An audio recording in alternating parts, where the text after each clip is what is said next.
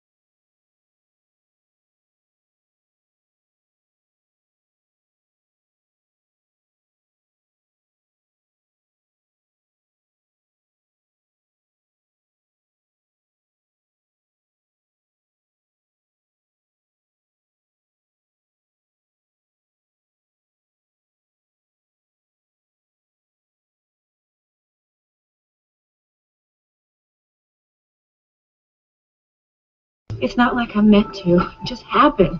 I'm telling you, Sal, something really, really weird is happening to me. I practically jumped him. Hello, that's called lust, sweetheart. Animal attraction. You think?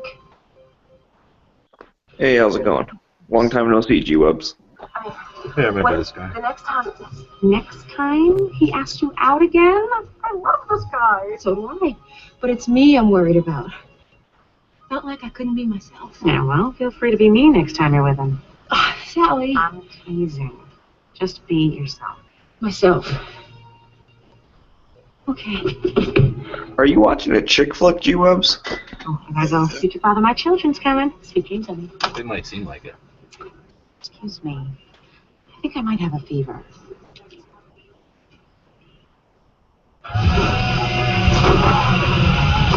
What? Oh, No. good. Chat. What?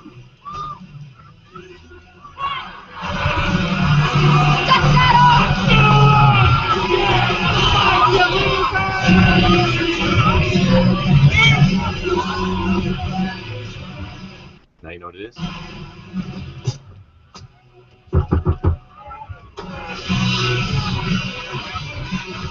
Sorry, babe.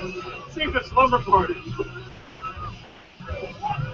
However, in your case, I think I can make an exception. I'm flattered.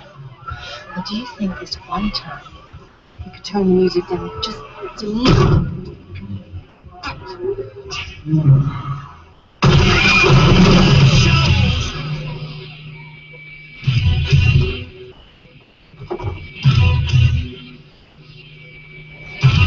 I'll tell you what. Why don't I do it myself? Listen, you freak!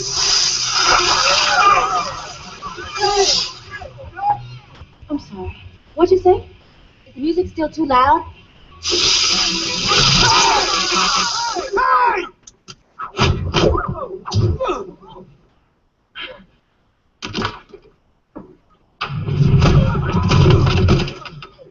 You hear that? It's called silence. That's all I ever wanted. Now keep it down. Thanks for the party. I had fun. Now you know what it is?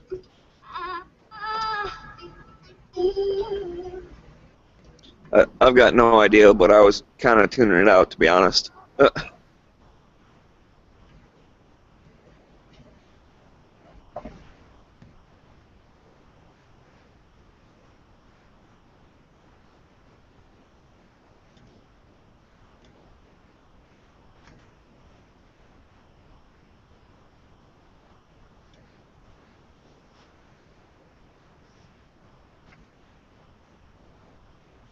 Page. I'm having trouble pulling down on my phone.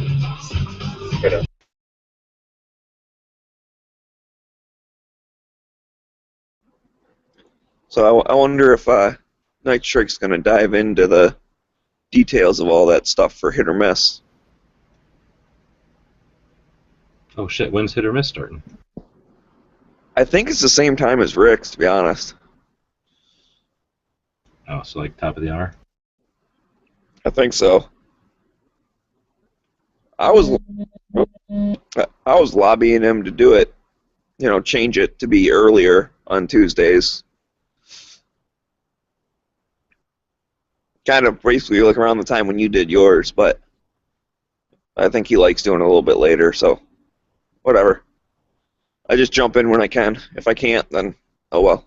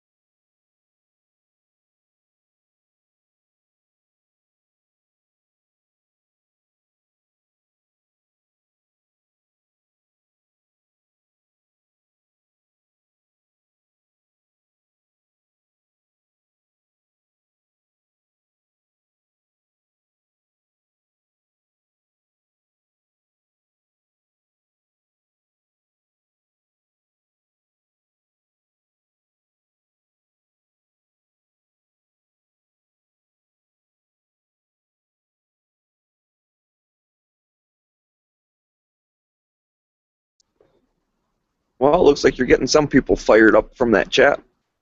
That should be good. Yeah, that'd be good. I wish I had some way of knowing like how many actual people listen to the downloads.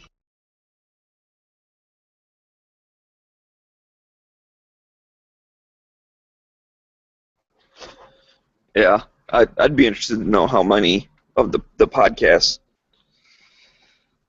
'Cause I never do the podcast thing. I always just watch it on YouTube. Well, I know you gotta, somebody clicks on it and it downloads, and then you download it, but that don't mean if anybody even listens to it, or if 10 people listen to it.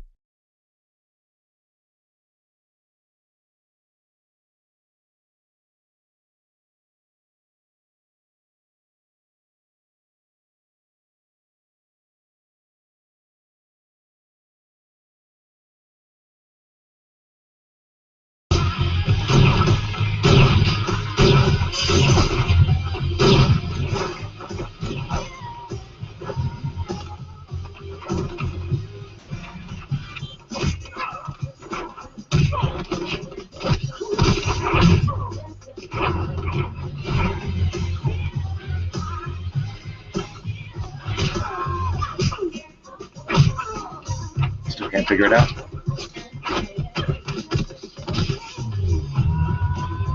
I was thinking she would say something to make it easy.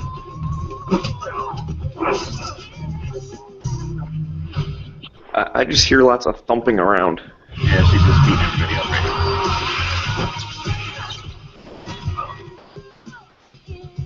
Usually they say stuff.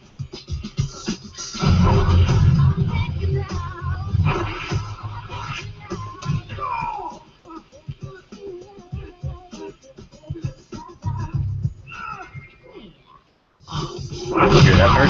Shit. That'll give it away.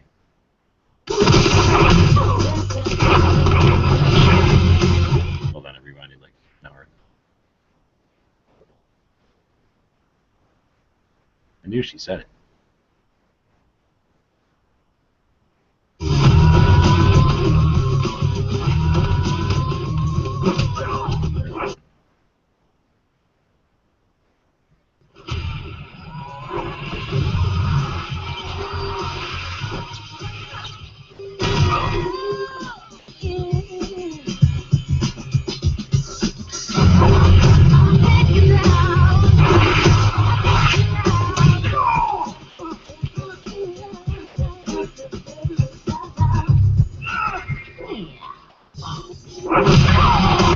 There, that didn't do it?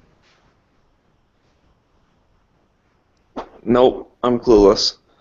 No, she said meow.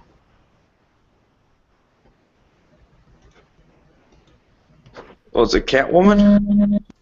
Yeah, that's pretty much the only thing I could think of.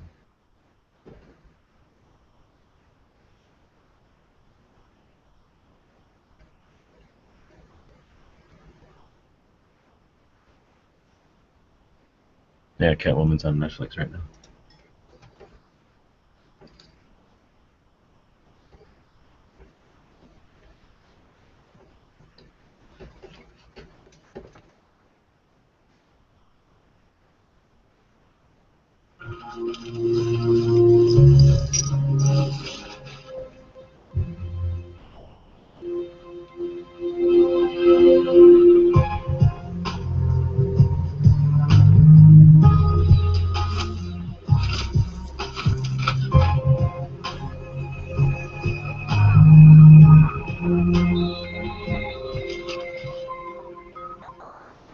I was one of a kind. I need you. He says she jumps around.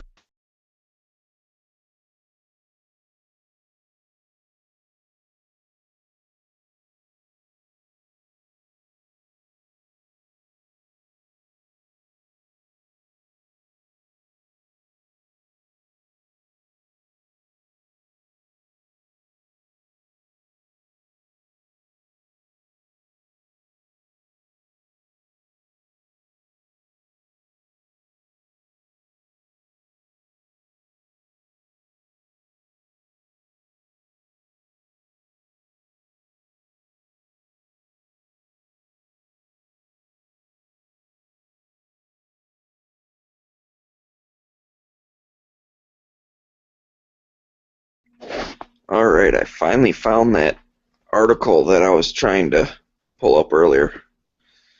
That actually gives a little more detail of what he was talking about.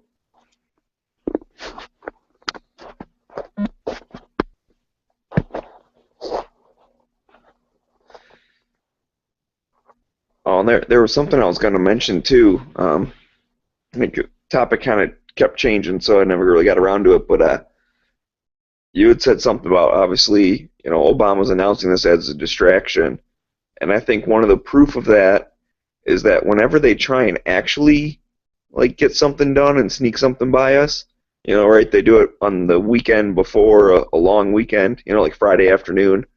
So the fact that he did it, talked about it Monday morning and then announced it Tuesday morning and all that, it means he wants us to notice it and, like you said, get all riled up about it.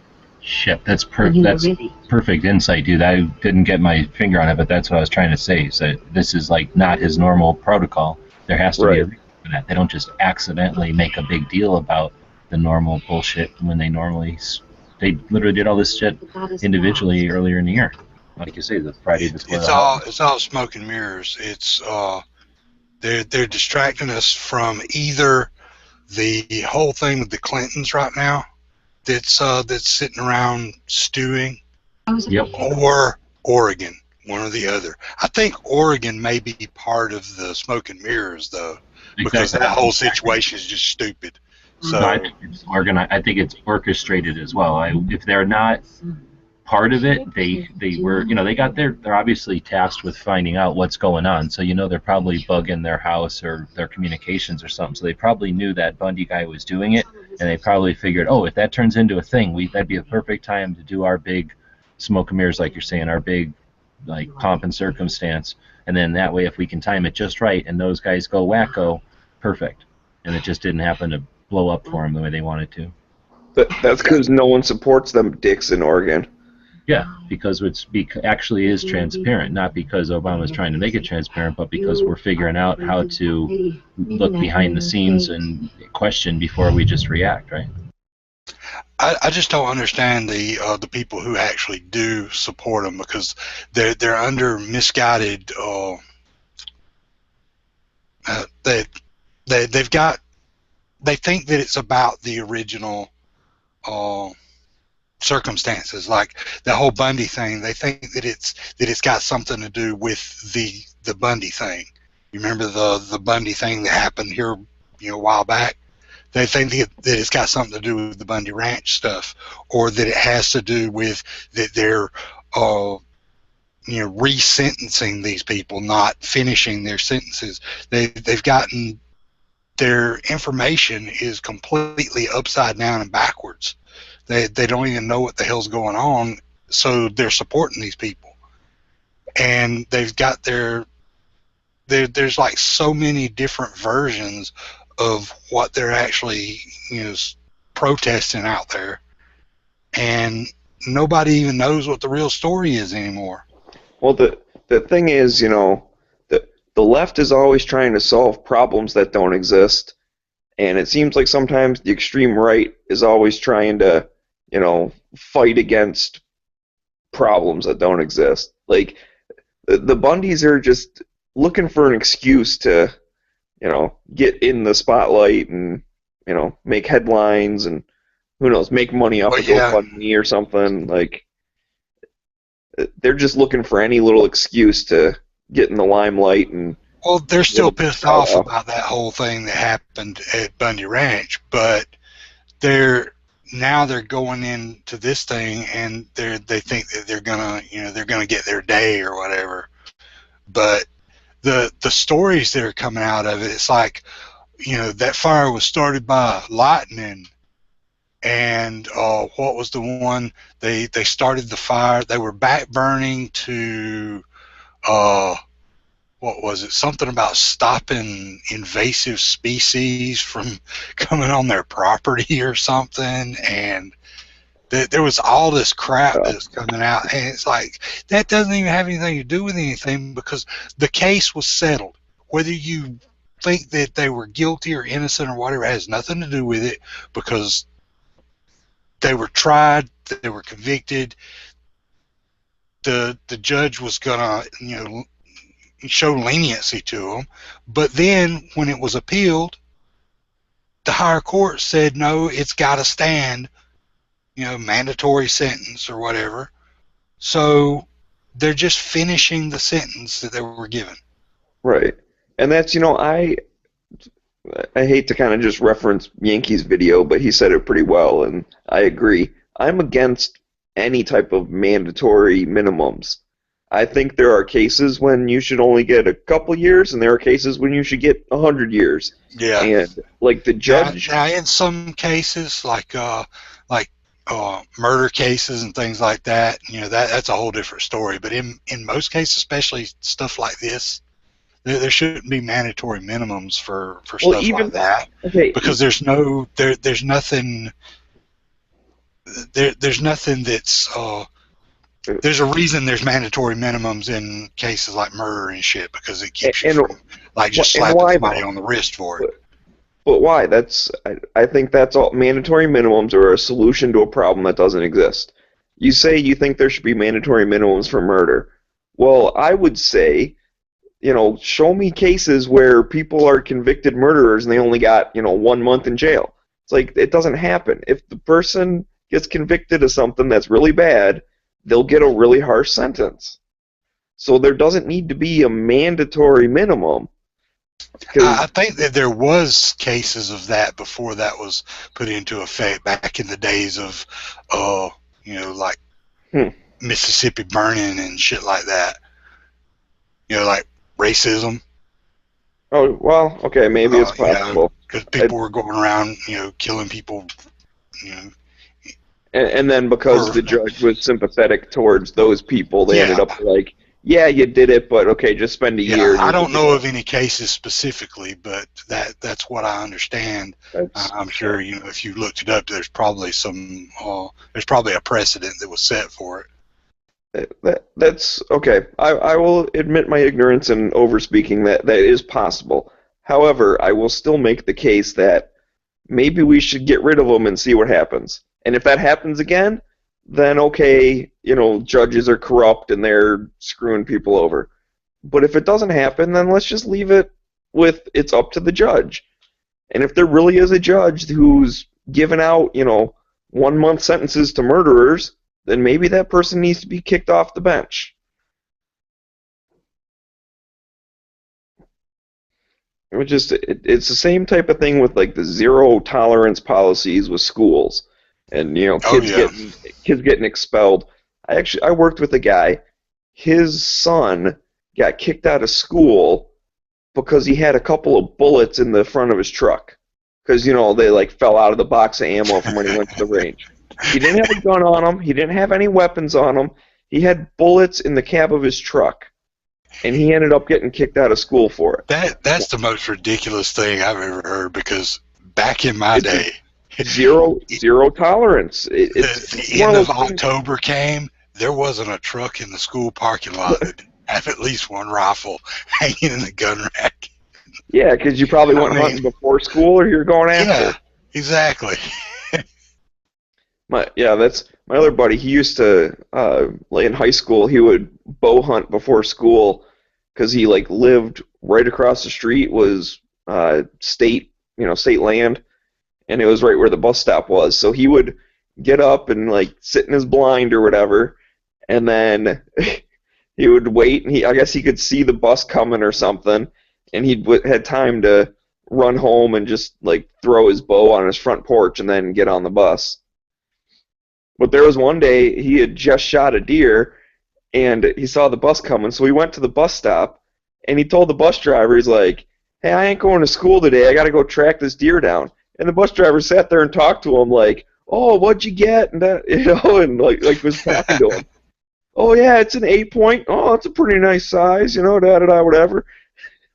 And then I think he says, "I'm like, well, if you can't find him, I'll help you track it down this afternoon."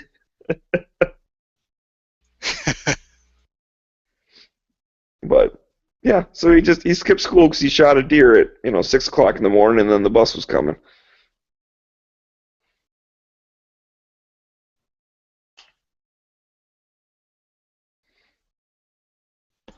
But yeah, I'll agree with you. Most mandatory sentencing is stupid anyway. But I'm sure there's something other than murder where it would have relevance. But I can't think of anything other than that. Anything other than something that's where you're doing a lot of fucking people up. I think it's. I would say honestly, it's probably not a problem with like the really bad crimes because everyone agrees that murder is really bad and you should get in trouble for a long time. I think where it comes in is like with drug sentences and stuff where the poor kid might get sentenced to 10 years, but then the rich kid gets sentenced to like probation or something. Yeah.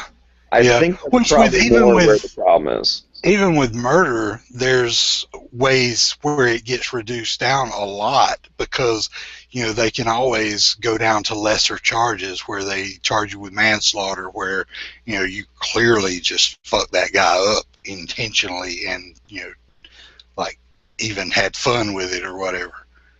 There are people who've basically gotten manslaughter charges for things that were clearly murder. But I can actually think of one about 30 years ago where somebody in my family was killed by their husband, and he clearly killed her, stabbed her 18 times in the face, and he got off of manslaughter. He did, I think, 18 months or something. And yeah, he was. That might be manslaughter was all they could get him for. But was that more like a plea deal kind of thing? Because that's different. I'm not sure what it was. I know it was a long trial. I'm not sure because, like I said, I was like 10 years old or something. No, I was almost 12, I think, because that was like 30 years or so. So I was 11, 12 years old maybe when the trial went down.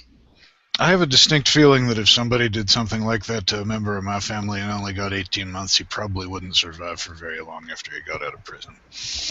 Yeah, we always kind of figured that would be the case because the local law enforcement said that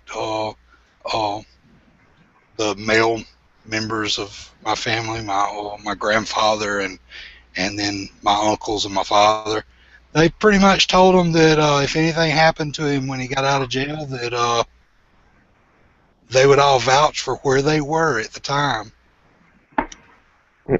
Well, that's like there's a that was. I mean, nobody's seen the guy since he got out. He wherever he went, I don't know. But well, that's a story of. It's kind of like local where I'm at, but this was like back in the day, and it was one of those clearly, race motivated type of things, but guy was found dead in like a field, and the sheriff or cops or whatever, they were like, well, yeah, he had like 12 gunshot wounds to his back. That's the weirdest case of suicide I've ever seen. And they just swept it under the rug and called it a day. Yeah.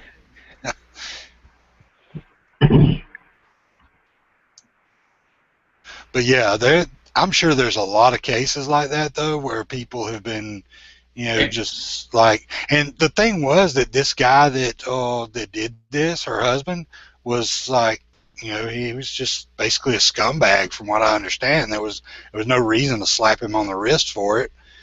And Sneaky, I got a question for you. Where were you when this happened?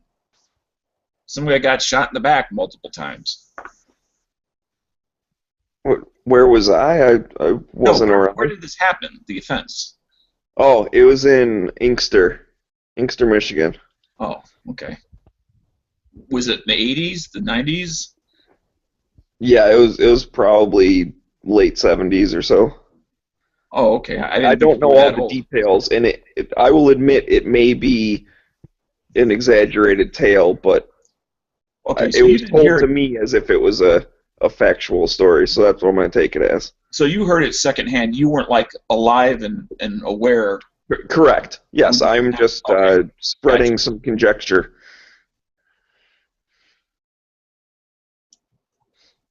All yours, Sean. I forgot where I was even at. I know that there's, you know, a lot of stuff like that that's happened, you know, where people have been slapped on the wrist for things that were clearly more than they seemed. Just to get a conviction, which I think that may have been what happened in that case, that just in order to get that over with, because from what I understand, it was a long trial, and they had a lot of circumstantial evidence, I think, and so I think they plead out or whatever. I don't know if they plead out or if they got them to convict on the local better charge, than nothing. what it was.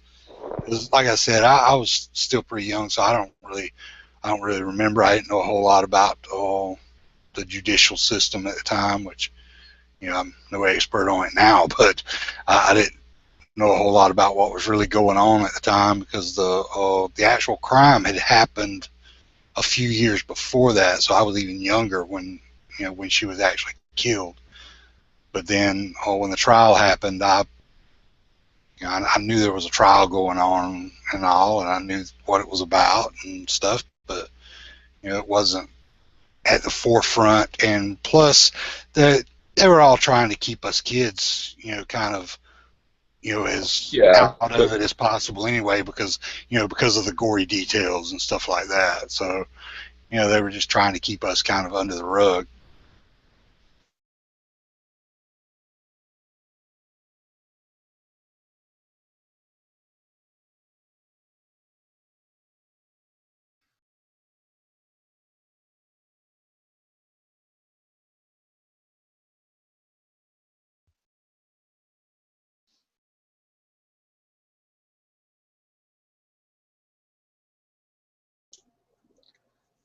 I have a question for you all, but I got to set it up before I can ask the question. And the question is going to be, what do you think, after I explain something? I've been doing a little what I call re-education of myself lately in regards to the plight of the American Indian. And I see, with the exception of the violence, certain analogous points between the history between the American Indian and the government over time, and what the government did over time, and today, what's been happening since the early 1900s to modern day times with the government's ongoing fight to corral our freedoms in multiple ways, but specifically access to firearms. Because without access to firearms, the other rights are a lot easier to corral once you got that one. So using the plight of the American Indian, and you see how treaty after treaty after treaty was made and broken, and then I look at the war on guns. Paper cut made, oh, it's no big deal, accept it. Another paper cut, oh, it's no big deal, just accept it. It's common sense. But this has been going on, paper cut after paper cut after paper cut, some bigger than others, but still, paper cut after paper cut, that after a while, I see it rolling up into so many cuts that there's literally nothing left at the end, whenever the end happens. And I wonder if they plan on doing the same thing with firearms in this country as what happened with the American Indian. Now I'll turn it over to your thoughts.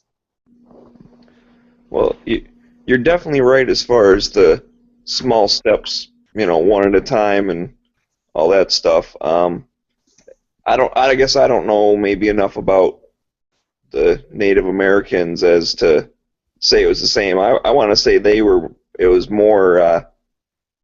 more immediate. Like, it was kind of faster. It wasn't just one little thing at a time. They pretty much were like, "Yep, screw you guys, get out of here." Oh, it was over 100 years. It took I mean, it wasn't until 1895 that they were all on reservations. I mean, the Indian War started long before the Civil War and kept going. Didn't it actually start before we were even a nation? Yes. Weren't they still colonies when they first started? Yeah, there was. I mean, there were obviously the treaties were but, you know, first started way before that. There were the French Indian Wars. I don't know the details about other geographical areas, but in this area there weren't actually any Native Americans living here. They passed through here twice a year when they moved north and south between their hunting grounds, but there weren't actually any Native Americans living here in what is now West Virginia, from my understanding. At least not in the part of the state that I'm in. I think further up north. Hold on a minute. Hold on. But wait a minute. Stop. All right. This whole country was nothing but American Indians before the white man ever got here. Now, he didn't occupy every square foot, I'll give you that, because they were migratory in nature, many of them. They mostly stayed near water, so they would be near the rivers and lakes, and then move from there to another place, rivers and lakes, following the... Oh, sorry. I was just saying they just moved from wherever the wildlife was at the time. Basically, they just followed the migratory animals around so that they had everything they needed from one time to the next. But they would go between the same places most of the time from one season to the next. They were traveling the same roads. When you're migratory, do you get to own everything that you walk around on? I don't know. The thing that I think is interesting, though, is apparently, according to all the stories, like the folklore from around here, the people that lived around here, like back in the 1750s and stuff, and before that, you know, they got along fine with the natives that passed through, and everybody was cool with each other. But as soon as the Delaware and the Shawnee allied with the French in the French and Indian War, that's when they started killing all the white men around here. So, kind of strange. I don't know what to think about all that. But even places where the Indians didn't live on a regular basis, they still used as needed to cross to get from area A to area B. They still transited those areas to get to other hunting grounds, to get to other fishing grounds, to go to summer grounds, winter grounds.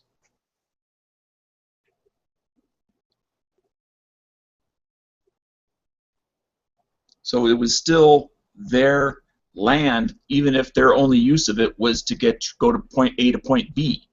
They had to travel through that desert, or they had to travel through that mountain range. I'm not smart enough, man, to have a real decent opinion on the subject. But I according to what little I've read on the subject, I don't think that they really had a concept of land ownership in their culture. So I don't know. I don't know if the comparison can apply, maybe, or something. You know what I mean?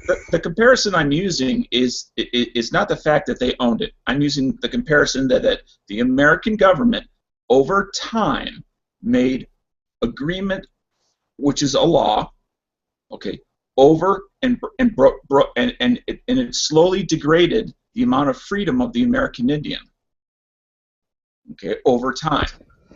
And the exact same thing. In this case, it's laws again. It's not a treaty, but it's still a law, and a treaty is a law, just by another name. And that we are losing our freedoms. Now, in this case, we're talking about guns, but I believe it extends beyond guns. Yeah, I'm on board with that for sure. Guns is just the thing I can show you visually. It's hard to show visually freedom. Is freedom a rock, or is freedom sand? The reason I ask is because can you hold freedom like a rock and it just sits there doing nothing as long as you hold it? Or is it sand that you constantly have to put effort into keeping it there? Well, using that analogy, I'd say it's sand. I don't think that, and I agree, and I don't think we ever are losing our freedom. I think we're losing our potential, if anything. And I don't agree that, but I don't think that we lose our freedom. We just lose our grasp on it. Well, freedom is not, I don't think, not like being pregnant where you have it or you don't. Again, using that sand analogy, that the people 130 years ago were more free than we are today. Whether it's where they want to put their house, where they want to put a well, or whether they want a firearm. Hold on. I'll challenge you there. If I was a long time ago, either right in the country, this country, the best country on the planet, was made, or right before it, or some other time, doesn't really matter, and you have a house, and I decide, well, I like your house and everything because you picked a good spot for it, so I'm going to build my house right next to it, and then I really like your backyard because it has a better view or whatever, so I'm going to put my pool over in your backyard. Has that ever been okay? No. So they might have had more freedom of where to just grab new shit, sure. But as soon as they started conflicting with each other, come on. There's always been conflict between two entities when they're trying to fight over the same resource. I'm not bringing in range wars, if that's what you're referring to. Not bringing in range wars, but to suggest that we're not free today because back in the day you could just go dig a well, big deal. Back in the day there was 12 people in Massachusetts. You could dig a well anywhere you wanted. As free. I don't consider that a justification. I don't consider that you're not as free today as to say what you want. I'll use that example. Oh, really? I'm pretty sure I know a guy who I chat with almost every Wednesday who publicly puts out F Obama stuff. Mm-hmm.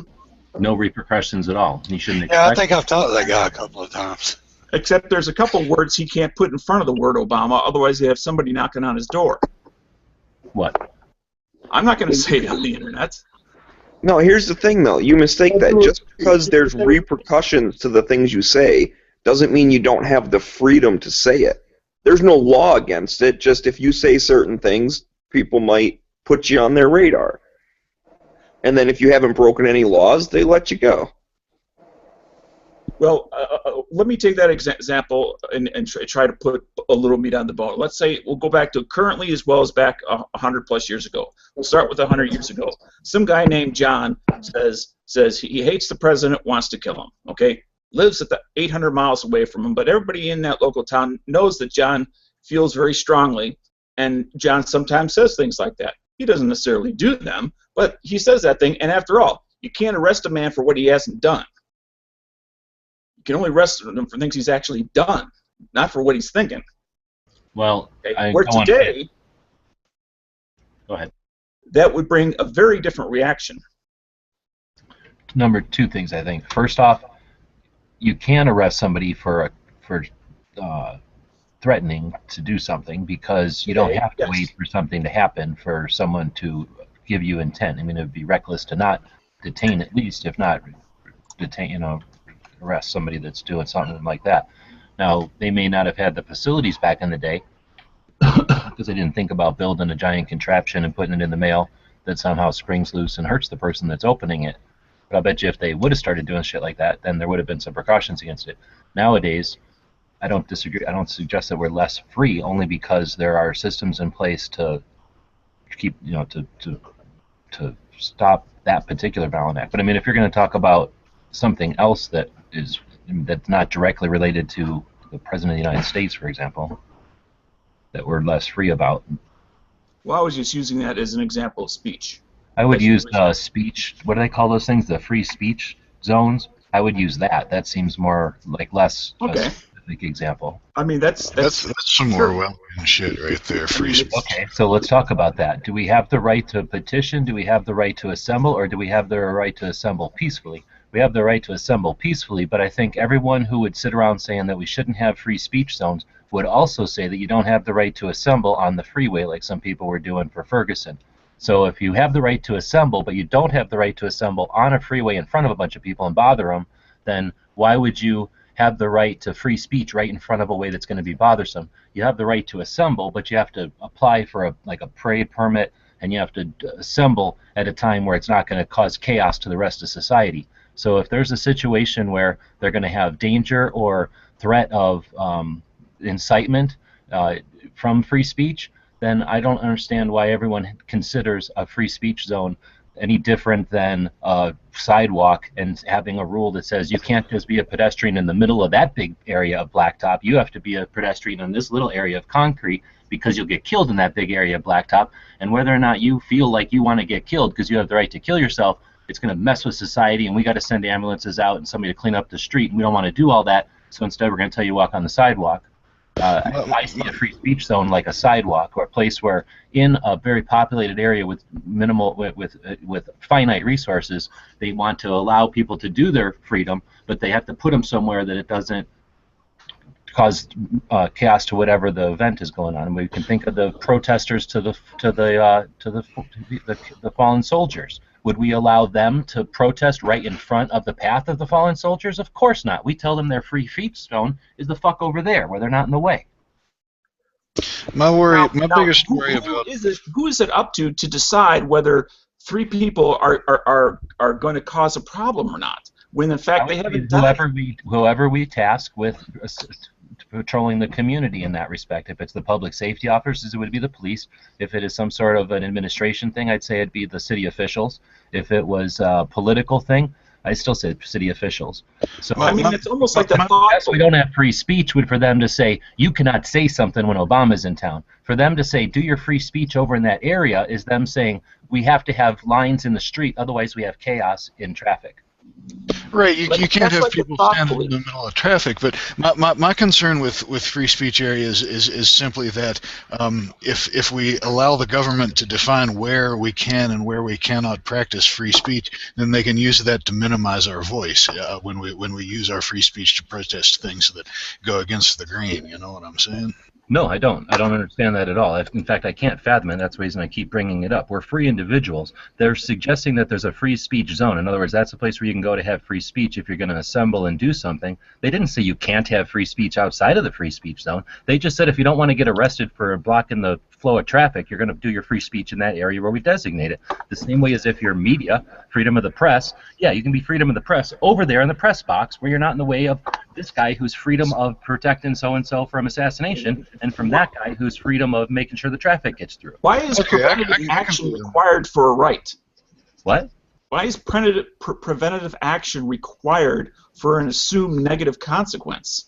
I'll tell you exactly why. If I'm moving on a sidewalk and I'm protesting, but I'm moving, I'm not blocking anything, I'm moving. The assumption is that I am going to block something. Well, okay, then you're assuming a lot too. That's Let's why, talk because about the free speech zone. Some people will block. That's why. We're in Ferguson, right? So were there people arrested who weren't in the free speech zone for speaking? And were they arrested for speaking, for what they said, or were they arrested for blocking traffic? As long as they kept moving, it was only a problem when they refused to move and took up the right-of-way. And that's the reason right there. In the parking lot or whatever. Because of the ones that were stopping, the ones that were infringing upon somebody else's rights. Because that's where your rights end. When you infringe upon somebody else, your rights end there. Right, but as long as I keep a lot of people don't understand that. As long as I keep walking and I don't block traffic, I mean by stopping, I've infringed on no one because I'm not blocking anything. I am moving out of the way. I'm not talking about you. I'm talking about the guy that was standing next to you that decided to turn around and stop traffic. But that's the guy. That either though. Nobody did any of that. Nobody did any of this stuff. We're talking about the free speech zones, and people rally against the free speech zones, but they have to, in order for them, because they don't want to listen to what the people are saying. That's why they rally against them, because they're all for them as long as they agree with what the people are saying. They're against them as soon as somebody says something that they don't agree with. But why should I be punished? Against the free speech zones are against the concept of having to do free speech in a specific space, which is ridiculous because that's not what the free speech zones were or what they said they were. It has to. That's just a third, like a third person. Well, that's another group of people there. Those are the ones that they want to go out there and get in people's face and cause problems. That's what they want to do. They want to infringe upon somebody else and force their views down their throat. If I'm not blocking traffic, why should my rights be infringed? When were they? The guy who's blocking the traffic. When were they, Dano? Like I say, what I was trying to say there, but I didn't get a chance to finish it, was that okay, so people complain about the free speech zones because of the principle that they were a zone where free speech was allowed. Okay, great. But unless you can also, right along with that, at the same exact moment in history when the free speech zone was created, if there was anyone, even one person arrested for using, for exercising the free speech, then maybe I would listen. But no one was ever arrested for all it was like saying, hey, if you're going to honk your horn, can you do it over in that section where the horn honking area is? And then it's like saying, well, I want to honk my horn here where the kids are trying to sleep. It's my right. It's my free speech. So for a couple hundred years, we had no problems. All of a sudden now we have a problem with people protesting, using free speech, that we have to have this relatively new law. No. No, there's no new law, for one thing. There was a solution to a situation, as far as I understand it. Is there some new law that says you can only have free speech in a zone? There's no law like that. Exactly. So And what you're that's- suggesting now is that the way that they dealt with a specific situation of number of people in a finite room once, and there was no example that I'm aware of anyone being arrested for exercising their right of free speech. They only created a place where people who wanted to gather and exercise their right to free speech could do so safely. Because they created that parking lot so they could do that, people are up in arms. But again, that only can even be a justified concern if they were suggesting that you couldn't have free speech anywhere else. But they didn't. They simply made an area for free speech people that want to be there and protest and assemble so that they had a place to assemble without getting knocked over or interrupting anybody else. I think I can be on board with that. You mean for whose safety? For the protesters' safety? If somebody wanted to, I think this was for the Ferguson thing. Am I correct? I'm not sure.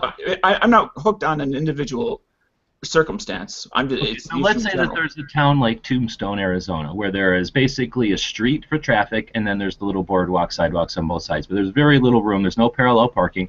Very little room for anyone to gather, right? So if something was going to be happening that weekend, and they said, okay, we're going to have a parade or whatever, but we understand there might be groups of people that want to show up and have more than just a 6-foot area of room to gather as a group, we're going to give them this parking lot over here, and we're going to call it the free speech zone, so that it's there not as a porta potty zone, not as a wait in line for a hot dog zone, but this is a specific area that we're putting into our blueprints for the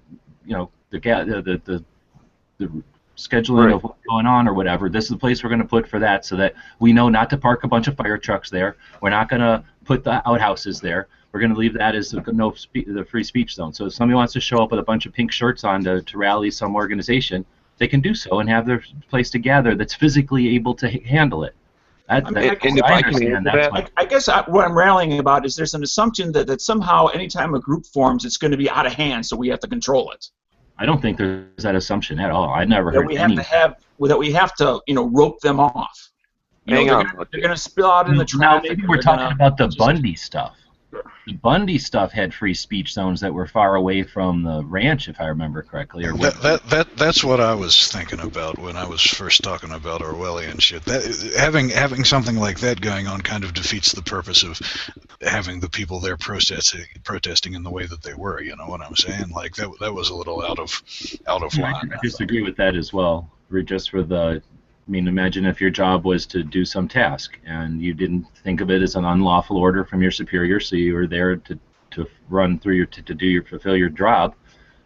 Then why wouldn't you expect the police to move a dead cow out of the road if it was their job to do so, or a broken down fire truck out of the road if it was their job to do so, or in this case a bunch of protesters who are blocking your ability to go down a public road? So if they say, okay, there's going to be a bunch of armed people showing up, why don't we move them down the road so that they go be armed in that area next to the bridge? I mean, that just seems like... If they're moving, how is that a problem? Huh? If the group is moving, how is that a problem? You're breaking up. If they're not violent, how is that a problem? I can understand why a group of armed individuals yelling and screaming might be a chaos to a couple of law enforcement individuals.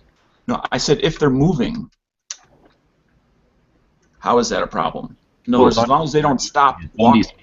Dano, you're right. They can walk down the sidewalk and shout at the top of their lungs if they want.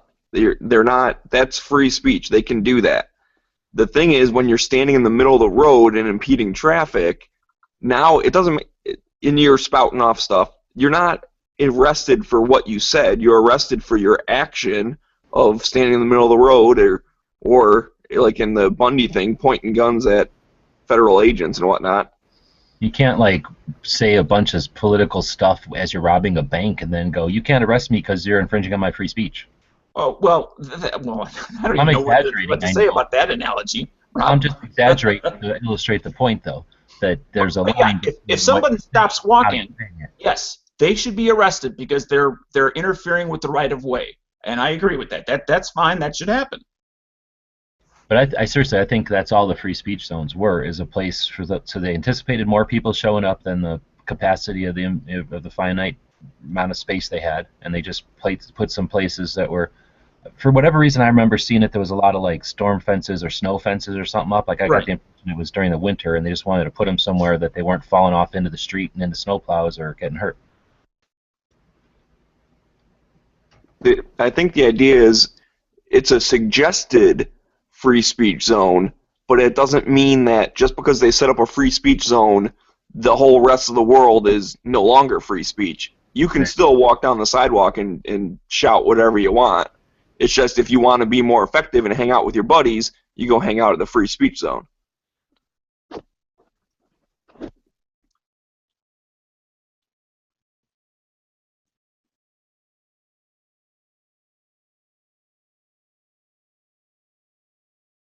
Past the free speech thing, though, I think what you were asking before is if we're seeing this as losing freedom, like the little nibbles or whatever.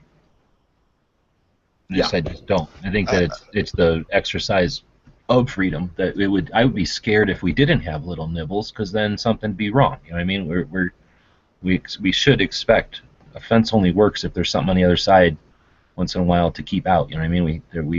We need to be vigilant, and we're not. I mean, there could be a lot worse. If the underpinnings of a bridge are slowly nibbled at, yeah, the bridge will continue to hold for quite some time, but at some point it will give way. True, and that but bridge, we're maintaining the bridge. I hope we're not just relying on it ignorantly. well, that's what I'm saying is that I'm looking at it as like a bridge or like a tree. I mean, unless it can regenerate part of itself to replace what was taken away, you have less and less over time. It's death by 1,000 paper cuts. That's interesting. I think that historically the balance of power in republics tends to slowly shift away from the people, and eventually that's what causes republics to usually collapse. But I also think that the United States is different because we do guarantee the right of the citizens to be armed, and that's kind of different than other republics have been historically as well. And that's why gun control worries me so much. It's like it's what holds. It's what keeps everything working how it's supposed to. You know what I'm saying? And if that gets fucked up, then nothing else is going to keep working either. You know what I mean? Or maybe I'm just insane. I don't know. No, it's the dead last point of redressing one's grievances. It's the last option one has. Hopefully that would never happen. I'd contend that just the mere fact that the people are armed in our particular republic gives them power that the people in other republics haven't had. You know what I'm saying?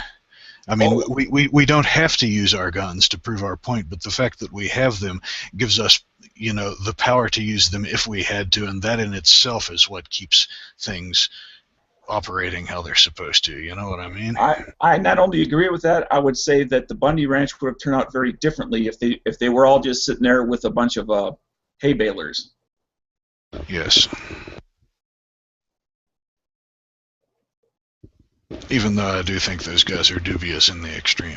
I'm not saying that was a righteous act. I'm not saying that at all. I'm just saying it would have turned out differently. I don't know enough about the situation to make a judgment like that. No different than what's going on in Oregon today. I think there would have been a very different reaction if it was 150 moms and dads in there, hanging with their picnic basket and a pocket knife.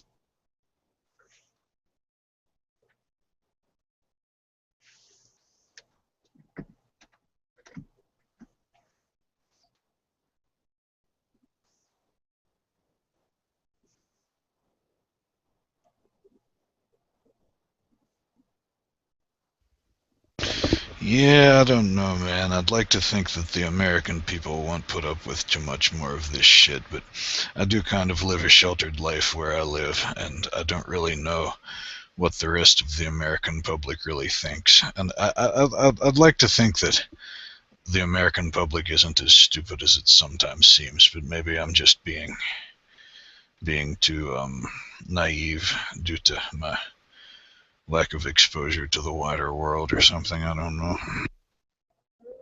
I moved away from an urban area for basically too many people in too small of an area, and if you get to a point where you feel like you can't breathe.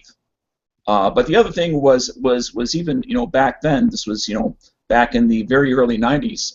I could. Chicago was had already been a festering sore and was only getting worse. And I had the feeling that it was just a matter of time until it began to move out into the suburbs, which indeed it has. We now have gangs in the Chicago suburbs. We also have public housing in the Chicago suburbs, which we never had. Now, for some reason, I don't know why, but one seems to go with the other.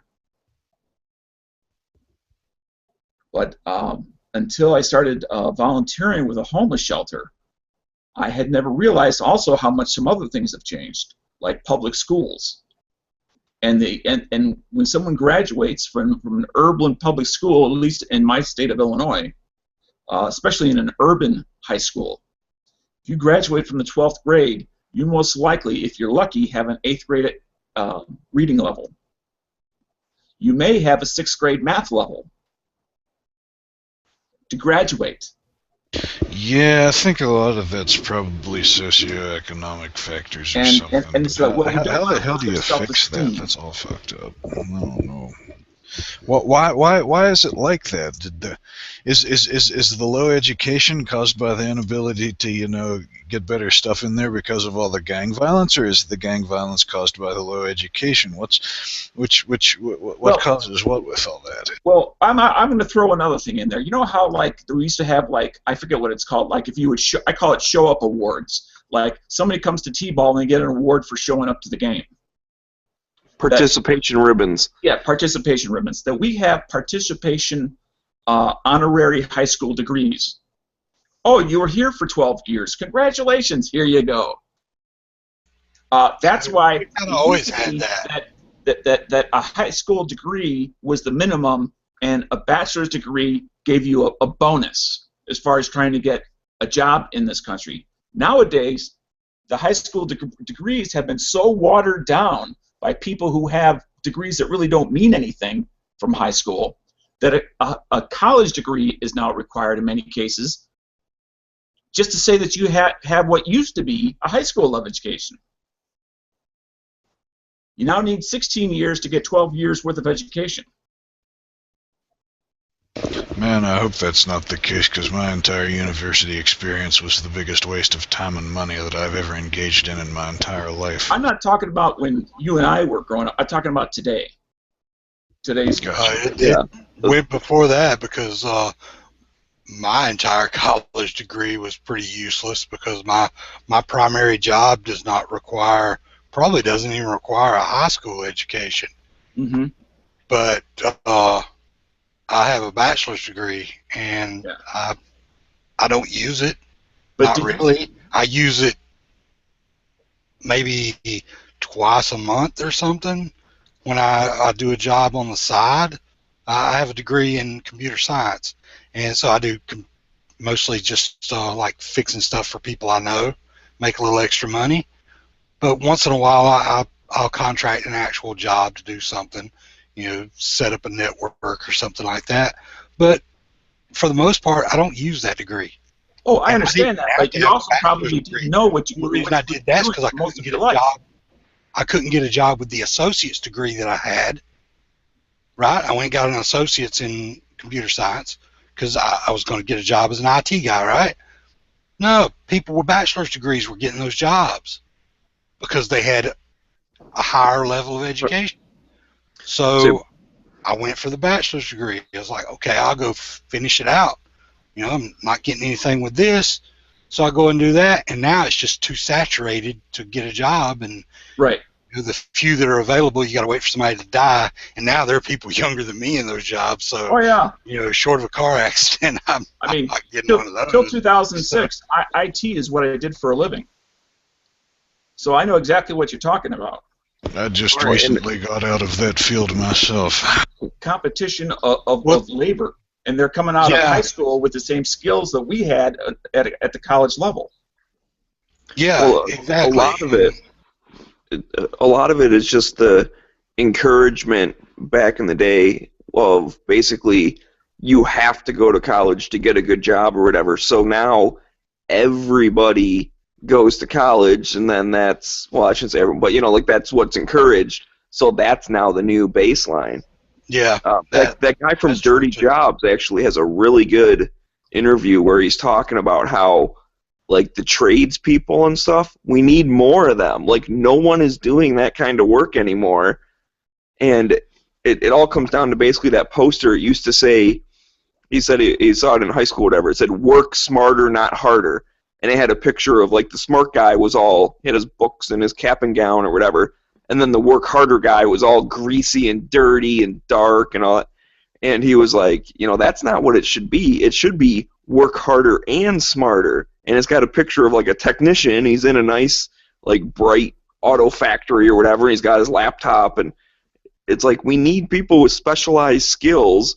And this idea that, like, oh, you didn't get a 4-year degree, you must be dumb. Like, that you get whatever that's called, like, stereotyped or whatever. If you're not a college graduate, you're just a dumb, union worker or something.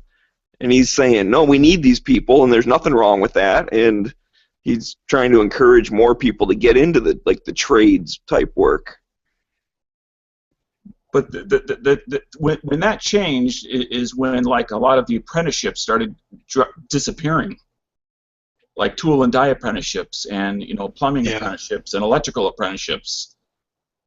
It's very difficult to find those things nowadays. Where 30, 40 years ago, it wasn't that difficult to find either a trade school or an apprenticeship. Well, all right, but let's also keep in mind the horse and buggy versus car thing. So when we're talking about plumbing, we can talk about PVC pipes, and we can talk about sweating lead. There's a skill set that's just not necessary anymore, and a set of artisan skills that just aren't necessary. When you talk about metal and tool and die, you're talking about machines that can duplicate themselves. Far less requirements for the precision of the skilled trade. Yeah, it's a completely different skill set because you're using, like, CNC machines to do that now instead of using a set of mechanical tools to do it with. So tool and die making is a skilled trade. It is definitely a skilled trade. I can remember when it's a different skill though than it was. They don't run machines. They would have to know how much carbon or how much steel a carbon bit would burn off, and they didn't. They didn't just run a machine down. They had a super amount of feedback from the machine. They knew their machines. They knew how what amount of material was going to be removed. They could do this stuff by eye. That stuff isn't necessary anymore. It's the same as McDonald's. You don't have to be a chef to work at McDonald's anymore. I'm not talking about machine operators. I'm talking about tool and die. I know what a tool and die maker is. I'm telling you that it's not the same. You don't need to have the same finesse. You don't have to know properties of things that you used to. I mean, I'm sure that skill is there. There's still knowledge of metal. I'm just saying that the way things are going, the machines can duplicate themselves faster than we need to be there meticulously keeping track. It's just it's faster than it used to be. So getting back to the original conversation, how does this? What do we think about education in the destitute parts of the inner city, in regard to all this?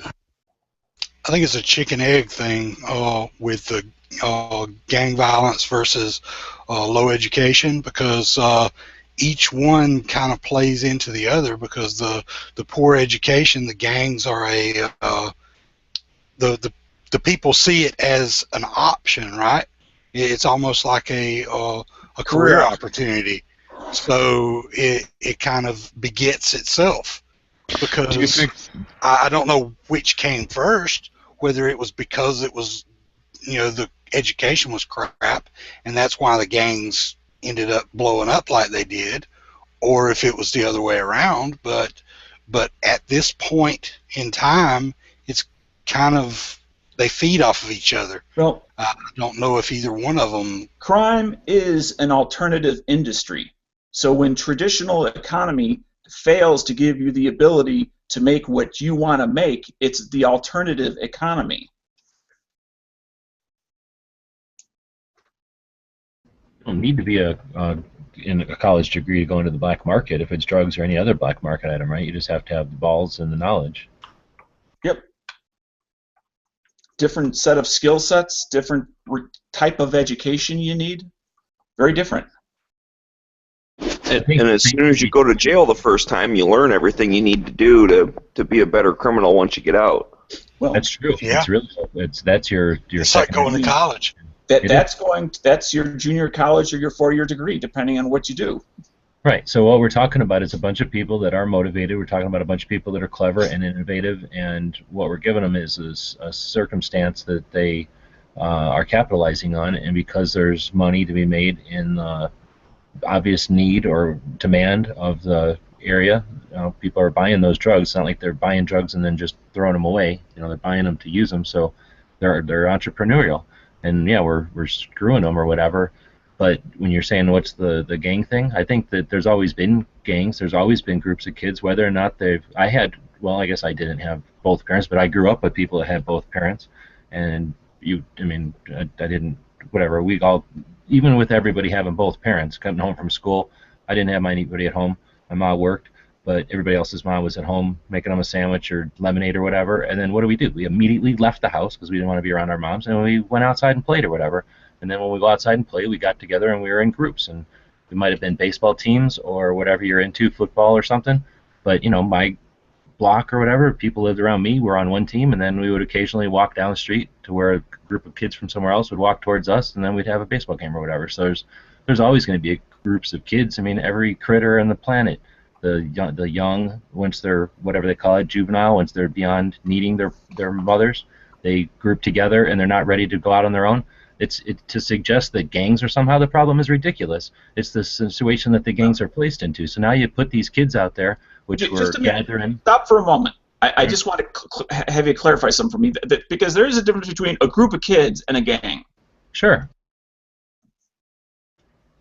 Yes, but I don't think it has anything to do with the individual kids. It's the circumstances. If you put a group of kids and you give them a massive amount of unregulated income potential, or income, one or the other, and then you let them go, then are they going to go around being good to each other? Are they going to go around figuring out ways to share each other's money? No, they're going to go around being jerks. So it's going to happen in anywhere. But if you ignore the situation and you let it fester and you put insane amounts of insane amounts of drugs, allow the power to grow to the point where they're going to, over time, they've gotten to where they're at, and there's a certain amount of whatever, what do you say? They idolize the gangster motif or whatever. So, I'm saying if we should be happy that they're not idolizing cartels.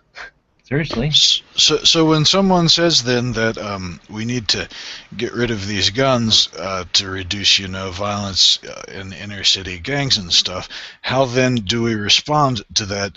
To that, in a pro-gun way? How do we suggest an alternate way to curb, this violence without, taking away guns from everyone everywhere? What's the solution there? That's what I'm having trouble wrapping my head around. Or is there maybe one? point to all the guns that aren't used in crime? Well, is that the only two options? Is taking the guns away from everyone, even? No, I don't think that's the valid option. But I mean, what? Well, maybe that's my answer. Then. What do you say to those two choices? What if they give you the choice of cutting off your hand or cutting off your neck? I'm pretty sure you're going to choose the third option, which is not cutting off anything, right? So if they're going to come up to us and say, well, do you either want crime in the ghettos where there's kids with the gangs with guns, or do you want an infringement on yours? I'd be like, fuck you, I don't want either. Just because I don't want an infringement on mine doesn't mean that I acknowledge your assumed correlation between the two. No, you don't have the right to assume that correlation. It has nothing to do with us. So the fact that you want, we both want less violence in the cities, has nothing to do with the. So what alternate methods for reducing violence in the inner cities do we suggest to them then? Why do we have to be tasked with that? I didn't grow up. I'm not saying that we have to be. Let me finish. You asked me the question. I didn't even get 2 words out. I didn't go to school to become a social worker because I don't give a shit. I'm allowed to not give a shit. I'm an American. I care about things like gun history and cool like gadgets and stuff that I care about. I didn't want to care about that. So you can't just say, I think there's a correlation between your thing and that issue, so now I want your thing. And when we say no, then they don't get to say, then, well, solve my issue. Fuck them. Fuck you, solve your own issue. I'm not trying to start an argument, man. I'm sorry. No, I'm not either. I just don't know. I would like to be able to suggest something to the people that, you know. More jobs. You know. See, I think that's when people got work to do. They don't do crime. We're mostly men. We're mostly guys that are trying to be responsible for ourselves and helpful to others. I mean, that's just the nature of gun owners. And I think that we do ourselves a disservice they're setting these things up not unintentionally at this point. If we'd be dumb to think that these are accidentally being thrown at us. But I think that the reason I got passionate for a second there is because we're touching on something here. We want to answer their fucking question for them. They're coming to us with that. There's a problem in the cities. You have guns. We want them. And we're saying, no, you can't have our guns. And then their response is, then solve our problem in the cities. And it's our nature to go, okay, let's give that a shot, because what the fuck, let's try that. But maybe we need to start saying, hold off there, what the hell? You know, just because, you know, I have a spare tire doesn't mean I stop for everybody on the side of the road that's got a flat. I don't have to solve their issue just because they're using guns and I happen to enjoy guns. I bet you they'd eat carrots and I bet you they drink orange juice. You're not asking everybody that drinks orange juice to solve the inner city problems because some people that drink orange juice are violent. All right, maybe that's too dispassionate and we wouldn't gain anything, but at some point, that's where I'm seeing it. Like, why do we got to solve all these problems? They're the ones that brought them to the table.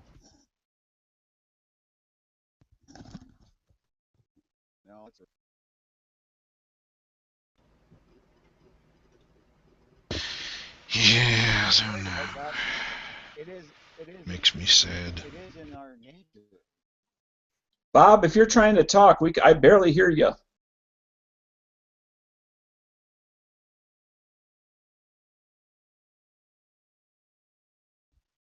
For some reason, when I go through my computer, it looks for shit.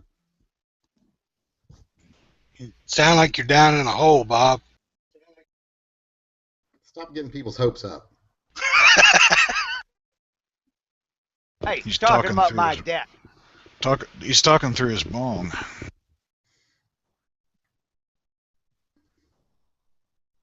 I'm sure Bob ain't dead yet. I wouldn't be giving. Colorado in like a month, man. I'm way out. Bob ain't dying, but I wouldn't be signing any one-year leases with him for anything or anything. I don't know if he died. We could take his shit if we had a lease with him. That's true, I guess. Maybe we should do it. You been out gangbanging, Yankee? Huh? Not Your kidding. little hat. It's cold outside. This is actually. Oh, yeah, look at that. This is actually WashingtonGuns.org. Wawguns.org. They sent me this. They know I like toboggans. Well, we call them toboggans. I think they call them beanies or knit caps other places. We call them Suggins down here. They're called toboggans. That's the proper term. Well, toboggan cap is the actual original term because they were originally designed for sledding, etc. Things where you they don't blow off. But does anybody here know about scopes? Not a whole lot. There are things you look through. I know that. Because I got a scope for Christmas because I asked for a scope for my 1022, my little breakdown. And I got a scope, but I don't know if it's a good scope or if I should keep it or what. What kind of scope is it? It is it's a Bushnell AR Optics. Well, if it's made 22 for an AR, rimfire it might be a rifle little scope. rugged for a 1022. But What's that? Yeah. It might be a little rugged for a 1022, but it's just overkill. Unless you're worried about weight, it'll be a decent scope. I'm not worried about weight. I'm just A lot of people on the internet will tell you that the Bushnells are pieces of shit, but personally, I think that they're a very good value for the money. I like Bushnells to use them. are a really good. It's a really good value. It's people on the internet say it's a piece of crap because it's not a Zeiss, or it's not Aim Point, or it's not, it's not the top of the line. That's why they call it a piece of crap. They also call Leopold pieces of crap too, and they're pretty good.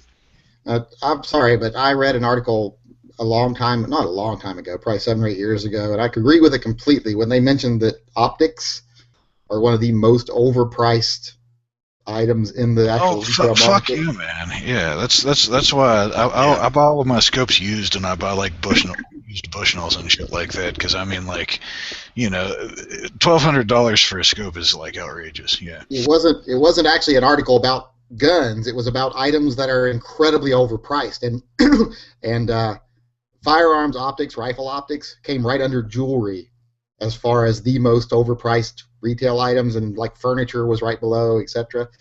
But they were like, like the difference between the glass that Swarovski is one of the companies, and they said the difference between the glass that Swarovski sells off to other companies to make low-end scopes and the glass they use in their scopes is like a 0.000 something percent of clarity, and yet they will charge 800 to 900% more for it. Yeah. So is that an actual is the parallax on that scope set up for like a 22, or is it like a longer parallax, like for a centerfire or some kind? It says it's set up for 22 rimfire, set up for 22 rimfire drop. All right, cool. So then why is it called an AR scope? I don't know why. V22 or Colt 22. Hey, now my phone works. It looks nice. It seems to work nice. I looked through it. It's nice and clear. The biggest problem the biggest difference that I've seen between the cheaper scopes and the more expensive ones is that the more expensive ones, it seems to me like they gather light better when it's like dusky outside and you're having trouble seeing.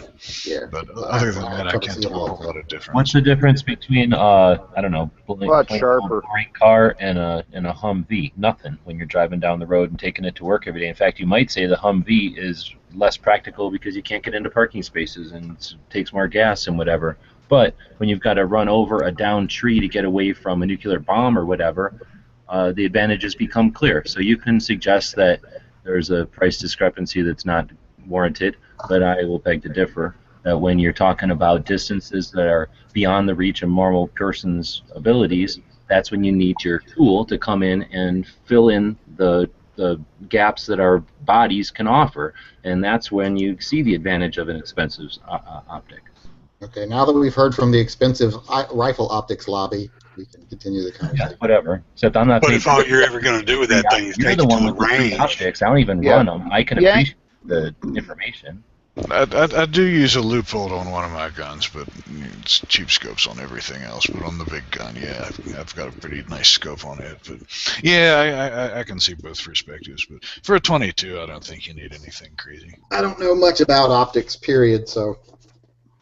Yeah, the one thing you're going to find, Yankee, is you put a scope on a breakdown 1022, it doesn't fit in the bag proper anymore. Well, this one's got a great big sack for the upper, so it should fit. You can cram your stock into one of the side ones and small ones, and then you can put. Guess what I'll do anyway? There's two on one side, one on the other, and there's a big one on the other, and I think it'll fit in that one.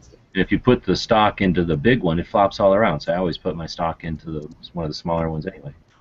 You want to hear something really un-American? I don't own a 1022. That's all right. I only have one now. Shame on you. Hell, I own one, and I'm Canadian, so hey.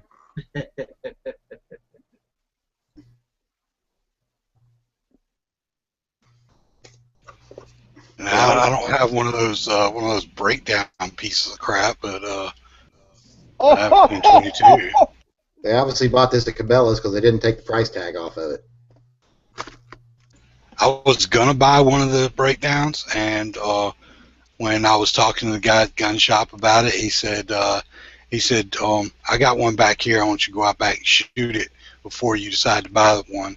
And so I went out back and shot it, and damn thing is the most inaccurate piece of crap I ever shot. He said that that gun was brand new. The guy brought it to him to try and get it to be more accurate, and there's nothing he could do to it because the way that the way the barrel locks in, it's just you didn't have it not tightened. very accurate. They didn't have it tightened. Then you have to lock it into place and then tighten it. If you don't tighten it, it's just flopping around on there. Yeah. There's a barrel nut you got to tighten. Barrel nut or something. Well, I know there's a barrel nut you have to tighten, but he said that he couldn't do anything more with it. Well, here's What I'm saying is they couldn't make it any more accurate than that, and it was doing like almost 2 inches at 50 yards. But if you look at the new breakdowns, both the front and rear sight are on the front breakdown part, so the lockup shouldn't matter on the new ones at all.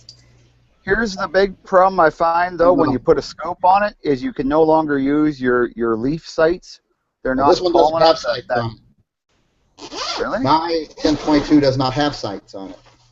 Doesn't Does it have dovetail notches? No, it doesn't have. It's just got a rail because it's got that shortened barrel with the integrated suppressor. Oh, that's right. Oh God, that's fancy. So it doesn't have a. But your scope still goes on the receiver, right? Yeah, but I mean, as long as they're locked, once they're locked together, it's always going to lock together. It still returns to zero how it's supposed to when you take the barrel on and off. Uh-oh. Yankee doesn't shoot his guns; he just buys them to dress up. Yes, and then he polishes them until they're polished. Until they wear away, and then he buys another one. Yeah. I'd like to have one of those AR-7s so I can just like throw it in the boot of You my know what? sled Me car. too. Yeah. I hear they're I've pieces. always wanted an AR-7. I know they're not good guns, but I've always wanted one just cause I've got one. they're so cool. I've got one for sale. Oh, I can't. How much are you trying to sell it for? I'll double check. Not much. We might have to do business. Does it have the metal barrel or the carbon fiber barrel with the metal liner? I have 2 barrels. One, it came with the one that's plastic shrouded, and then I got another one, and I don't remember if it was plastic shrouded or not. Oh crap! Gee, Webs, I just remembered something I was supposed to tell you. You know Jen? You sent her the cards and stuff. In Illinois? What's that? The one in Illinois off the internet? Yeah. Yeah, she actually mentioned. It's Illinois. She mentioned in your video she liked your package. I just thought I'd pass it on. Liked his package. I'm just saying what she said. I don't, So I guess I was selling it for $1.99 on the. Now, don't get mad at me for asking this, but I've got to ask: does it feed reliably all the time? No, not really. I just have this expectation that people who at least lived here at least once in their lifetime ought to be able to pronounce the name of the state they used to live in. What, Illinois? Yeah, it's Illinois. You know Illinois? Illinois? Well, it's like New Orleans, right? People say New Orleans, and it's New Orleans. And I'm a Canadian, I know that. It's like if I said Oregon. Well, I don't know. We say New Orleans around here. It's not Oregon. No, it's New Orleans. It's Oregon. I was watching a commercial the other day on the internet, and it was a guy that was supposedly, I guess they were talking about something, some company or something coming into a place, and they didn't want him coming in, and the guy kept saying, I don't know about the big city people, but here in Missouri, we don't go for that kind of thing. And he's talking in this real, rancher accent, and I'm like, the only problem is he keeps saying Missouri. Anyone who lives there in Missouri is not going to call it Missouri. What do they call it? It's Missouri. Missouri. If he actually was a resident, he'd be calling it Missouri. Well, I guess that's no different than New Orleans and New Orleans, right? It's like I remember a car commercial once that says, "Come on down to Hurricane, West Virginia, and come to buy." No, it's Hurricane. Damn it, Hurricane. It's Hurricane, not Hurricane. Hell of a name for a town too. Yeah, it's spelled I know. Hurricane, but it's pronounced Hurricane. Oh, yeah. Hurricane. See, in Canada, we got normal names like Saskatchewan and Regina and Winnipeg. I don't know. Bob, what's the name of that black thing that helps start your car in the winter? It makes it go ram. What's the name of that? If you ask Bob that, he thinks you're the hand crank. You mean a starter? No, the thing that has the positive and negative post on it that has dry cells. Yeah, the battery. Battery. Battery. Yeah, we want to know another one? Here, Yeah, ask Bob what those We call little- them batteries here too. Yeah, we do What the hell too. are you talking about? Ask It's a Bob battery. ask Bob what the adhesive things that go onto windows that are like stickers are called. Decals. Decals? Yeah. What the hell of a What the hell's wrong with you? They're called decals. There's not even an A in the word. Oh yeah, there is. I don't care. That's the way it's pronounced. It's decals. It's a decal. No, So all it's we decals. have at the gun show is decals, and everybody's like, "Where the hell are these decals that you're talking about?" And they sound pretty good. Tell me. So when you You know, hear the Bob, funny part like, is, you do decals, like if you're asking him to swallow a big giant vitamin or something, he has to like pause. And decals. decals. Yeah, you know the funny part is the only time anybody ever notices I'm Canadian is if I say A.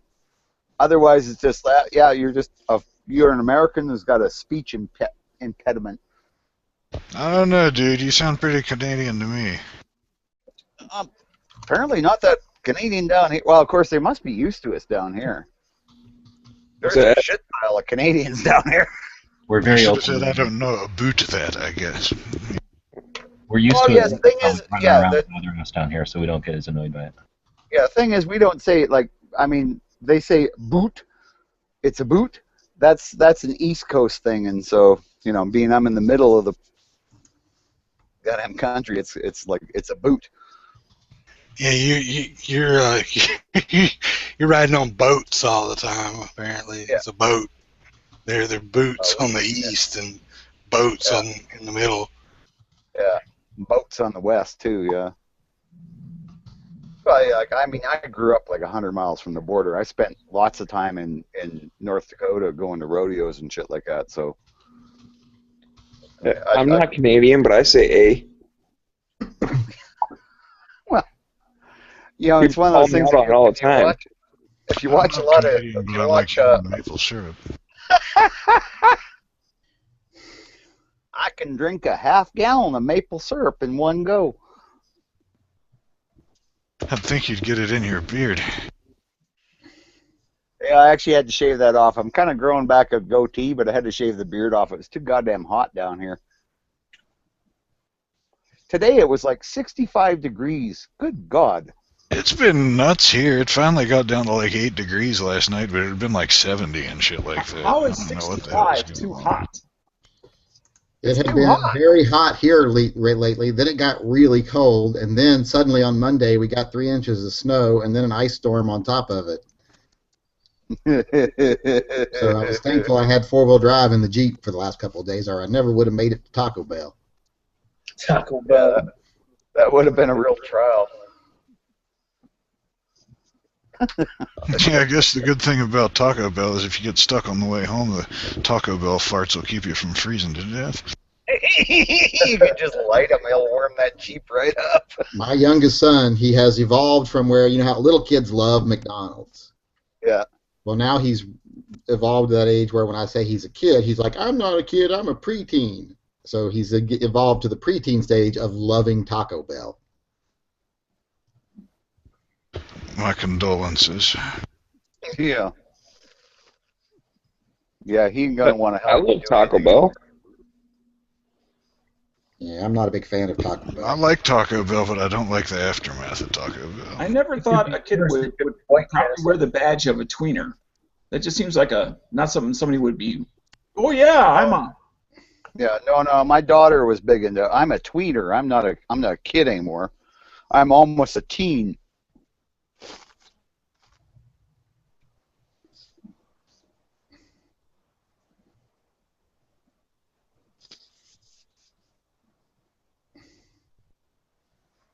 Did the shows just end, or are they just starting on the other channels? I think Rick just ended. Yeah, he started. Tuesday shows? He started an hour ago. Who does shows on Tuesday? Rick. Who's Rick? Rick does his Big show, Gunner. and Oh, that guy. he does Hit or Miss. So there's 2 shows on Tuesdays, and I do. Yeah, I didn't see anything about Hit or Miss tonight, so that's why I didn't jump in it. So I thought they were starting like now, so I should have jumped over right after my show, I guess. Yes, you should have. You blew him off. He's pissed. Oh, I'll bet, right? Jeez, dude.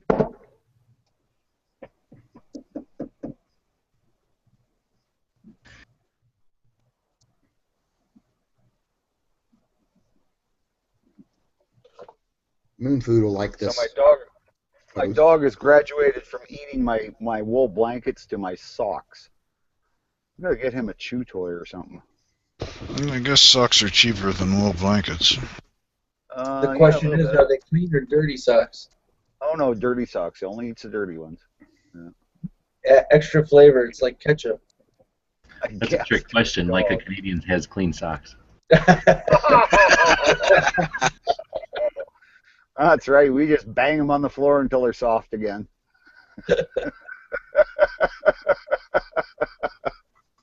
I'll have to try that with mine. I have trouble getting them on sometimes. Well, I remember seeing a show about like mountain men or something. And, yeah, there's this one mountain man, and he dries his socks. You know, he takes them off after he's been out all day, and I'll have to try that with mine. I have trouble getting. hangs them over the fire to dry, and then bangs them on the floor to soften them up enough.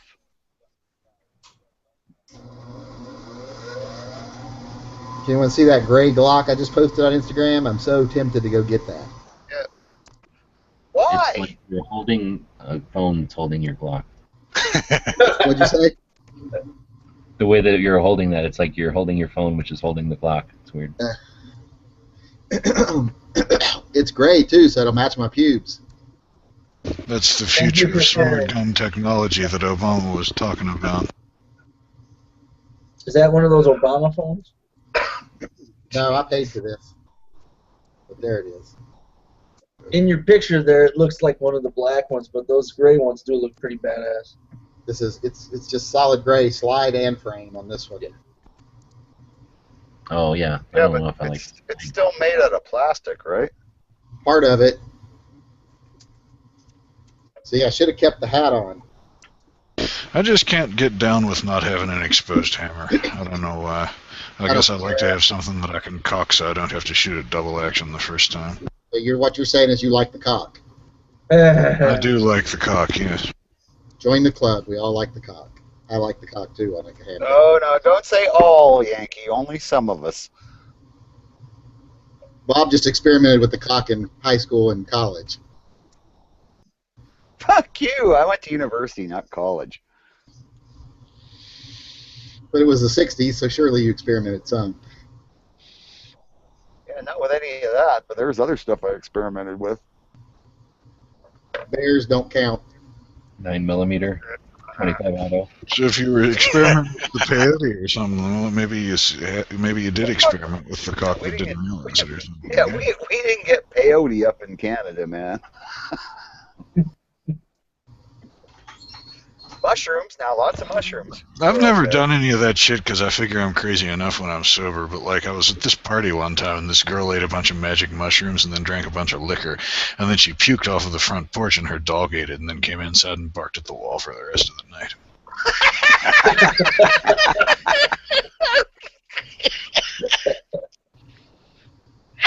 Oh, that was funny. Yeah, once my brother's Doberman once, somebody was going, look, I've got to hit acid, and the Doberman went over and just licked it off his finger.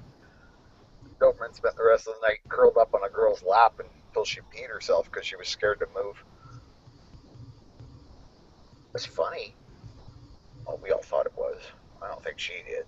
She was terrified.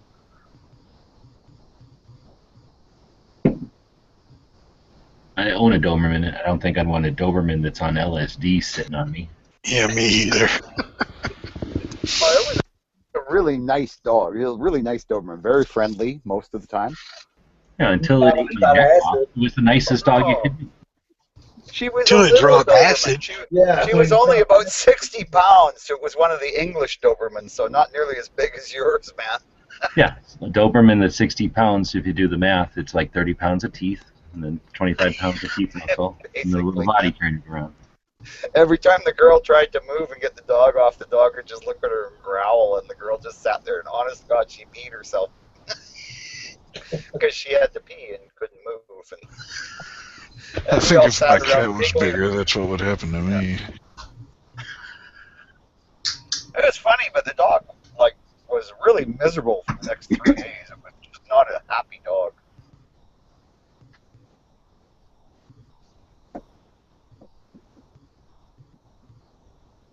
It's one of the reasons you shouldn't do drugs, because your dog might get it.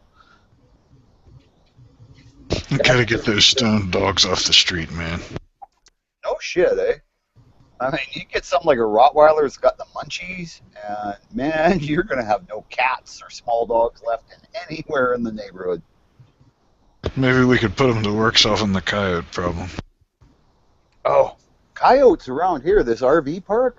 Holy crap, there was a whole shit pile of them around the RV park last night just howling away. Do they have a bounty on them there? Go out and shoot a bunch of them. I think we're in city limits, so you probably can't. Yeah, I'll bet if you had a high-powered air gun, you could probably kill them, shoot them in the head and kill them with that or something. I don't know. Well, I'm thinking with a bow, I could probably take them. And that's probably legal. Damn, dude, I can't get that close to them. Oh, shit, man. Yeah. Back home, we have coyotes. They'll come within 100 feet of you. You can take them with a bow pretty easy. They won't really get close enough to you around here to, they'll run away unless there's like a bunch of them. If there's only like 2 or 3 of them, they'll pretty much run away from you. You get anywhere, if they see you, they're going to run away. If, unless you're, something they think they can take. But I'll tell you one thing that there's... That's why you go out with little kids, and you send the little kid out ahead. Yeah, that's what I'm saying. As long as there's no little kids, I can tell you one thing they're terrified of, and that's English bulldogs, because our English bulldog chased 2 of them out of the street one night about 3 o'clock in the morning. Yeah? Because we get them over here bad. Yeah. Charlie. Yeah, most any decent-sized dog. Our bulldog, she took off after him, and I'm like, what the fuck is she going after at 3 o'clock in the morning? There was 2 coyotes over in the neighbor's yard that she went after, and they took off like their lives depended on it. Well, they probably did. If she had got hold of them. Oh yeah, she could kill a coyote easy. They're not that strong. No, they're actually not. I mean, greyhounds are really good for hunting coyotes and stuff. And they're not even big dogs. You're a grown man, you can kill a coyote with your bare hands pretty easy. Yep. Oh yeah, they're basically a small dog. I mean, Yankee, are you going to put that on your YouTube channel? What? Killing a coyote with your bare hand? I'm a grown man, and I can kill a coyote with my bare hands. If I'm attacked by a coyote that's armed, I will do that. I will kill it. Right. No, I remember as a kid, you could get coyotes come within a couple of feet of you. Oh yeah, coyotes are nothing to be really worried about. They're like, having a coyote come up on you, to me, I am far less afraid of being approached by a coyote than I am by a possum or a raccoon. It just annoys me that that doesn't count for Bob, though, because they weren't acclimated to humans at that point yet, so... all the animals came up to humans. You got to remember, when Bob's memory of coyotes are those cave coyotes, the big ones with the saber tooth and stuff. Saber-tooth coyote. Yeah. I just get annoyed that they eat all the barn cats and screw around with the goats and stuff like that. Now, they don't usually get most cats. They usually get the old cats because, if a cat knows a coyote's there, the coyote's no threat to the cat. It's the lazy cats that don't pay attention to get eaten. Like our barn cats. Oh, that's quite true, yeah. Our barn cats back home never got eaten by coyotes because they were faster than the coyotes, more agile than the coyotes, and a coyote will actually run if a cat puts up a fuss. But yep. It is. It used to be funny. Like city people would move out, to the country where I lived when I was a kid, and first thing that would happen is they'd be coming over. Have you seen our cats? It was like, no, something ate them. The thing the thing the coyotes ate more than anything that pissed off my grandfather more than anything why he didn't like coyotes on the property is they would eat all the fucking frogs from the ponds. Oh yeah. They love to eat frogs. They'll come over and eat all your frogs. And my grandfather loved to go frog jigging and cook frog legs. So he'd get mad and damn coyotes are eating my frogs. Yeah. You are a hillbilly, eat frogs.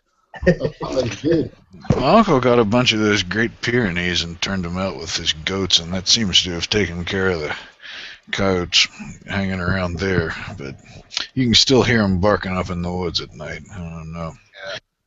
Well, it's my sister's horse ranch now. I mean, she's got chocolate labs, and honest to God, those dogs go out on the points of the compass at 3 in the morning, and they go half a mile out away from the main house and just sit out there and guard.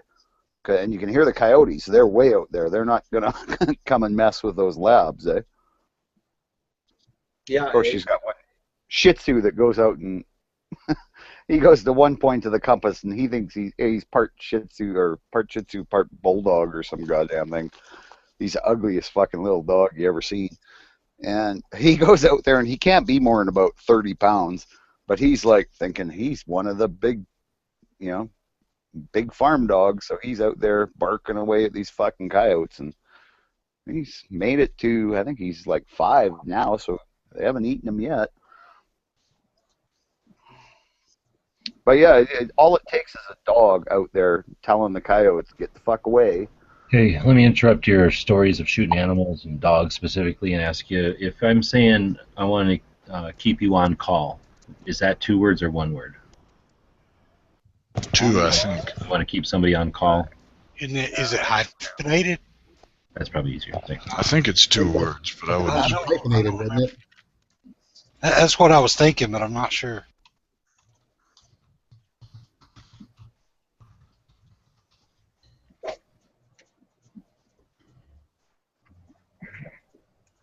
I don't think it is, but it seems to me like it should be, but I don't think it actually is. I'm trying to. According to Microsoft, it's 2 words. Yeah. I just did a spell check. Yeah, I don't think it is hyphenated. I must have turned off my spell check. It used to always be on Chrome, and now I never get spell check anymore, so I have to remind how stupid I am. I turned my spell check off because there's a lot of words that are correct that spell check doesn't like, and it keeps changing. Well, you can right-click and tell it to learn, though. Yeah. Well, mine never seems to learn, and I keep getting tired of telling people how much I respect flocks, but don't really want to shoot one.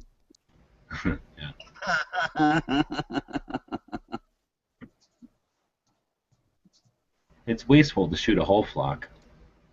Yep. Just the one you want to eat that day. Exactly. Well, yeah, but one really isn't enough. You want to have like 3 or 4 out of the flock. Depends on what flock it is, but yeah. Was it sparrows? Flock of robins. Some pigeons if you live in Chicago like me. Flock of pigeons. Hey, you know what? People eat pigeons, right? Like my mother used to tell me about her grandpa or her father going out and, well, my grandpa, her father going out and shooting pigeons under the bridge in Saskatoon, and he'd bring them home, and they'd have like 6 or 7 pigeons and have those for dinner. That's just squab. Yeah, my uncle eats Call that squab or something, right? Squab. That's what I just said. It's just squab. You just eat squab. Yeah. Squab's fine. I would eat a pigeon if it wasn't born and raised in Chicago, that's for sure. The ones around here are the nastiest, greasiest, dirtiest pieces of shit you've ever seen. Well, here's the thing. I don't understand. There's people here in Arizona that are on street corners with signs going, hungry, need food, and yet I go out there and there's little bunny rabbits running around, and you get out into any kind of empty areas. There's little bunny rabbits and there's these little gray doves. I mean, they're not necessarily hungry. They figured that if You gotta understand the thousands of dollars a month off of people who think they're helping them, so it's just their job is to hang out there. Well, the food that they're looking for, you can't hunt. That's manufactured in Mexico and shipped across the border. That's the kind of looking for hurricanes. I can see where this is going, and Can't say we're not it's going to never harm from the 40. homeless. And yeah, we're not arming the homeless, but I don't mind giving them money because a lot of people will say all the time, because me and my sister both give them cash, and they're like, they're just going to buy alcohol with that. And I'm like, I kind of expected that, but that dollar don't mean shit to me, and it, because it's just a dollar, and to him it might be 5 minutes of happiness tonight. I'll tell you what, my wife gave some bum her engagement ring, so I'm not going to give money to any homeless person ever again. I think my dues are paid. Wow. Or maybe her dues are paid. Was that like an exceptional case or something? She was pregnant, it didn't fit anymore, and she had it in her purse, and she reached in her purse to grab a handful of change, and he got a really good bonus. Oh, He actually appreciated it, and maybe it changed his life. So, let's hope that that's the case, but I doubt it. Was she not aware that the ring, she was giving away the ring? I would certainly hope she wasn't aware. My Or he was just really pissed off at you and going, "That's not a big enough diamond. I'm going to give it to a homeless guy." My stepfather gave a wooden cigar box that they had in there, like he had kept as like one of those carved, wooden cigar boxes that the bums used to do, the hobos used to make, like Americana art. A humidor or a humidor? No, it's just they take old wooden cigar boxes and carve them into carved boxes. Yeah. Well, cigars Like used to come in scrimshaw wooden, almost, yeah. these wooden boxes, and they used to like scrimshaw them, kind of like Bob was saying. So he had this wooden carved box in his like display cabinet in his bedroom for years, and one of the guys that was out laying flooring for him said, "Oh, I collect those things. I've always loved them." And someone had just given it to my stepdad or my father-in-law, so it didn't matter anything to him. So he's like, "Yeah, if you want it, you can have it for your collection." So he gave it to him. My mother-in-law came home and flipped the fuck out, and he had to call him back and go get it. And luckily, they were honest people and brought it back. She had a 4-carat diamond ring and a 6-carat ruby ring in the box that he gave away. He didn't look in the box before he gave it away? Picked it up and handed it to the guy. Here you go, take this crap. Yep. But luckily they were honest and brought it back. So, in fact, I've got the diamond ring now.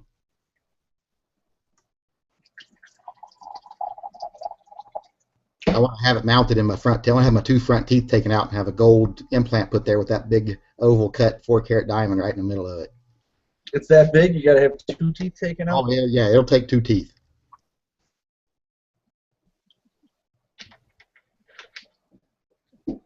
Well, let us know how that goes for you. Show us a picture after the dental surgery.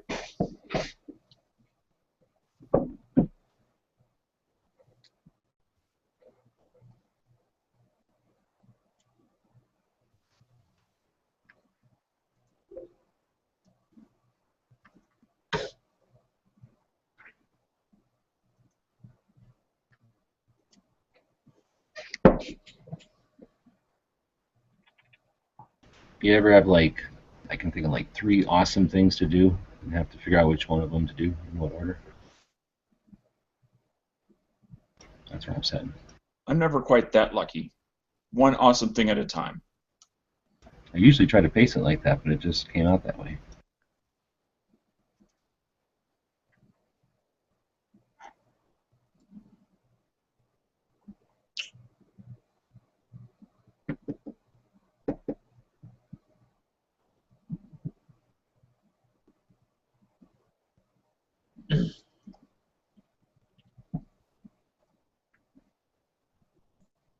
Is Night Street still around?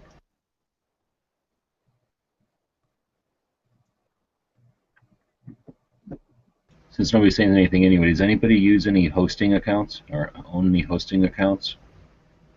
Web hosting accounts? Yeah. Yeah. Big ones like big HostGator type stuff or smaller? It's not HostGator. The name of the company is Koalo.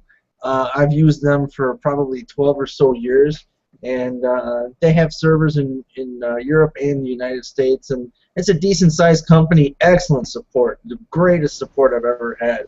And I've had websites since the 90s, so it's a good company. How do you spell it? KUALO.com. I used to use HostGator, but I switched to Oh, geez, now I'm drawing a blank. DreamHost, because they have like free Subversion repositories. It's for me to keep my code and stuff in. HostGator was a lot faster than DreamHost is, but I don't know. I guess I've got probably 8 websites on DreamHost right now, and it works fine for them too. I think it's a little more expensive than HostGator though.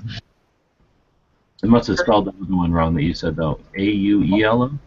No, K. It's like you think about a koala bear, but it's koalo. K-U-A. Let me double check. Hold on.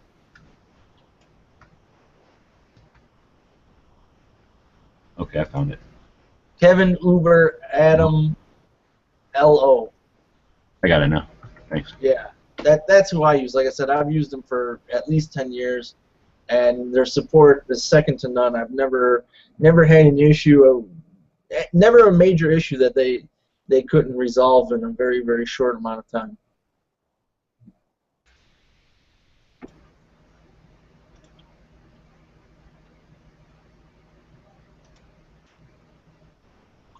They're all about the same in price these days, and I want to start a new project on a different host just to try, keep trying different hosts all the time.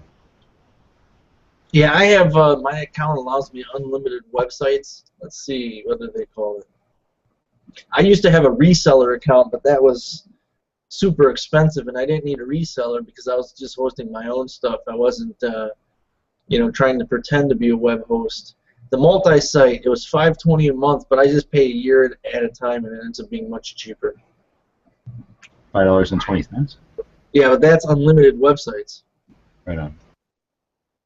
And they have cheaper. It's $2.75 is their cheapest one, but $5.20.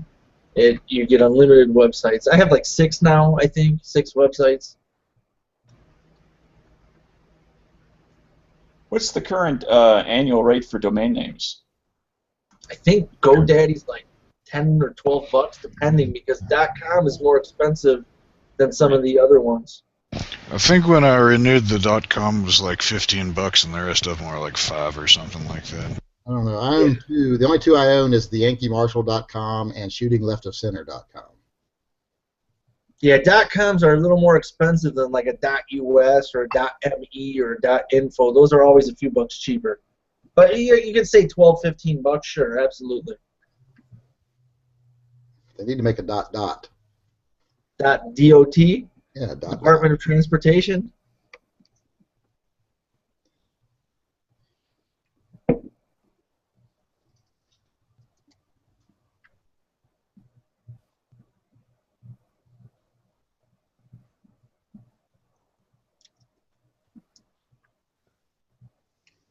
You having good luck with the DreamHost though?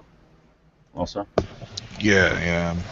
I don't have any problems with them. As far as I know, there hasn't been any downtime that I've noticed, and I've never had to call their technical support. So I don't know how good it is or anything, but it's the servers aren't nearly as responsive as HostGator was. But they're not bad or anything, But if you're creating a website that's going to be getting like thousands of hits every day, I think you'd probably be better off with something a little higher end than DreamHost.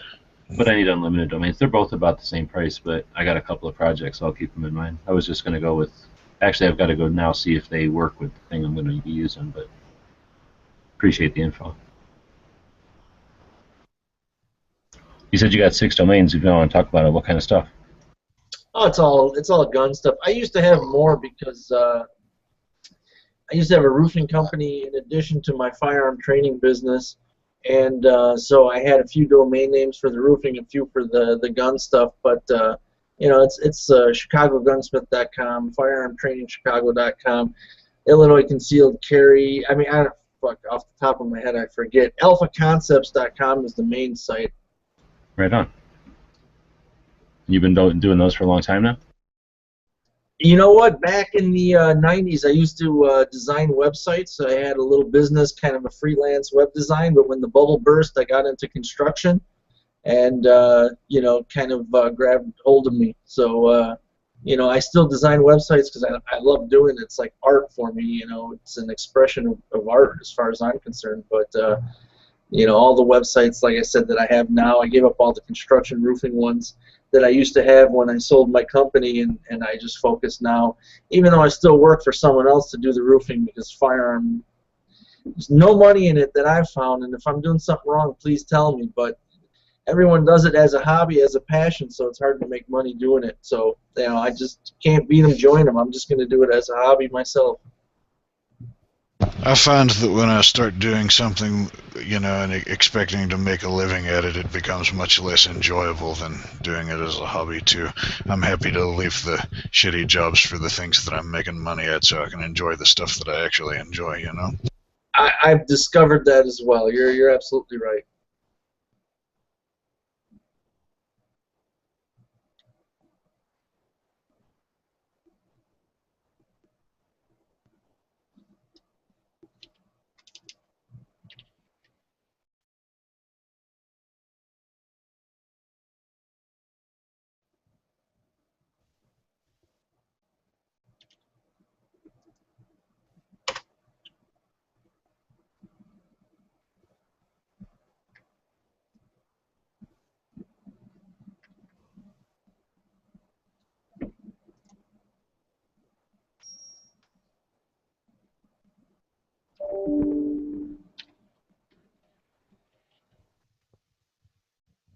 So that AR-7, who manufactured it? Which era is it from? Survival Arms. I thought Henry did the AR-7. Well, Henry did it. Henry does them now, but before that, it was Survival Arms, and then Henry, and this. Armalite. So you have one of the Survival Arms ones, okay? Mine's between Charter Arms and the one after Charter Arms. Look who it is. What's up, Rick? Hey, Thomas. How you doing? Hey, guys. Good show tonight. Oh, thank you. You enjoyed that with the Jacqueline Janes and Annette Evans? I always enjoy ladies talking about guns. Yes. From Team SIG, actually. Very cool. Very nice ladies. I'm hoping to go meet them out at SHOT Show. Got their contact info and all that stuff, so we're going to probably hook up and see them there, too. So if you guys haven't checked it out, go to my channel, youtube.com/BigGutter81, or check it out on Gun Channels. It's on there too here, gunchannels.com/BigGutter81, of course. But didn't mean to interrupt everybody's conversation. What were we talking about? No, dead spot. Good time to jump in. Good deal. Well, it was a lot of fun. They were very nice and happy, energetic ladies. They're friends that live in 2 different states, you know, which is kind of cool. And I found that in this industry that I've been able to make a lot of friends that are people that maybe don't live in the state even that I'm in or one next to me, and it's just been a really cool experience. But yeah, they had a lot of energy and it was a lot of fun, and you guys gotta check it out. So that's all I'm gonna say about that. Yeah. That makes it sound like there's a whole lot more. There is a whole lot more. You got to go check the video to see it. Your show's what, an hour or 2 hours? Because I cut out about 10 to 10. It was an hour long. I thought so. It's 10:40 now. What was it? What the heck? You know what? I have to go look now. I'm kind of wondering how long it really was. Usually we're an hour long, but there's no set exact time. And oh, I know what happened. We did the show. We started a couple minutes late, and I think we went to almost like 10 o'clock. And then there's the whole after-show discussion, and then I'm having text chats with people and stuff like that afterwards, following up with different things. So that might be what happened. Yeah, but we had a few views on it, which is kind of cool. Yeah, it was 56 minutes and 10 seconds is how long the video was today. Usually we end up around 56, 57 minutes, roughly, give or take, depending. Rick, I'm getting NRA Personal Protection certified this week, and I'll probably have a class in maybe a month or so with something you maybe want to attend and do a review on. Yeah, we could probably do that. It just depends on when, because this month I got SHOT Show coming up, and then it won't be it'd probably be April, I'm gonna guess. Okay, then that could work very well. Yes, we could do that if you wanted to do a class, and I'll come out and we can do a little review video or something on it. Sure. Cool. That would be fun. And then, yeah, February we're doing. I'm going out with Toby down to Florida, and also Ryan Wiggins to go shoot the 3 Gun Nation Southeastern Regionals. And I've got some exciting news. You kind of heard on my show tonight that I have a new sponsor for Cerakote, a local guy. out in Waterman, so I'm getting my rifle is going to get redone. I'm actually I'm in the process of tearing it down. I got to tear it down all apart and clean everything and all that kind of stuff, and then I'm giving it my barrel. I'm picking up an F1 Firearms upper and lower receiver set that's skeletonized. It's a pretty nice setup. I'll show you what it is basically. I'll pull it up on my screen in a second. And I'm going to have them have this company coat the receiver set because it's black and I didn't get the anodized blue that I want, but I'm going to have them do that in the handguard. So let's see, F1. I'll show you guys what that looks like because some people may not be aware. This is like really, really cool stuff for in the gaming end of things. It's a lightened. Here, I'll do my screen share. I've got to pull this out. And let's see.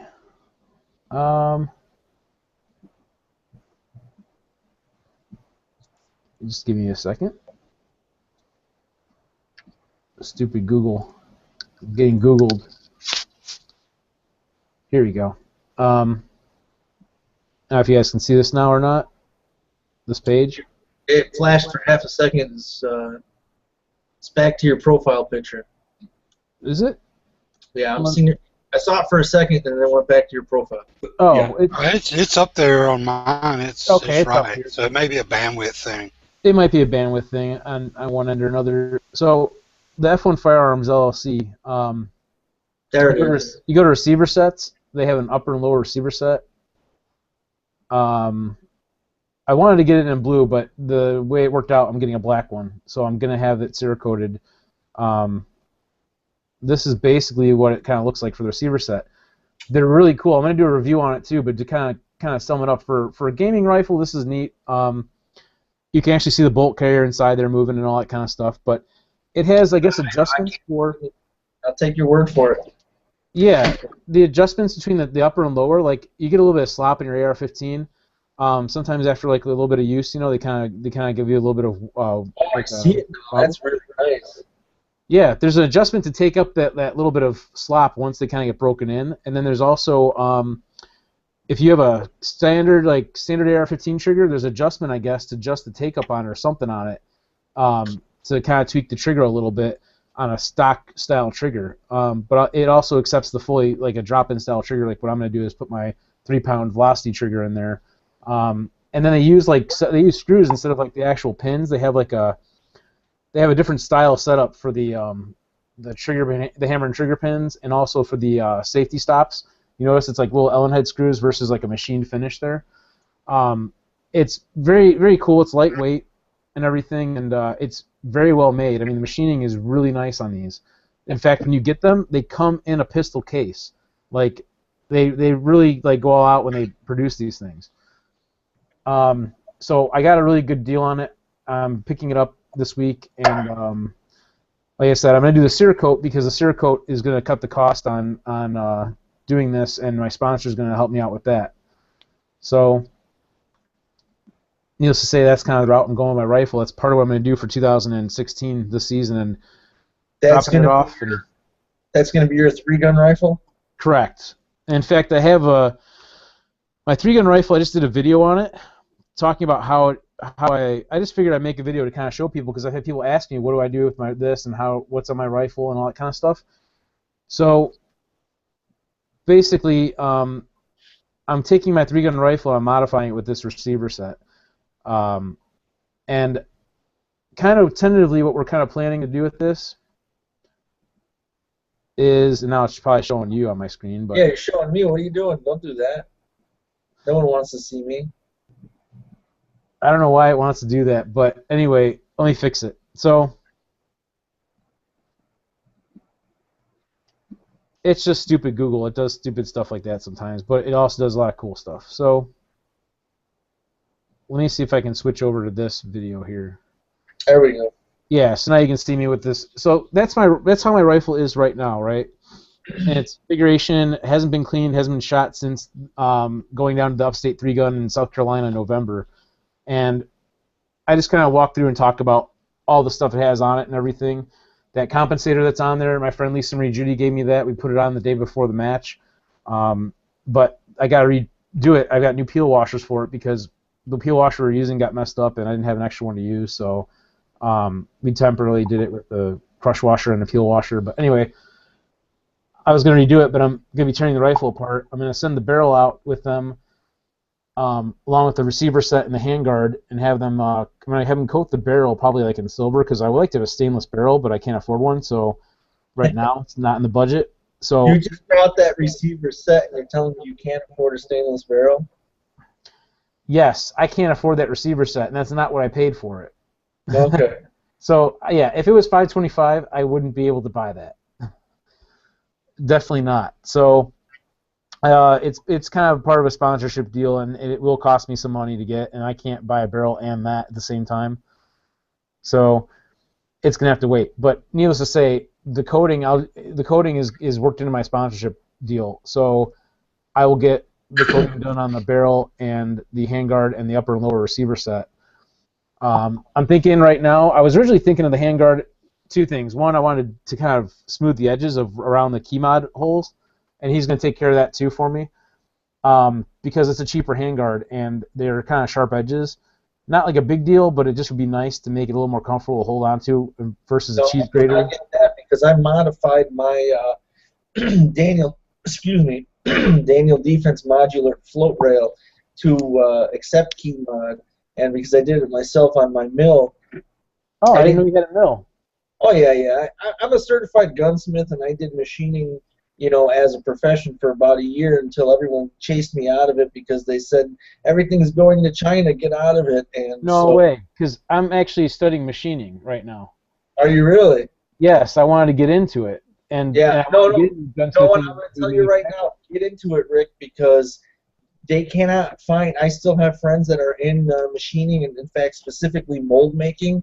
Yes, I do too. And they cannot find guys right now. If you got even a little bit of experience, you took one class, they'll frickin' hire you. And I got a friend. They put him through college. He worked there for 4 or 5 years. They paid for his college. Now he has a degree. We're going to have to talk some more about that too, because I'm looking to get into a position sometime after SHOT Show, even if it's part-time while I'm doing my school. Sure. Yeah, hit me up, and I'll put you in contact with anyone that I still know. But you can literally just call any mold shop out of the book and say you want to be an apprentice, and they'll pretty much hire you on the spot. What kind of mill do you have? I have a Grizzly, a 1629, I think is the model number, which is like a middle-of-the-range mill. And it's suited me very well for everything that I've needed. I wish I could have afforded more. It was about $1,700-$1,700. I'm not sure what that looks like. You'd have to send me a link to it or something so I can kind of see exactly what you have. Let me see if I can screen share it. I've never done this before, but I'll try. I may have some questions about maybe if you want to let me do some things. Because I had some ideas on gunsmithing type stuff for my projects and whatever and whatnot, and I just don't have a mill to use. I mean, when I was in school, there might have been some things I might have been able to get away with that they might have let me do, but as long as you're not building a gun, it's not a big deal. But you know what I'm saying? Oh, you should have seen the shit we built when I went to Gordon Tech. I made knives. My friend was making every type of smoking pipe you can think of. It was fun. I don't know if I'd tell that story, but I didn't make him. He did. So here, this is. Let me see if I can. By association. Let me figure this out. Screen You share. went to school in Chicago as well. I live literally across the street from Chicago, right outside of the. It's funny. I was mentioning about all of us Illinoisans being in here at once. Yeah, we're taking over gun channels, people. We are. We're taking over, and Obama's pushing our gun laws on the country too. Yeah, it sucks, but whatever. That's a whole other thing. Yeah, right. Let's not kill the mood, right? Yeah, I was really happy with the guests we had on the show tonight, though. I gotta say that. Annette Evans and Jacqueline James, both on Team SIG and sponsored by Lucas Oil as well. Very nice ladies, very much passionate about what they do. They really love this hobby and sport and everything. So. All right, I don't know what I'm doing with screen share, but can you see that? Yeah. Okay. So that's pretty similar, like the one like the Harbor Freight one almost, but probably better quality. Actually, no. Let me tell you, I don't think that's the one I have. That's not the one I have. That's pretty small. It is pretty small, but it does for gun stuff. It works very well. That's not the one I have. See, I was talking to my instructor. I'm like, what do you think about those ones from Harbor Freight? I've heard people do CNC stuff with it. He goes, they don't have the horsepower a Bridgeport does. Go find a Bridgeport or use Bridgeport. Oh, you can find yourself a used Bridgeport for probably a little bit more than I paid for this thing. Yeah, he said probably like $1,000, $3,000. Yeah, that's like I said. I paid like $1,600. I don't think they have it anymore. But I paid like $1,600 for it. And long story short, how do I stop screen share? At the top, or hit the green button again. There you go. There, okay. I paid like $1,600 for it. That was probably 5 years ago. The one I really wanted was about $3,500. The other thing you have to consider is that one sits on a bench, and if you start overfeeding, if you start running a little too fast, it'll start to vibrate. So you don't want that, obviously. The nice thing about a Bridgeport, if you find a used one, and you can find them, go on Craigslist, you'll find numerous Bridgeports for sale.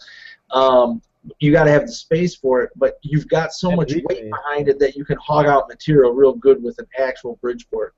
Right, and that's what I was using at school as a Bridgeport, and it was a lot of fun. I made some cool things out of it. I'll have to grab it and screen share or show it to you guys on the camera. But there's a couple neat things, and I got through my class actually pretty fast. I love hands-on type stuff, so all my homework and my final and everything, I had one question I got wrong, and it was just me writing the wrong number down on a math question. And I finished my class. I was able to go to that three-gun match in South Carolina and skip class, and he didn't knock me down in my grade. And then he also, I got to finish like a couple days early, I think, because I finished my final before everybody else. Plug in your monitor and then go through your Google settings and tell it to switch to your other speakers. What's that? Just too lazy to type. Oh. Ballistic had a question about audio. Can you guys hear me? Alright, so my mic's working off my headphones, but the audio's not coming through, so the audio's coming through my monitor, or my TV, whatever. I think you click on settings on the top of the screen, you click on settings, and then you change the tried that, but it doesn't have, for the audio, it just has speakers. Maybe that slapped. Hang on. Oh my gosh. I'll show you my projects too. I should have clicked on it. That's what happens when you hang out with a bunch of old people. You start getting old and don't know how to work technology anymore. We gotta hang out with some teenagers. I've done that like 100 times, but I'm like, oh, that's not the laptop speakers. Ballistic can't text anymore either. He has to pull over and like stop his car when he He's like one finger. Use one finger. And this piece of aluminum that's knurled, and I had to cut the threads on the lathe. And I did it really well so that there's not really, once you kind of thread it in a little bit, there isn't very much like movement between the two pieces. You're manufacturing suppressors in your class? Right on. No, those are not suppressors. That's a fake suppressor. This is not a suppressor, but I wanted to make a suppressor, right? But I couldn't. It's not legal. I do want to get a lathe. I just don't have room for it, or I would have already got one. I hear you. And then this was basically take a block of aluminum and our final and machine it down to exact tolerances or whatever, end to end and all four sides, and that's basically all that is. And then there's this thing that starts out as a much bigger piece. You got like counter boring and counter sinking and machining a pocket and then also a blind pocket. Dude, all I got to do is run a piece of 550 through there and it's like a keychain. Yeah, a friggin' heavy keychain. This thing is heavy, man. And then of course afterwards you do the surface for a gas station bathroom. Yeah, this is pretty. Well, it was sharper before, but he had me break the edge of it. Go across it with the surface grinder a little bit to make it more of a flat surface. But it was pretty damn sharp before. I mean, you could hit somebody with this across the head and it would be pretty bad. So that's my machining projects from a machining shop class, and it was a lot of fun, and I love doing that, and I wish I had the equipment, and my projects came out pretty damn nice for my skill level and everything, and yeah, I loved it, and I want to do that again, so we'll see what happens. I want to get into I'm taking CNC programming next, the intro to that. But this semester I was really happy with myself because I took that in anthropology class, and I got A's on both, so I got a 4.0 GPA this semester, which was like it never happened to me. Can you tell me what anthropology has to do with machining? Absolutely nothing. I thought I just had to take something for I think it was like life sciences or some crap, and so I just used it to fill my void for my my associate's degree that I was working on, or I am working on. So I have my SIG right here, by the way. Show that off because we were talking with the two SIG ladies that are on Team SIG, and I said, you know, someone told me that in competition that pretty much the people at the top only have a Glock or a 1911 style pistol, and nobody shoots a SIG. And I'm like, oh, okay. Well, guess what? These two ladies both shoot P320s, striker fired, and they do pretty well. Max Michelle shoots a 320 also. What's that? Max Michelle. He shoots the 320. Okay. He This just- is a 226, but I could see the 320 being a more of an advantageous style pistol to shoot. I don't think it has. I mean, it's striker fired, so I don't think there's any. There really isn't any safety on it or anything. I don't think. I don't remember, but yeah, it just is what it is. But I like my 226. I really love shooting that thing. It's just it's a little heavy, no doubt. I like my Glock 19, but I don't have like. I don't know if I want to do that in competition necessarily, and it is a little bit. I like the longer slide on it for the sight, sight radius, whatever you want to call it. What division are you shooting, Rick, in free gun? Are you doing like open or whatever they call it, unlimited, or? Well, that's a very good question because normally with my own gear, I'm stuck in unlimited because I don't have a 12 gauge that's like a semi-auto standard tube fed or a pump tube fed. Oh, you're using magazine fed? Yeah, mine's mag fed. I mean, I have a 20 gauge like turkey gun, but that thing sucks. It would take forever. So that's what I ran my first 3-gun match with, and then I got the MKA. But going to Florida, I'm either going to be running the SLP comp again. Probably not, though, because my sponsor is actually going to go to that match, too, and run it himself. If he's on my squad, we'll share it. If not, then what we'll probably do is my other sponsor, Tier 1 Training, is going to let me use a Mossberg 930. So he's got some upgrades coming for that, too, he said. He might have them in time. So we'll have a lot of different changes on things. I got to figure out what I'm going to do for shot shell carriers. I don't know if he's got extras or not. Otherwise, I got to buy those, and those are freaking expensive. They are very expensive. Yes, and I don't want to have to buy those. I definitely don't. Carriers, yeah. That's the one thing. I mean, I haven't gotten a 3-gun yet, and I probably will eventually. It's just a matter of the time and the money and everything putting into it. But I'll probably go with. The one thing that makes me want to go with open is magazine-fed shotguns. Just because, not necessarily the loading of it, because I've heard from a lot of guys that people who load tubes. I mean, if you get good at loading loading 4, whatever they call it. Yeah, quad loads. Yeah, if you can do that, you're pretty much the same speed as someone doing a mag change. Yeah, you might be able to. Yeah, with the quad loads, I could see that for sure.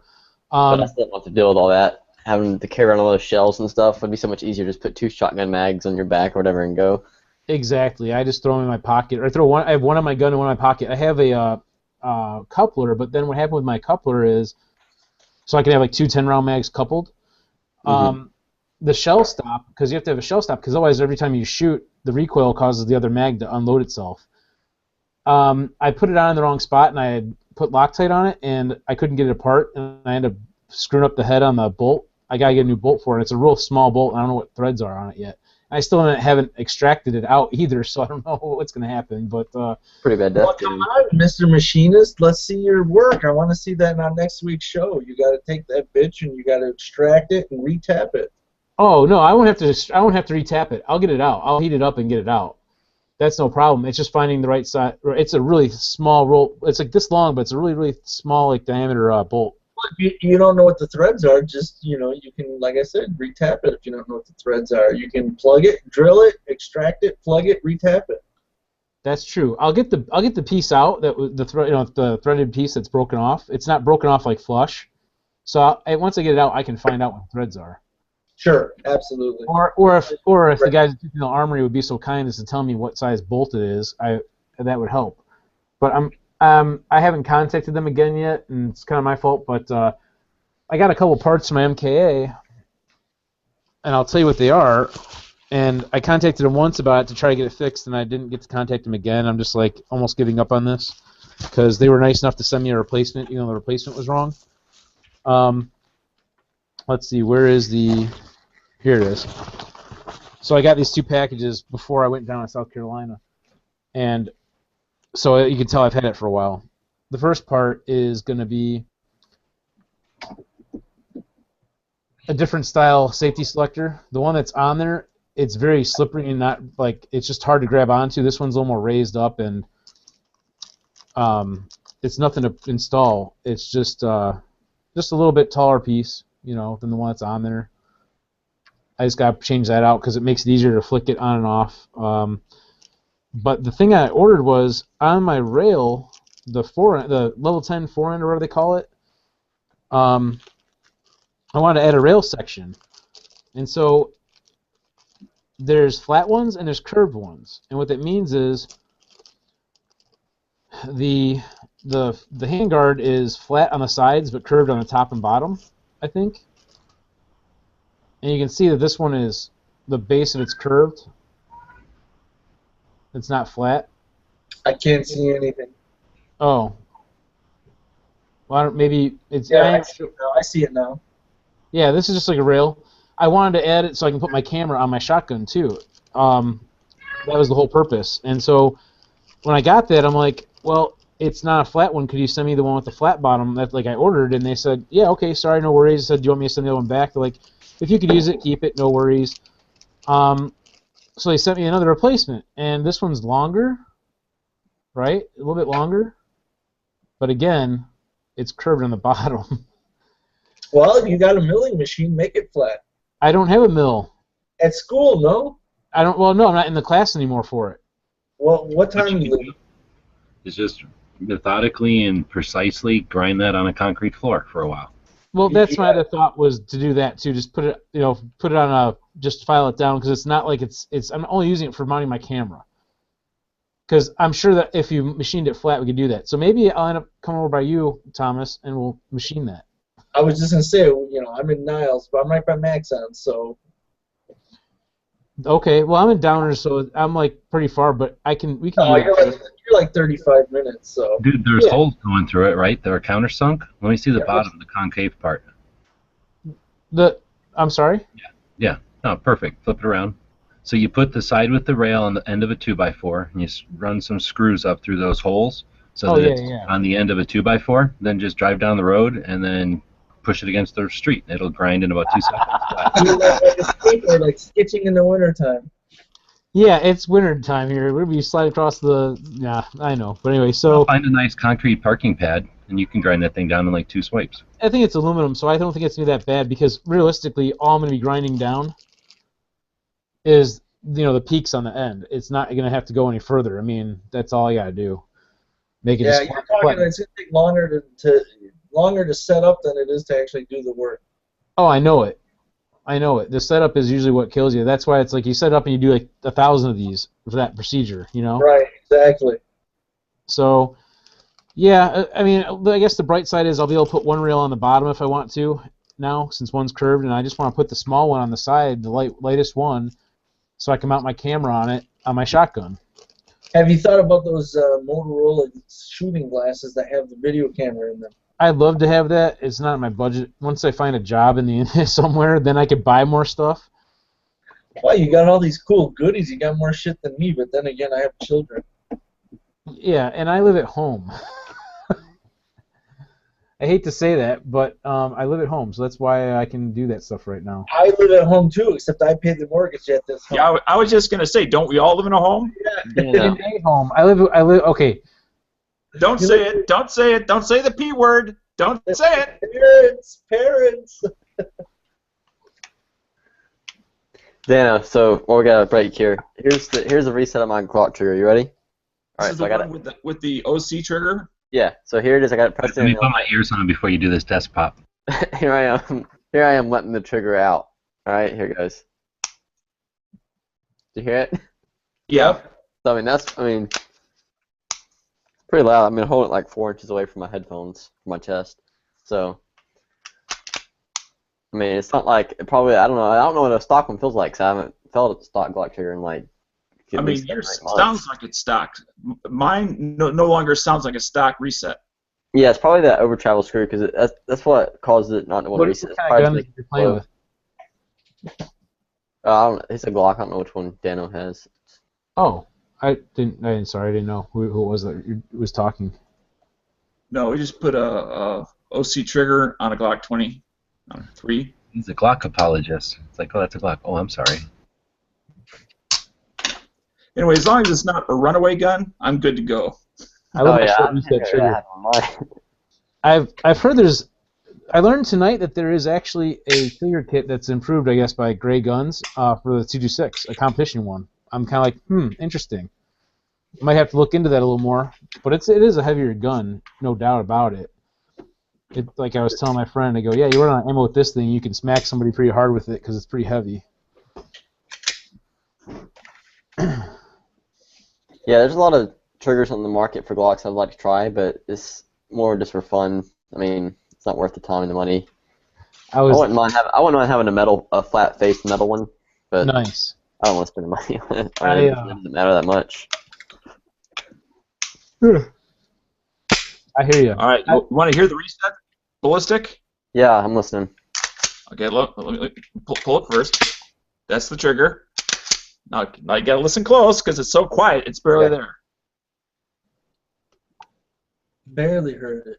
You didn't even hear it, did you? I didn't hear it. No. Exactly. I heard Now it reset because I can pull the trigger, and it fires again. But that's not a stock trigger, is it? No. It's a stock trigger. It's a stock trigger bar. It just has an over travel and pre-travel screw in it. It just polish and stuff. Well, until I take it to the range, I won't know for sure. But I don't think it's going to be a runaway. Well, listen, you know when you take the slide off, you get that over travel screw on top of the gun. Oh no, I did adjust it. Yeah, just loosen it out like half a turn or something, and then try it and see if it makes a difference. Because I may push on that trigger bar just a little too much, and it's just having a hard. Every time it has to reset, it's having to push back against that.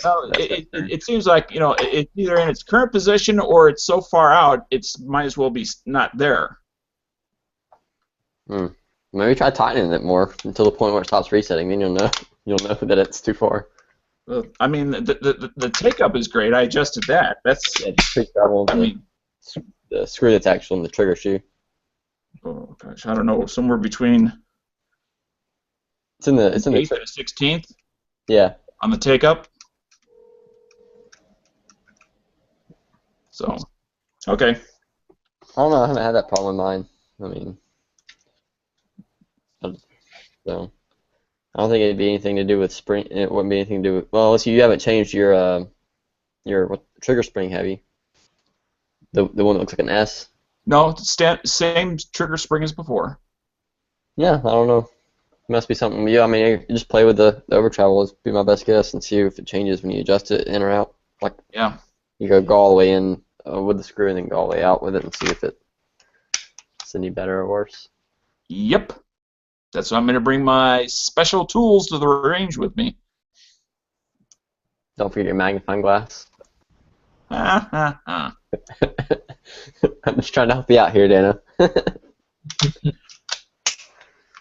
I got some new toys over the holidays.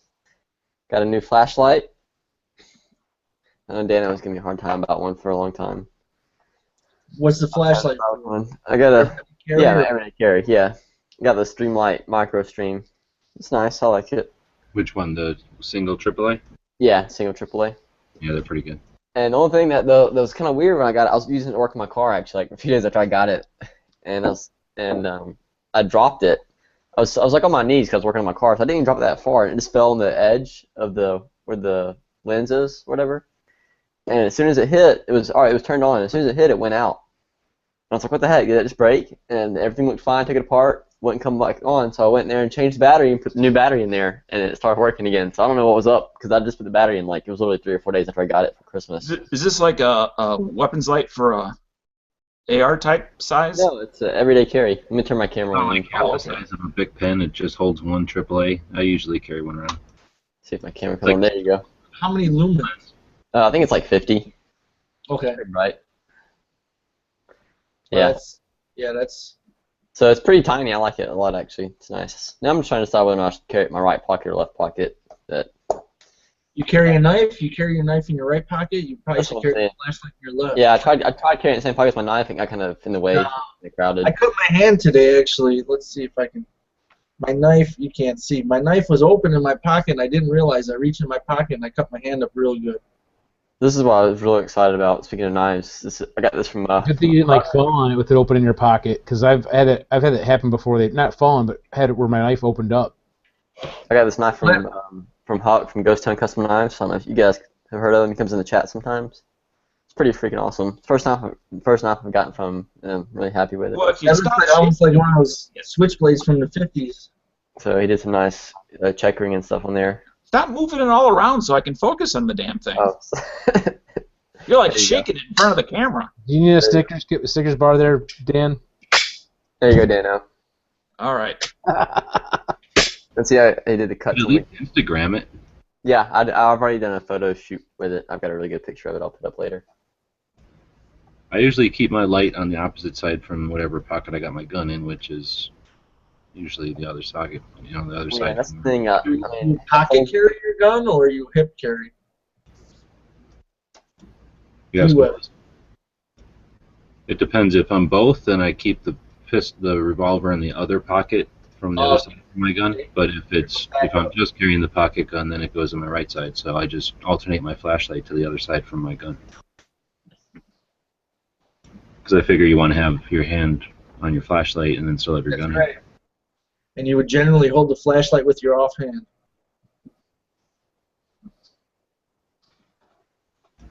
yeah, the only thing is I have a Galaxy S5, and it's not too big of a cell phone, but it's like I don't want the flashlight in there banging up against the screen and stuff and scratching it up.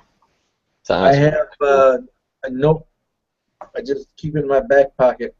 Nah, see, I can't have anything. I can't stand. I can Can't barely carry a phone stand in have my my wallet pocket. in my back I'll pocket. break it. Yeah. Picks up the whole screen. That's how big it is. Yeah. Realistic, you should get like a pouch and then put like a shoulder strap around that pouch and then just Or carry. I could just get a man purse. Carry my phone like that in a man pouch. Ballistic, what model Streamlight did you get? It's the Micro Stream. So it just uses one AAA battery. You don't want it to scream tactical, so get something that's got like a lighter color and maybe a different type of material than multicam, like a light fabric, and then the strap could be a different color so that it doesn't scream tactical. That's the problem with so much gear nowadays. There's so many shoulder packs that I would like to get, but they scream tactical, and I just don't want that. What's this, Dano? Oh, that's a flashlight, I'm asking if that's the one that he's talking about. Yeah, Yeah, that's the one. I think it is 66318. Yeah, that's the one. It's nice. You see how the clip is? That's a good price. The clip goes both ways. So if you want to clip it so that it's like on the brim of your hat, you can. And if you want to put it in your pocket, you can. Oh, I didn't notice that till now. That's awesome. Yeah, and it's compact enough that it's not in your way when you're using it the other way. And that also lends itself to like you kind of shove like a lanyard in there when you need to once in a while, or a piece of 550 cord for like an application. Yeah, it doubles as the hat lamp. That's awesome. I got a question as far as the distance of that beam. Like if you're like, let's say 100 feet from a house and you're trying to look at the numbers on a house, would you be able to read them with that light? It's decent, but it's not for that. It's a task light, but it's surprising. When it's got a fresh battery in it, it'll do some good illumination, but it's an LED, so it's more of a diffuse. It's not a beam. It's more right. I'm looking for a smaller flashlight that will kind of do that. Right now I'm using like a weapons light with like a 20-millimeter tube. Yeah, I wouldn't aim your Glock 19 at people's house when you're trying to figure out their address. Or No, whatever. not a weapons light for a pistol, a weapons light for like an AR. Yeah, I know what you're saying. But it's No, I also think that looks like a regular black flashlight. that light that he carries is the one that I carried for a long time until I got this titanium one somebody gave me, and I just carry it because it's titanium. But I'm gonna go back to that one because right now I have the twist type, and that type has the rubber button on the back, which is way better because you can click it on and momentary have it on or just click it on. And the clip is awesome. DB is talking about the S10 Olight baton. 500 That's lumens. because DB is in the pocket of Big China, and he Thing won't is buy that- a light made by the innovators. He'll only make lights made by the copiers. Copycats. I might as well carry a freaking D-cell mag light if I carry that thing. Well, you could double as a club, so actually, you know, that's multi-purpose. This little one that I've got, Dano, though, is crazy. It's, like I say, somebody sent it to me, so I'm playing with it or whatever. I don't like the clip because it's not as nice as that Streamlight. But Streamlights are made in China, even though it's a U.S. company. They're not like they're made here or anything. But the one I'm carrying has 3, like you twist the head, and it's got something nuts, like 5, like barely, you know it's on, but it's hard, like unless it's a pitch black room, you don't even, it's worthless. Right. But it's perfect in a pitch black room. And then it's got like medium, and then when the battery is still good, it'll go to bright, and it'll heat the flashlight up, and it'll light up like you could definitely see an address, especially if it's reflective or contrast the paint or whatever with the address, has any kind of contrast, you'd see it definitely from the street. You'd light up the whole yard. It's amazing how bright this thing gets, but it's only when the battery's still pretty crisp. This one here, I'm showing. This is what I use now. Oh, but I should have said one of these. AAA. Well, it's a single AAA, so it's the same exact size as one ballistic has. I think I have that same exact light, Dano. I don't know, or one similar to it. This is a much bigger. Takes an 18650 battery. Well, I have another one. Yeah. Oh, okay. Now this works fine. It's just, if I can get the same power out of a smaller flashlight, I would prefer it. Oh yeah, I haven't carried anything like that since forever.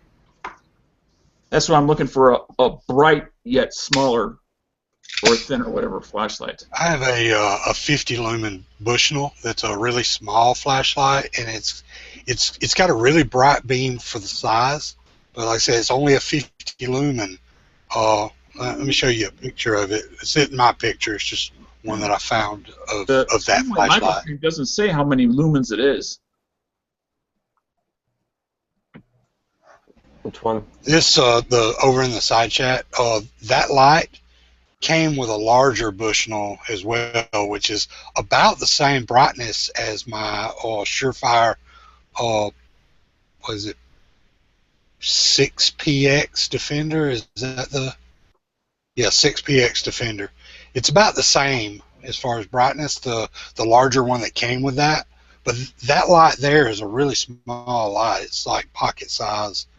It uses a AAA battery, and it's really not very much larger than a AAA battery. The only problem with it is you see those edges there that look like they just want to rip through your skin? Yeah. They kind of do to begin with. You have to do a little something with them. Yeah, so Dana, this light that I have here is 52 meters. I'm sorry, say again? 52 meters is the beam distance for that small Streamlight. Okay. They sell another one just like it here though. It's the same price, but it's 190 lumens. That looks pretty cool. I'll check that out. Which one? Which one? I'll put a link. Okay. Maybe I should ask for this one instead. I got this one for Christmas. It's just what I'd had in my Amazon cart for a long time, so I just. Well, I have a gift card, so I never heard of that manufacturer, but. Oh, this is Coast. It's different. Never mind. It was on the same page as the Streamlight. I got a little Coast as well that I think it's 200 or 250. It's got a focusing, like you pull the bezel out. Yeah. No, you pull it. On mine, you just pull it straight out. It's like yeah, a thing, I guess. Yeah, and that's the only thing I don't like about it is if you bump the end of it, you'll push the beam back in or push the lens back in, and the beam is spread out instead of concentrated. So it'd be nice if it was. It's a really bright light, and the battery lasts a really long time. I'm looking at the Amazon site that has Coast on it. How many lumens is yours? I don't remember. Hang on a minute. They're not selling them by model number. They're selling them by which lumens model you want. Yeah, let me go check. Yeah, check this one. I like this one right here. This is pretty neat. 80 lumens. It's like just a pin. It's completely. Lumens? You said 80? Or 100. Sorry, that's 100. Well, there's one that's 105 lumens. Yeah. That's $23. And that's pretty thin. Where are these things made? These things are Chinese? I guess. I don't know. I've never heard of this. I would assume so. Yeah. For $20, it has to be, right? Yeah. I had an Olight about a month ago. I had it for 2 weeks, and then I lost it. And I've been waiting to see if it's going to pop up and I'm going to find it, which is why I haven't bought another one. And I haven't found it. And I just don't feel like spending, $50, $60 on a light I may lose again. You will find it 3 days after you buy your new one. Probably. And that'd be all right because I kind of liked it. It's like when I used to smoke. You want your food to come faster after you order it. Go outside, smoke a cigarette. Your food will be there when you get back. So as soon as you buy your new flashlight, you'll find your old one. Yeah. I was watching a video yesterday by you guys know Adam Savage from MythBusters, and he was talking about he likes to carry flashlights, and he likes to carry a jet beam. I checked their company out. It looked pretty cool. I've never heard of them before, but they were pretty legit. But they sell like stainless steel body flashlights. So is that what the MythBusters are going to do now that they're in their last season? They're just going to pimp shit on YouTube? Well, no, he runs another channel called Tested. It's completely different. I don't even think MythBusters is still. Are they still doing MythBusters? It's the last year of this year. Is it? Wow. Yeah. It's like 15 years, though. It's a long time. Yeah. I hate to break in with something about guns, but I actually got to shoot the Ruger American today. How's that? I liked it. I'll tell you one thing. In person, the gun's much more impressive looking. It feels impressive. It looks impressive. It is the first thing you will notice when you pick it up is like it's obviously a Ruger because it weighs about 20% more than it should weigh. But it's solid feeling. It's well for home defense. That would be nice, right? You want that extra weight to retain some recoil. It's not too heavy to carry. I mean, if you carry a Glock 19, you can carry it. It's accurate. It's easy to shoot. The trigger is a little bit, I won't say gritty, but it's a little. That's what I was about to ask. How's the trigger? Like some triggers, how you almost feel like you can feel yourself compressing a spring. Yeah. It's kind of. I have Rugers, so I can imagine exactly what you're talking about. It kind of has a little bit of that feel, but it's acceptable straight out of the box. So I've never seen a trigger get worse. So I can assume it's going to clean up a little bit. Now the reset is a little slow and long, but being a revolver shooter, I don't give a shit about reset at all. I don't shoot from the reset. But it's still, I think it's like a half-inch of travel to fire and a little over a quarter-inch travel for the reset. So it's a longer reset than a lot of people are. Let me ask you, have you shot one of the LC9 or LC380? How would the trigger compare? Obviously, those are double action. But... Oh, it's better than those triggers. Okay. It's far better than those triggers. Now, have you shot the LC9, the striker fired? I have not shot the striker-fired LC9, but I have pulled the trigger on it, and I will say just pulling the trigger in the shop, the Ruger American trigger feels better. How much did it cost? It was $507, I think, $507.95 or something like that. Oh no, I meant how much did it cost for Ruger to buy you out? Because I Ruger, and now all of a sudden you're like Ruger. Oh, I've never disliked Ruger. I just don't own a lot of Rugers. So what is it? How does the trigger mechanism look like compared to like a Glock or Smith & Wesson?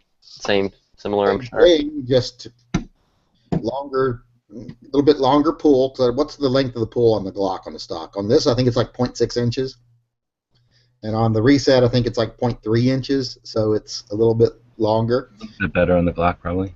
The trigger on the Glock is a little crisper. Yeah, that's why I like my Glock trigger. I haven't really messed around with the weight, like the springs a whole lot, but I just changed the travel, and it's made it real short and crisp, and it's perfect. But as far as how the gun feels in my hand, the American is much more comfortable in my hand. Points more naturally. I like the shape and looks of the gun better. I do like the way they do the back of their gun a lot better than a lot of the other manufacturers, too. I love the sharp cuts of the slide, the angular look of it. Everything was nice and straight. The polymer's good and straight. You know, you don't have any pig nosing. Does the gun sit pretty low in your hand? Can you get up on it pretty good, or is it? Yeah, pretty high. The part I didn't like in the pictures was that adjustable back strap. It looked funky, but in person it looks good. I was really impressed with it in person. But, I mean, it's not something I didn't buy one, obviously. I could have bought one today if I wanted to, but I didn't. I obviously don't want it that badly, but it was better than I thought, and I really like seeing another American option for a carry revolver. I mean, a carry semi-auto. Sure. I've got nothing against Ruger. I think they're a good middle-of-the-line firearm company. Well, this is the first time I've got back into the full-size semi-autos in a while, I guess, right? The best customer service I've ever gotten is from Ruger, so I can't say anything bad about the company. And they make one of the best carry revolvers I've ever seen, the LCR. Oh, the LCR is great. I'm not really a revolver guy. I've shot plenty, and I have a few, but the trigger on that revolver is the best trigger I've ever shot for a revolver, ever.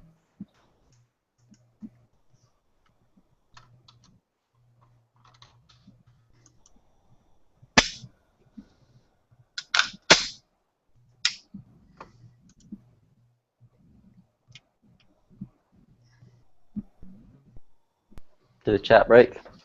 No, we just got quiet. Snap. The Ruger trigger is just that good. We were all waiting for the reset. I mean, I consider the Glock an adequate trigger, and I would consider the Ruger in the same category of adequate trigger, but as far as adequate triggers go, the Glock trigger is a little better. I think repeatability is the most important thing because you can get used to just about anything. As long as it breaks at the same point, has the same weight every time, you're good to go.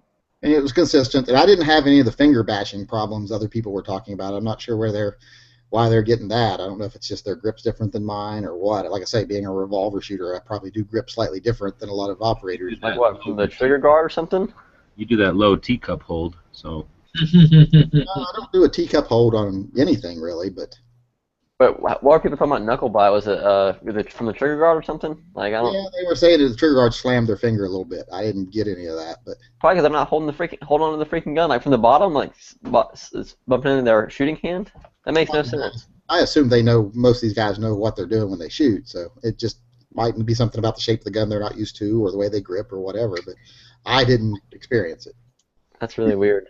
Well, when you buy every Glock and then immediately shave the bottom of the trigger guard so that your fingers are all touching each other again, then you shoot some other gun with a different size. Shave? What do you mean shave? I take the whole trigger guard off, man. Forget that. I'm saying people go in and they customize all their shit and they shoot some gun that's made for gloves or something and they're going to have a different hold. Yeah. No, I haven't messed around with my trigger guard on my Glock. I like it. I have got to shoot one that has undercuts. I did like it a little bit more, but I didn't like it enough that I want to cut up my Glock for it. Yeah, I think G-Webs is probably right. A lot of these guys that are more on the in-the-know industry side of things that have shot the Ruger American are probably more people that just transitioned over from, hey, this gun doesn't fit me as well as my custom-formed Glock frame does. Yeah. Actually, I think it was the actual frame was biting them when they were shooting. Because the frame is so squared at the back, that's what they were saying was biting their knuckle, their thumb knuckle. It wasn't biting. It kept rocking back and hitting their thumb joint. Oh, I see. How was it hitting their thumb joint? Tell them to hold on to the gun. Because it would pivot in their hand, like from recoil, and come up and hit their thumb joint knuckle. Recoil. Oh, yeah, you know what that's called? Eating more so that you don't have a bunch of The exposed. frame, not the slide. It was the frame. The recoil would jam the frame because it's squared off in the back into their thumb knuckle. It was Tim from the Military Arms Channel that I didn't get any of that. I didn't get any. It's flipping right into the meat of my hand. So and his cameraman, a guy that works with him, and then some woman. They make a video on it? I'm going to take a watch. He's got really big hands, so maybe it's because he's got huge hands. But well, I don't think the woman had really big hands. Well, they're also got to remember they all shoot together, so they probably all shoot very similar. They're always going to grip together. There's my shooting hand. There is a scar on there, but it ain't from this gun. This is from a different gun. So no damage from shooting it today. So you're saying you have a bunch of nerve damage in the place that they're saying they feel the pain. No, I don't think there's nerve damage there. I got nerve. Anyway. It's obvious he's in the pocket of Big Ruger. I got nerve damage in this hand. I can't feel the underside of this finger, but not the other hand. That's just because I had that fingertip back on. You don't need that finger. It's your offhand, right? Well, it is my offhand, but I drop stuff because of it all the time. Like if you're picking up your keys or a spoon or a fork and you can't feel your fingertip, you drop shit. That'd be tough for picking up donuts, bagels. Yep. You gotta learn to pick up strong hand and shoot with your weak hand. That is, if you're eating donuts while you're shooting. Well, don't eat donuts and shoot. That's a simple answer. Don't tell me what to fucking do. coming here telling me what to do. That's fucking un-American to not eat donuts while you're shooting. I don't even like donuts that much, but you know, bagels. Now we're talking. I've never eaten a bagel in my life, and I plan to die. Really, they're delicious, especially if you put bacon on them. To me, a bagel is a lazy pretzel maker. Like they just wouldn't go to the extra trouble of shaping it and putting salt on it. You can put salt on it, just shape different. Throw some bacon and cheese on it. Yeah, I bet you enjoy it. No, I don't like cheese on stuff. I do like. No, I don't like stuff on my pretzels. Like when you go to what's that place? Something pretzels.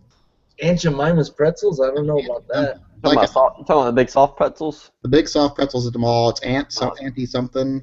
Only thing that belongs in those is salt. That's it. Yeah, that's all I put on my butter. I put butter and salt. That's all I want. I don't want jalapenos on my pretzel. I don't want cheese on my pretzel. Although I will say the cinnamon and sugar pretzels are good, but I don't really consider them pretzels anymore. They're like cookies now. Dessert. You got to understand, I come from the Midwest, and we put cheese on pretty much anything that will accept cheese. Mm-hmm. So you put cheese on everything. Which explains the rampant disease. I put cheese on just about everything except my cereal. Are you thinking about it now? I'm thinking about bacon, actually. I got a couple pounds of bacon I'm thinking about right now. What I love are the people that go, I'm going to go to the extra effort of carrying 80 rounds on me every day because my life is precious, and then I'm going to put cheese on my pickles before I eat them. Yeah, that's what's funny. Like talking to Mookie, Ben Mookie, he was like, he's doing some kind of work now for some kind of skin product or something. He's like, yeah, it's like, you know, I do this because, you know, you're more likely to die from skin cancer than you are to get into a gunfight actually. So this is what I'm doing, and that's why he was at the booth when I got to meet him. I don't know what company it was, but he was some kind of skincare product he was talking about. That's why I tell people that people always talk about is always like, always remember that what you choose to do is a preference and a personal priority, because if you have 50 magazines for your Glock but you don't have a handrail in your shower, then you're not really prepared for danger. So, Ballistic, what's this guy's name again? Ben Mookie. He works for. Then it was his first name. Okay. He works for Spikes Tactical, I believe, or at least he does a lot of stuff with them. I never did get an answer earlier. Did you say this site will be good for my 1022? Well, it sounds like even more so now. I thought it was an AR site, but I think that's just the brand name. You said it was for 22 rimfire, so it sounds like it's designed for that gun. It says AR-22 rimfire, drop zone 22 rimfire, BDC reticle, fully multi-coated lenses, target turret, side parallax focus, matte black.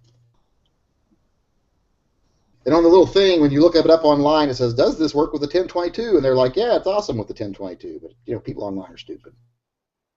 I guess the only concern would be if it's made for like an AR. The picture on the side of the box has it mounted on an AR, as you can see right there. But, you know, it's like the tactical. You paint something black, call it tactical, double the price. AR is the same thing. You know, put AR on it and people buy that shit up. But it says 22 on it, and Bushnell's a decent company. And nothing special, but nothing shit either. It was free. It was free, and it was obviously $139 because they didn't take the price tag off of it. I mean, I got Nikon scopes that cost less that I swear by. I just sold my M&P 1522. Finally. Took freaking forever. Well, if it turns out it doesn't work on my 1022, I would just have to use that as an excuse to build a 22 caliber AR. Or put it on a 50 cal and blow it up in 2 shots. Yeah. See, I think that's why I sold my M&P 1522 is just because I wasn't going to shoot it much, and plus the ammo situation with 22. And if I ever do want to shoot 22 in AR, I can just get a conversion kit. The way I see it, you would be rude if you didn't build an AR-22 because they obviously gave you a scope designed for a rifle, and it would be rude to bring up the fact that you didn't actually have that rifle. It would be more polite to just go get the rifle, and then you could enjoy the gift that they gave you. Sounds like a great reason to buy another gun. Hey, I asked everybody for gift certificates one year to a specific gun shop so I could buy a gun for myself for Christmas. and everyone got me gift certificates to that gun shop except for one person who bought a gift certificate for $100 from the wrong gun shop. So instead of telling them it was to the wrong gun shop, I had to go to that gun shop and buy a gun too, just to use that gift certificate. What a great excuse. Can't We argue just with that. finally got a new gun shop in my town. In fact, they built a new gun shop right down the street from me. It's literally like 5 minutes from me. It's right next door to my son's high school. It's an indoor range, state-of-the-art range with all the targeting crap and the moving targets that you can set it to approach you while you're firing, etc.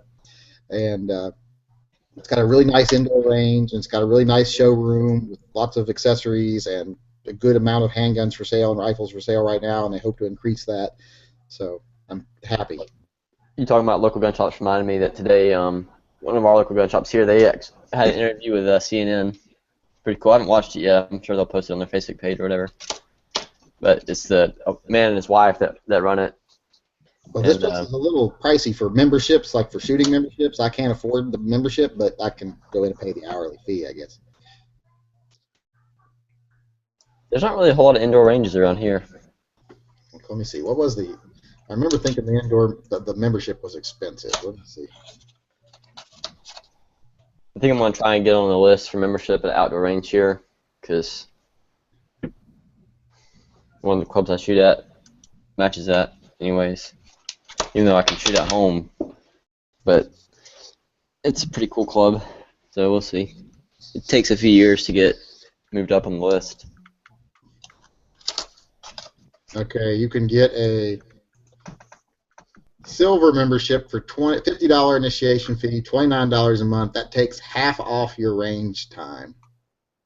You can get a gold membership, which is a $100 membership initiation fee, $50 a month, and you get free range time. Or you can get a platinum membership, which is a $1,500 initiation fee, a $200 a month membership fee, but you get free range time, access to the Platinum Lounge, which I don't think I care about that, access to the Platinum Range that are available to only Platinum members. Did you say 200 a month? 200 a month. For an On top of indoor that entry fee. range. It's like buying a car. You got your own range there. Yeah, the initiation fee is $1,500. Oh my God. There's nothing wrong with that. That way those people can go be by themselves. Yep. I mean, if you were rich, if I was rich, I'd do it. So what about that other one, 60-some though? guns in a safe. What about that other one you said, the middle one? The middle one, the gold one, which is the one if I had one, it'd probably be the only one I could afford, would be the $100 initiation fee, $50 a month, and then you get free range fees. Well, if you go 2 or 3 times a month, it's worth it.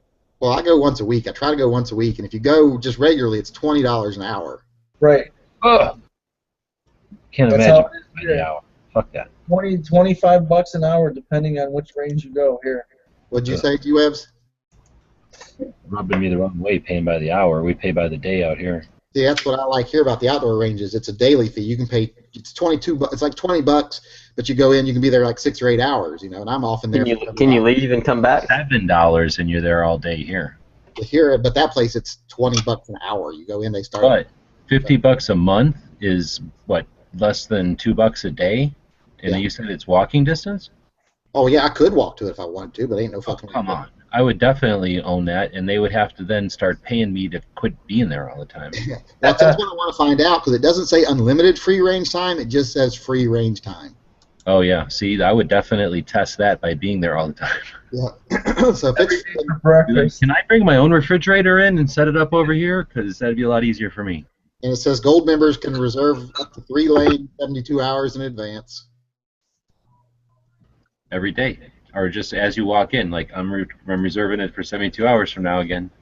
The only problem I've got, the only question I have is, I asked the guy who worked there tonight, I was like, well, what about if I bring a cameraman with me, someone to work the camera that isn't going to shoot, etc. And he's like, I don't know if they'll allow filming in here. So I got to find out about that. Yeah, a lot of the ranges here won't, because one of the ranges, some knuckleheads, they have what they call the shooting pit, where you can do just about anything. Throw a refrigerator there and just blow it up with 50 cal if you want. Long story short, they put the shit on YouTube, and the range literally got shut down for like 2-3 years. So none of the ranges around here will allow photography of any kind. So I don't know if they'll allow. I got to find out if they will allow videography in the range. Well, it's in an indoor range in a controlled environment, so I'm hoping they will. If they do, then I'll buy a membership. If not, screw it. The only range around here that I can do any video work of any kind, I have to rent the private range, which is fine because you don't want knuckleheads shooting around you, and they have a private range. It's, he charges me basically $100 an hour. I get 10 lanes, but other than that, nowhere else is going to let me do any sort of videography of the public ranges while other people are shooting. Well, I'm hopeful because I spoke to the range manager downstairs, and he said he didn't know. He'd have to ask the owner. Then I walked upstairs, and one of the employees, who I think is the owner's son, recognized me because he came up to me and goes, "How's that Chiappa working out for you?" Oh, you obviously watched my video. Any range that is smart is in competition. They're going to want people to come to their range, and then all they got to do is they know who. You just got to tell them who you are, dude. They're not going to care. So wait a second. The owner's son knew who I was because he came up and started talking to me, and then the gunsmith. Then he went in the back and got the gunsmith, and he came out because he said, the gunsmith watches all your videos.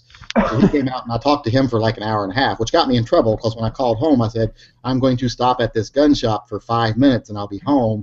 And then after talking to him for an hour and a half, I'd been there for 2 hours. So I just kind of got back here. What was the thing about the filming part that you guys are debating about? The range manager. Pornos there. He what? Range manager didn't know they allowed pornos at that range. You guys are both talking at the same time, so I couldn't tell who the deal was. Yankee, you want to tell me? The range manager is not sure they will allow filming inside their business. Gotcha. What would you want to film? Just yourself or other people? Well, it depends on who's hot. Well, that's true too. But I mean, like, was there a limitation on that? They said they couldn't film your own shooting. They didn't. He said he didn't know. He had to talk to the owner. Then I went upstairs and talked to the owner's son. The owner's son's like, I'll ask him. I'll ask him.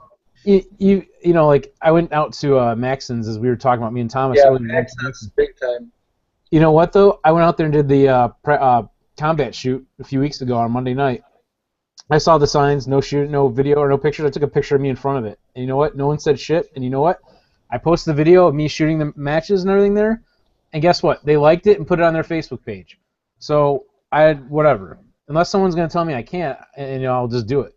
Well, I'll tell you, for a match. More strict until last year when they changed ownership last year. And True. I mean, did you see the sign? Concealed carry must remain concealed. If you draw your firearm, we will consider it a threat and treat you as such. Yes, I saw the sign there. Well, I would never go to that range again. All right, since we're a bunch of people that are on YouTube and we're using this tech, I'm going to bring it up. So I've been doing this since 2004, going into gun shops and asking them to take pictures, and then in 2009 that shifted more, well in 2010 and 11 it's turned more into videos. So I have hundreds and hundreds of pictures of dozens and dozens of shops all over the country, and I've experience and I've talked to lots of shop owners if I can take pictures there, and rarely are they, well every once in a while they're like, hell yeah, of course, no problem. Occasionally they don't care, but more often than not they have concerns about it, and it usually doesn't take much at all to just explain your situation, and then they understand. And here's why I think it's worth bringing this up, because it's easy enough for us to all go, yeah, sometimes they have policies, and this dirtbag did something that created the policy. We understand why they have the policy, and now that's life. But we do ourselves a disservice because that's going to stop us from being able to film whatever we're doing, which is just annoying. But then everybody comes after us. If we can either leave that range and leave that rule in place, built on some perception of a bad guy did something once and this is somehow a decent rule, but we all know that there's lots of sane people out there doing all kinds of good stuff with cameras, and I think that that's an important thing because it gets us out there as regular people on the internet or whatever, just in general. So if we take that as an opportunity to talk to that guy a little bit, and a challenge to each other or just for ourselves to try to get a film, if it's Yankee just getting video of himself, or if it's you guys taking a video of a match like that, and like Rick said, you can they can understand that there's some advantage to that, and it can bring people in, and they can maybe even keep the rule, but at least be open to the fact that there's people out there that are using cameras for good. I find that I see the same kind of thing at gun shops and gun shows because they're concerned that picture is going to be used maybe in the local news against them or something, and those kind of things are tough. If we leave those kind of things in place, then we're always going to be in the shadows. We're never going to really have pictures out there. They're also One of the things worried I've too. always tried to do is get those pictures out there so people see that gun shops are interesting, cool places to go check out stuff. They're not creepy, dark places full of Nazi shit and weirdos.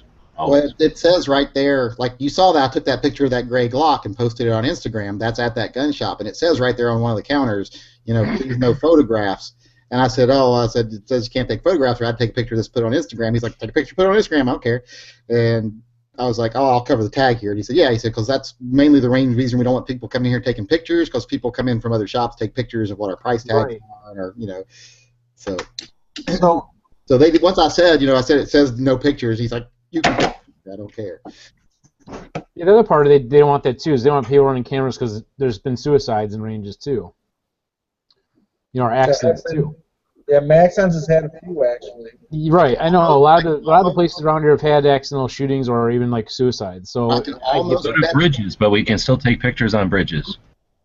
By the way, you guys, if you're on Facebook, I can almost bet you every person that films themselves committing suicide is not going to spend a lot of time posting it to social media afterwards. hey, if you guys are on Facebook, go over to my tier marksmanship team and give them a like if you wouldn't mind.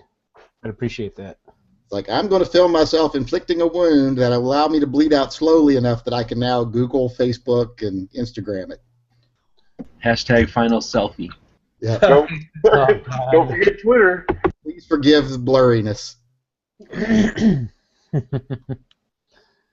My favorite hashtag is hashtag SigSugar. I got one of my favorite hashtags is I was putting in a hashtag for the Glock tonight, and what popped up first, Glock envy. Glock envy. That's how I used it. I always get freaking Glockenspiel. Yeah. Oh, it drives me crazy. Yeah, I get that every time I try to type Glock or it changes. I took that word out of my dictionary on my phone actually, so it would stop. It did so much.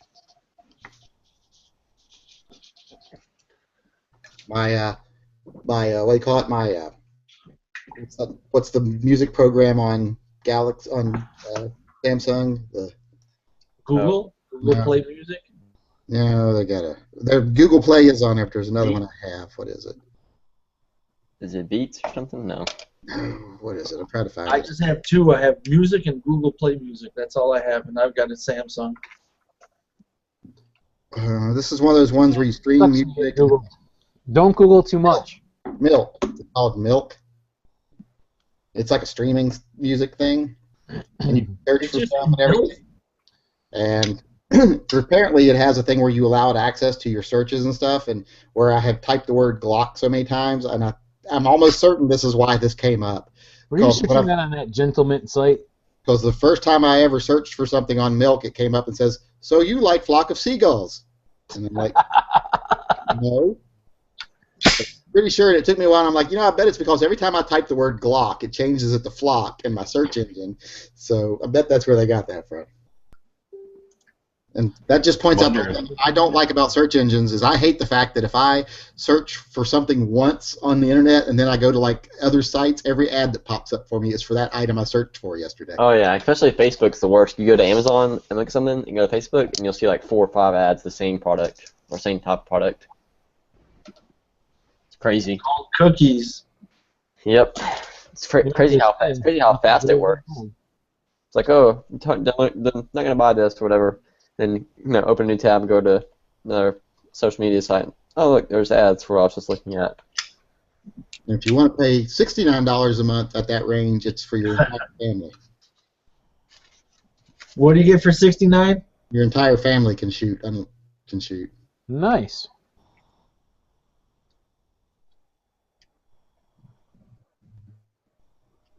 Rick, you said you live in where? Bloomingdale or Bolingbrook or what was it? I'm in Downers Grove. Oh wait, I'm in Downers Grove, but the new range is coming to Bolingbrook. That's the 355. Correct. Yeah. So when are they opening? A couple months? No, they were supposed to be opened a while ago, but I don't know now. I think there was supposed to be a chance they were going to open up before SHOT, but I think, judging by what I saw not too long ago, and what he kind of said, it sounds like grand opening will be sometime after SHOT Show. Got it. But they're getting pretty close. When I was there, I mean, they were doing interior drywall and stuff like that, and painting, and they were flying along. So that was a couple weeks ago. I'm not sure. It's looking pretty nice. In fact, you showed me I took a picture of it. The 2 marks on the bullet trap or backstop, I guess, from the first 2 shots fired in the range. You know, it's kind of cool. It's not finished, but they just tested it out for fun. Took a couple shots at it. You know. Well, because you have a range, you have to use it. I mean, that's the law. You got to use it if you got it. Right. So it's pretty neat. I mean, I like that. Even I get included in that whole process of getting to watch this place from when it was just an empty lot, literally, to being a erected building, and then getting to see like all the steps that are involved with like pouring the concrete and putting the backstop in, and just seeing all the stuff that the general public doesn't get to see. It was really cool. Well, they put most of that on their Facebook page. Well, he did take a lot of pictures, but there's a lot of stuff he hasn't, like the interior of it. He didn't put pictures. Sure. He wanted to wait until it was kind of like further along before doing that. But I got to see all that stuff, and once it's done, then I can incorporate that into my video and get the video put up and stuff for him. You know, I want to do. It's just something I want to do as my own project. You know. And excuse me. And I've had like I think over 1,000 views on that, but you know, no one else was covering that. And I heard about range coming like a year ahead of time, and I wanted to find out who owns it, who's building it. Couldn't find out anything. So finally Pete popped up on Illinois Carry Forum, and I went in there and I said, hey, I've got this YouTube channel. I'm just a small guy. I'm not a production, TV production or anything. I just want to, maybe do an interview with you for my channel and just for fun because I'm into guns and everything. And he was like, yeah, hell yeah. And he was like, no big deal, let's do it. So I came out, did a little video. It was kind of the worst interview I did, but we had fun and gotten better since. I like to think anyway, and so forth. But yeah, it's been good. It's kind of neat to see some of the back end stuff, like when vendors come out to deal with him and everything, and I get to check out guns that they're trying to carry and sell them and all that kind of stuff, and get to know the reps and all that. So that was a really cool experience for me. Getting to know the reps might open a whole bunch of doors for you. It might. You never know. Everybody's in bed with everybody, and I can't say too many details about that, but I've learned a lot of things just recently through one of my contacts and through some of my other interactions with different people, and it's a pretty cool industry. It's a lot of fun. It might be tough to make money in it, though. I don't know. It's fucking difficult. It is. I mean, think about it. How much do you have to sell a firearm for when you've got a brick and mortar overhead? Well, I mean, even the manufacturing end and all that stuff, it might be difficult for me to get started in a position of making decent money. I don't know. I'm still exploring my options. What are your career goals there? I mean, what are you thinking? You're thinking of what? Doing custom guns? Are you thinking of? I mean, it all depends what you're doing. I mean, think about it. You custom 1911, $2,000-$3,000. You're making money there, but you don't wake up one day and say, hey, I'm going to be a custom gun maker and charge $2,000-$3,000. You build your way from there. So I don't know yet for sure. I'm still figuring this out if it's something I want to pursue or not. And I was looking at more or less like working for a company doing like machining and that kind of stuff, but I don't know. Krebs up there? I haven't talked to them. I don't think they're that close to me directly. Even like Double Dog Arms, I've talked with them a little bit, but they want someone with experience. Like Fox Lake or some shit. Devil Dog, I think, is in Wakanda. No, which is Lake Zurich. Fox Lake. Devil Dog is Lake Zurich. Devil Dog is Lake Zurich. Krebs is in Wakanda. Right. So there's that. That's a long haul for you. That's a couple hours one way. Yeah, I don't know Wakanda or not, but like for me to go to Lake Zurich, it's about an hour ride, unless you're getting heavy traffic. But I'd consider that to work with them, possibly. But I don't know. I've talked with the owner, with one of the partners of that company before. I've made some other contacts in the industry. I've had to let some of those contacts go because of recent outside circumstances with other people. It's just it's an interesting industry, and I've learned my lesson about some things with it recently. About who you should be involved with and who you shouldn't, and in what context. And the relationship between the two. Exactly.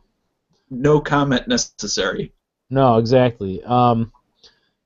It was ironic. I could say this ironically. It was someone else I was talking to recently, who's a young lady who has a lot of people in the industry that she deals with, and she commented to me that she's like she doesn't date anybody that has anything to do with the industry. And I said, that's good, because I wasn't serious about wanting to date you anyway. I was just messing with her. Which is kind of mean, but whatever. Not a big fan anyway, so.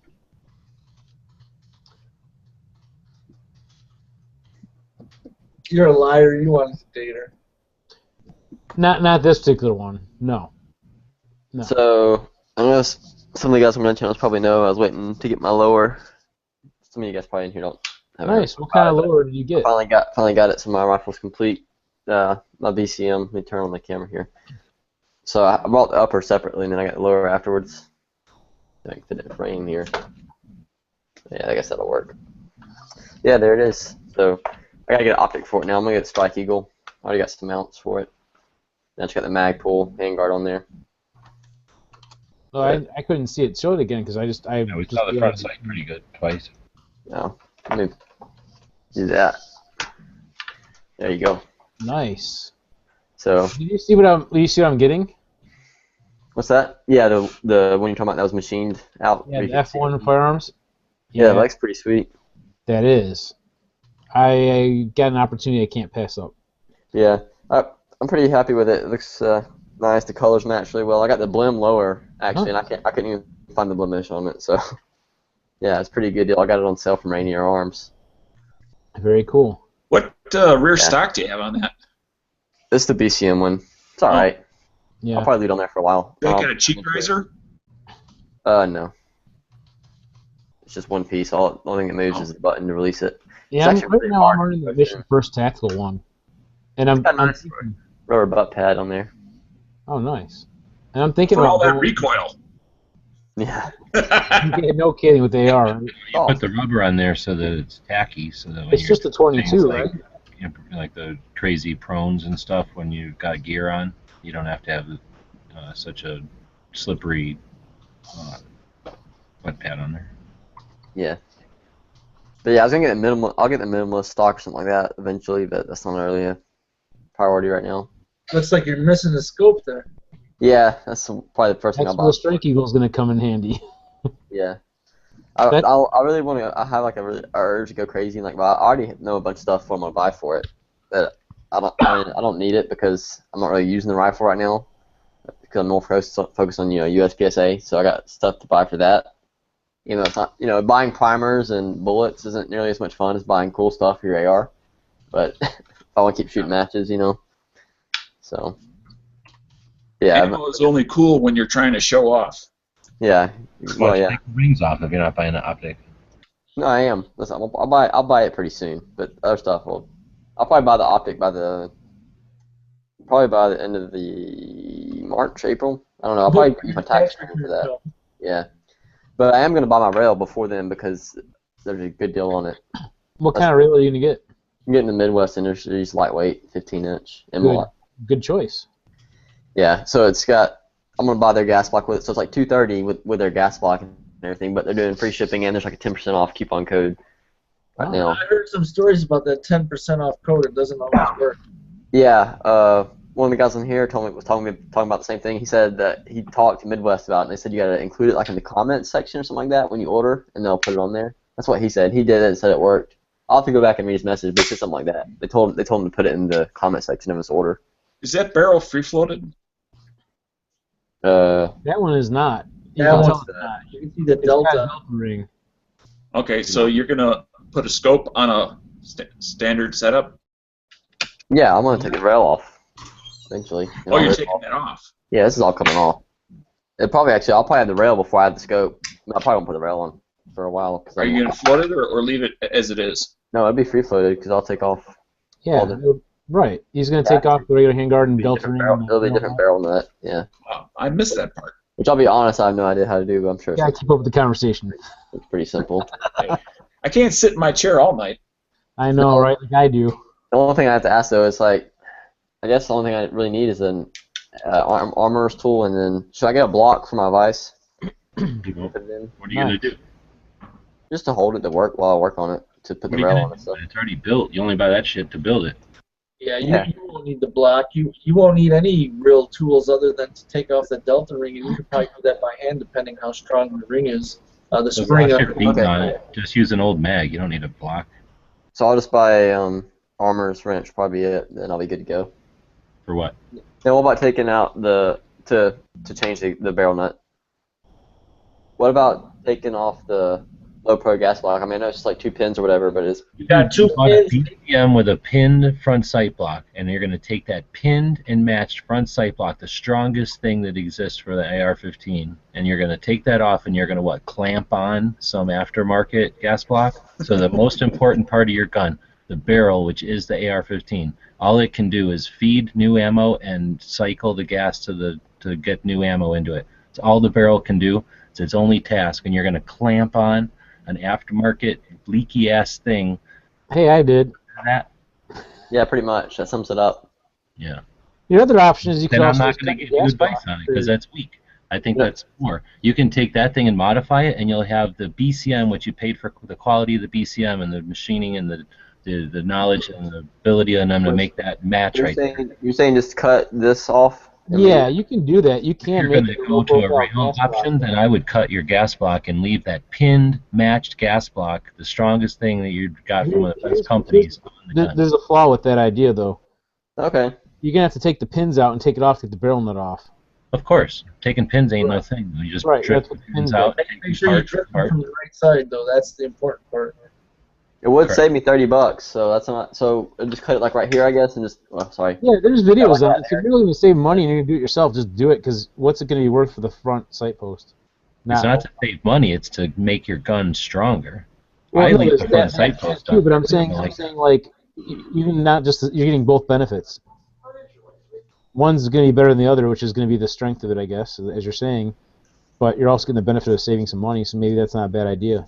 I bought There's gas a blocks. disadvantage, and that can be that if it's a proprietary rail, it might not work with just a modified standard front sight block. Well, the gas block they sell with it. It's just a 3/4 inch. Is what they advertise. So I guess that's the height. You can get those pretty low profile when you machine it down, I'm sure, because the gas, even the low profile gas blocks, like I have a slimline rail and it'll fit with a, and that's got to be thinner than that.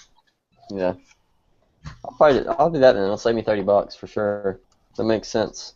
Yeah, Didn't because think about even if you were looking at trying to reuse that thing, And so what? And a big deal if it doesn't fit. Oh well, I'm out of a stock A2 front side. I can just buy the other gas block, but it should fit. It'll fit. You can machine those things down. I mean, I did it with a Dremel and a polishing sander. Well, just be that part right there in the middle. The only thing. You gotta leave that part in the middle, and so all I did was shape it around that.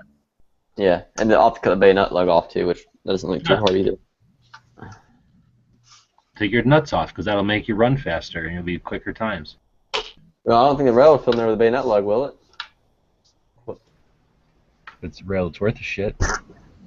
I say leave it as is. If you're gonna try and do any kind of barrel modification, yeah. No, I bought the gun as a competition rifle. That's why I'm. You are building a competition rifle, or you're Not an not? option. If I want, yeah, I am. If I wanted a stock AR, then I wouldn't do anything right now. I'd leave it like Because it you is. know what? When I started out doing it, I was using my red dot and my regular like MOE handguard, similar like what you got on there now, with just the regular MOE, whatever. Yeah. And the Yeah, A2 honestly, front sight. I could do that for a while, but this thing would drive me freaking crazy. You know, I'd probably cut it off anyways. Like it Yeah, I is now. put a flip up one on there. I bought a Yankee Hill one that was flip up front gas block / sight. You know, when I was using my standard A-post front sight to compete in a 750-yard long-range match against a bunch of people with optics that cost more than my whole rifle, and I held my own, I was real satisfied at the end of all that. If I needed to gouge the throat out of some communist with my front sight, I could do so, and I could just brush his guts off of my front sight, and I could keep going. Your Well, little that's flip. good for you. I like your thinking. What does it look like now when with the A2 front sight, the optic? If you put an optic on there with it, does it usually? Can you see? I mean, obviously it blocks it pretty bad, right? It doesn't aversion to seeing the front post, Ballistic. So you see a front post is sticking out there. So what? Hold a pair of binoculars to your head, like if you're looking through them, and then hold your thumb up like you're the Fonz, and then see if you can see your thumb or not. You've looked through optics before. You don't see things that are right next to the optic. Right. That's what I'm saying. It's not. I'm asking the A2 front sight. It's not big enough to you pick up on. I mean. Correct. It would You're just. looking at your crosshairs. You're not looking at the front sight. Well, you wouldn't even pick it up. It would be focused so far into the front sight. Like a very, very slight blur. You won't even see it. Yeah. Anyways, yeah, I'll do that, and then I'm gonna get a CMC flat trigger. They're pretty inexpensive, and I'll probably be able to get eventually after I do all that. Why don't you like Geisley? Yeah, they're expensive, and I've shot the CMC one, and for what I really liked it. I didn't even know it was a CMC one. And I was shooting it, and I was like, man, this trigger's really nice. I'm like, what is this? And it's like, it's a CMC flat 3.5. I'm like, really? I'm like, that's exactly what I was looking at getting. I'm like, this makes me want it even more now. So it's like half the price of the Geisley, I think. Or not a half, probably like a third less. But the trigger on this one's pretty good. Like the mil-spec, I mean, it's heavy, but it's actually surprisingly crisp. Like it wasn't as bad as I thought it'd be compared to some. Let me see, I did it this way. Compared to some ARs I've shot. So I mean, it's pretty smooth actually. After 400 or 500 rounds, you probably would not mind it. Yeah, it'll be fine for a while. That's what I'm saying. Like, I'll probably shoot some matches with it stock one anyways, because I'm not that worried about paying. I'm not all super excited to go out and buy a trigger for over $100. You've shot the nice triggers though, right? I haven't shot the Geisley ones. You have not shot a Geisley yet? Or one of the fancier ones? I might have. I don't know. I may have without knowing. Have you ever heard me talk about triggers or like I upgrade anything on an AR and I recognize how awesome a nice trigger is? Like, holy moly, they turn it into a machine gun. I mean, I'm afraid to talk about them too much because like Bloomberg will figure out that they're making them so nice that they're like machine guns. I mean, their things are freaking fast. Well, have you seen like the velocity trigger, the 3-pound trigger like I got? I haven't looked at triggers. I don't like them, but I have picked up like Fisher's Geisley, and he has that flat 1911 style. I don't know which one it is. It's not the SSA, because that's everybody I know shoots SSAs, and they're fast. Is it super dynamic 3-gun? Yeah, that 3-gun one probably. Yeah, that is nice. It is like you can really. It's like picking up a banjo and a guitar. They are different tools. Make it sing. So anyway, I'm just saying, if you haven't shot one of them for 3-gun, I would definitely try one before you worry about the price. I am cheap and not a very, I would say, not familiar enough with ARs to know much about the intricacies of them, but even I broke down and bought a good trigger for the AR I'm building. I didn't buy their best one, but I bought like their second from the worst one. What'd you get, the Geisley? Yes, I got their the one I think they call it the super semi-automatic, or something like that. No, the SSA. It's not that it's good or bad. It's one of them is flat like a 1911 and comes straight back. The one you have is a little bit more to the geometry or the trigonometry, whatever you call it, of a standard trigger, but enhanced. So instead of it's a crisp military trigger without being all gooped up. So they're different, is what I'm saying. They're not one's better than the other. They're just for different purposes. You wouldn't want that 3-gun trigger in a regular gun. It's like touch it 3 or 4 times and it's shooting like 6 rounds. It's awesome. It's the flat faced, yeah. Yeah, and they barely wiggle. It's like having a little tiny stiff hair there that you just tickle it and. They have two. They have super dynamic and they have super 3-gun. It's the wrong name I gave you. It is. I'm looking at my receipt here. It is the SD-C trigger. SD/C? Okay, yeah. Super Dynamic Combat. So then the one they have, very similar to that, is a Super Dynamic 3-gun. It looks like it has an extra spring, like a spring set different on it. Let me put my screen share on. But it's freaking $260. I think mine was let me look at the receipt here. $230? $230. Yeah, that's how much they are on Geisley. So I don't know if you can see this, U-Ups. Am I coming up on screen? Yeah, should be. This is. I'm guessing this is the one you shot. The. Oh, I don't even know, dude. The one I shot was Steve's like years ago. I just know that he shot the more flat one. So it has that spring on the back and like pushes the trigger back into your finger almost. Probably like that's probably why it's so super fast. Probably almost like a bump fire thing almost. It's not that it's trying to be gimmicky. It's just that they want fast guns because they like to throw 2 rounds every time, and their guns are flat. Their guns with those brakes on them don't rise, so there's no need for them to wait for the muzzle to come back down. So they can launch 2, and these guys you've seen them. They're super fast, so they just want machines that can keep up with them, and that's what these do. So I just found it amazing that there's such a difference. It's like I say, driving a pickup truck or driving a sports car. They're both vehicles, but wow, they're drastically different shooting. There's the other one they have. They have the super dynamic, and they have another one down here, super 3-gun. I wonder what the difference is. Probably cheaper. If you go to the right store, they'll have a bunch of different triggers in those little setup, like, what do they call them? The little rigs, so that they're There's all a stand at the store, and they have like these samples. You can actually pull the trigger. You can test them all next to each other, and that's super effective. Where is that at? Like a gun store usually do that? Just a better store. It's something that Geisley sells. It's like a little aluminum bracket that they can set up the trigger in and put it on the table for you, so then you can just keep clicking it and clicking it. It's just like a little tiny piece of a receiver that they make that a store that sells enough of them will buy and have there. It's like a plastic display that holds the triggers in place. I'm sure when I get into the competing game with my rifle, I'm sure I can just ask around. I'm sure I can find somebody.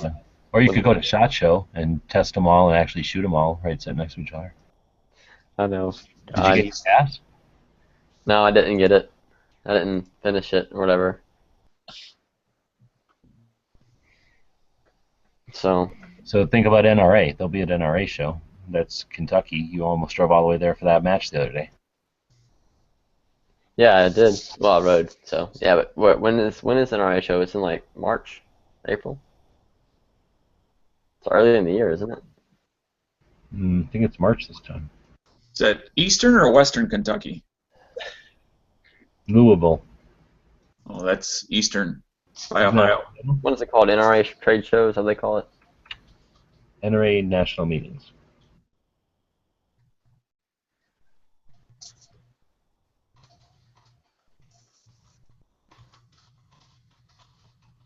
It was in April last year. Let's see. I think it's in March this time, though. Because it did seem weird. May 20th and 22nd. Oh, May, okay.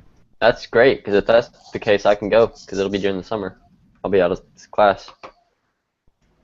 It's like they scheduled it just for you.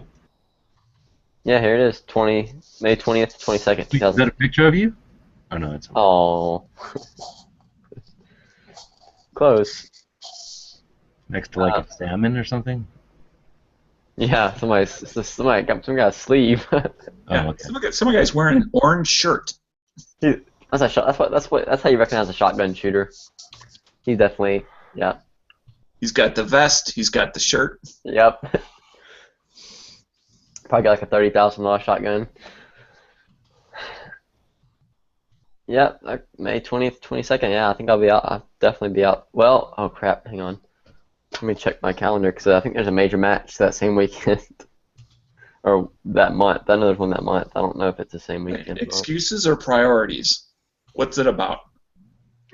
Depends on which match it is. Oh no, we're good. Oh no, crap. No, it's April. Okay, good. No, I'm good. Oh wait, shoot. No, that's the Mississippi State match. But I don't know if I'm going to that or not. It's kind of far. I'm not going to go unless I can get somebody to go with. Probably a higher chance of me going to the NRA show than I would to that match. I was going to shoot the South Carolina State match. This freaking thing filled up within like 2 hours if they opened the registration. I wonder why they don't do some kind of matches at the NRA convention. That'd be awesome. It'd pull a lot more people. Probably pull some people in. Coincide with it. Maybe because everybody's going to be in there selling their sponsorship products. Liability. True. Liability. It's the NRA. Crying out loud. Yeah.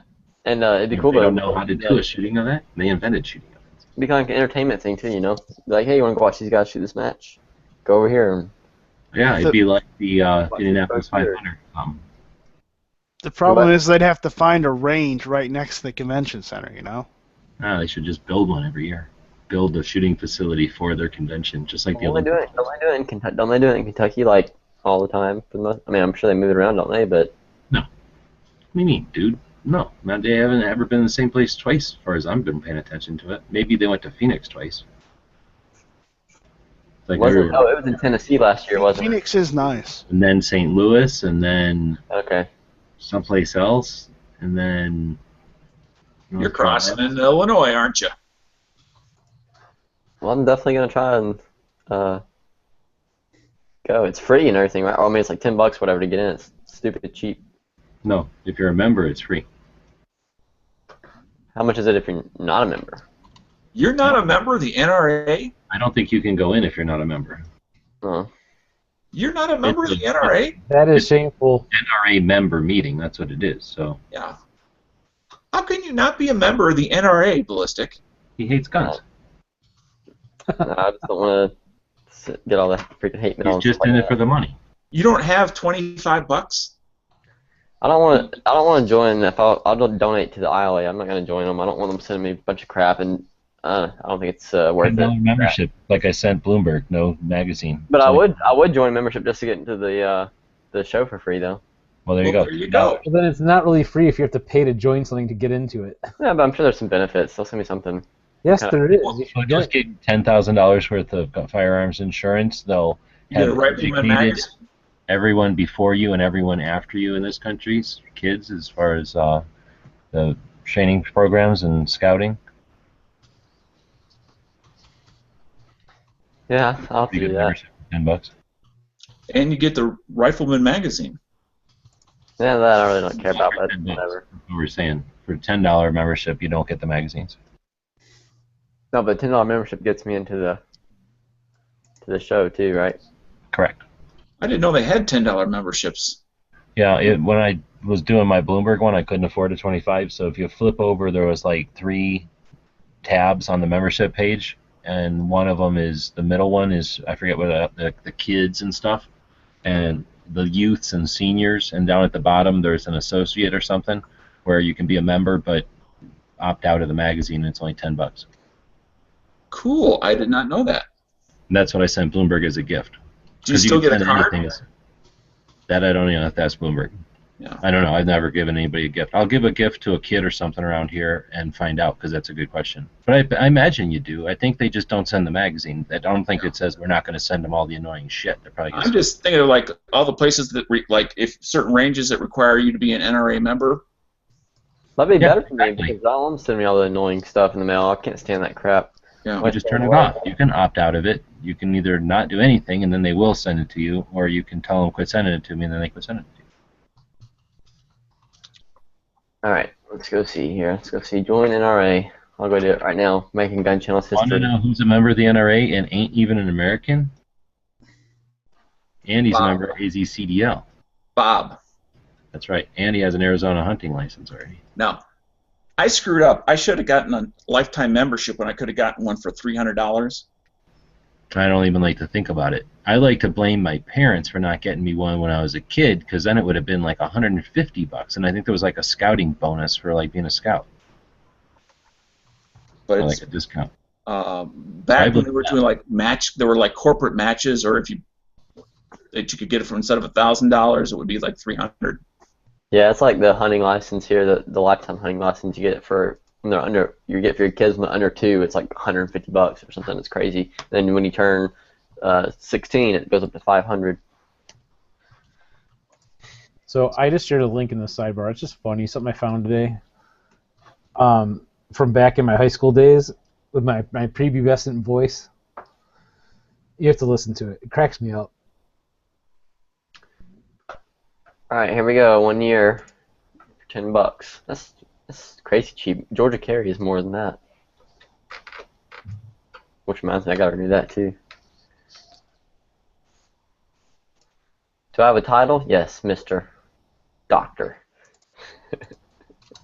Like there's something wrong. They don't have smelter on here. Yeah, smelter.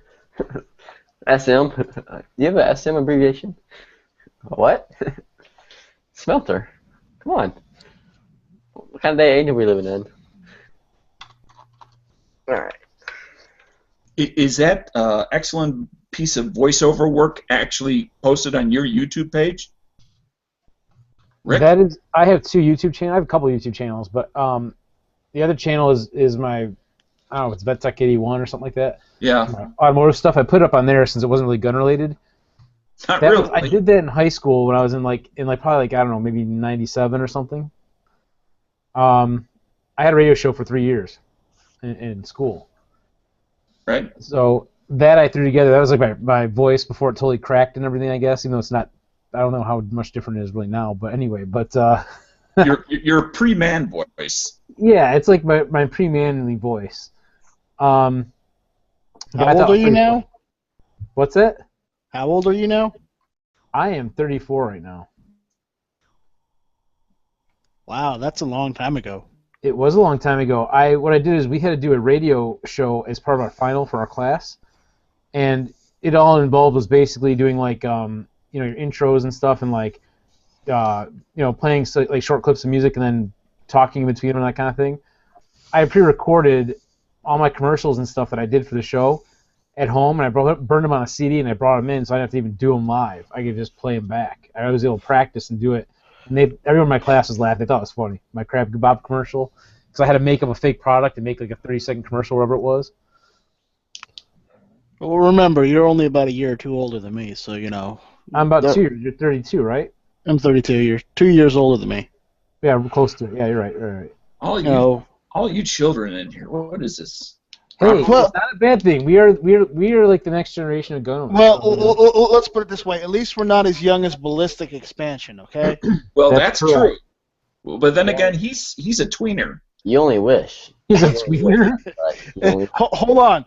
And at least we're not some little Canadian kid named Tyler who's not even old enough to own a gun in his own country. Oh, God, yeah. I don't mind if young people are thinking about their future Second Amendment rights. I'm not going to ridicule them because of their age. They don't have a Second Amendment. But they don't have a Second Amendment in Canada. But they wish they did. So let's... No, I know. We can't knock them. I appreciate the young guys out there. I'm not knocking him. He can wish he has a Second Amendment. No, just shut up. Let's stick to not mocking him because of his desire to be involved in a rights in gun rights. Let's stick to mocking him because he's silly and an idiot. I agree. I agree with you on that. And he drops his I agree. airsoft revolver on him all the time. You can't fault him for being a young kid wanting to get into gun stuff. And you can't fault him for being an idiot because he's 15. All 15-year-olds are idiots. Believe me, I had one who is now a 17-year-old idiot. I was an idiot when I was 15. So when was this person in the chat? He's been in the chat a lot of times. Tyler, he's a kid. Yeah. He's the one with the maple leaf and the AR-15 logo. He doesn't come across that bad. I mean, he's way better than Ballistic over here. Oh, all right. Oh, wow. Tolerable. Well, he's kind of like Ballistic without the whole androgynous thing. Yeah. I mean, just look at those I don't understand big words. I don't either. Bigwords.com. We gotta look it up. We're talking about your girly arms. Talking about what? Girly arms and your grandma glasses. Oh. Hey, you know what? This month I gotta call my optometrist and make sure, but I think I'm eligible. Well, here's the one question that I do recommend that you ask your optometrist this time when you go in, and it's a simple question which will save you a lot of embarrassment in the future. Say, which side of the wall is men's frames and which side of the wall is women's frames? In the market, we call those things BC glasses, birth control. I've already picked some out. And believe me, I speak from experience because I've been to the optometrist before and go, I think these look good on me, and have the lady that works there go, those are the ladies' frames. Over the other side. I believe it. I will say that I've done the same thing. I picked them up. I've never ordered a pair like that. I'm like, oh, these look nice, and I put them on. I'm like, wait, these aren't men's. But I already ordered mine last time I was there. because I got a wide forehead. We got a wide face. So. I'm gonna try some without the borders around them, whatever. The frameless lenses. It's just. I'm going next, so I don't have to see the frame. Yeah, and that way too, they have like the flexible arms on them, so when I'm wearing ear protection crap, it won't pushing inside my forehead and freaking give me a headache. When people look at my picture, like the one I've got right here, they're like, "Oh, you've got your eyes are awful close set." I'm like, "Nope, my eyes are perfectly set. It's just that my head is very wide." Yeah. When I go in and buy glasses, I can never buy the ones on the shelf because they'll try them on me. They're like, well, "These don't fit. These don't fit. These don't fit. We'll have to order." Bye, Dano. And he left. I'm like a 52 by 17 or whatever for the size. I don't know. With that picture, Yankee, I thought you were trying to do the whole cross-eyed thing. Nope. That's just my smile. Yeah, it does look like you have a little bit of a lazy eye. It does a little bit. I have a pleasant smile. That's just my smile. Yeah, but he's talking about your eyes. I smile with my eyes. You can tell by looking at the picture, I'm a cheerful person. Yes, let's go with that. Yeah, thank you. Very, very cheerful. You looked out your peephole and saw that looking in, the first thing you'd think is, I'm going to open the door because there's a very pleasant person standing outside. No, first thing That's not what I'd be. Not what I'd think. I would tell my brother, go get my rifle. Why bother? Just get your pistol. That's all you need. That's just true. Well, Yeah, no. if my people and saw that mug, I'd be going, "What the hell is Yankee doing in here in the ghetto?" I can't. I can't get my pistol because all his pistols are bigger than mine. Gunshots or fireworks? All right, let's see here. From my house to Louisville, Kentucky, where the walk into a gunsmith's where the show is at for NRA, it's 432 miles. That's not bad. If I can get somebody to go with me, I'll be able to go. No problem. I'll probably get my friend to go with me. Connor from Young Guns.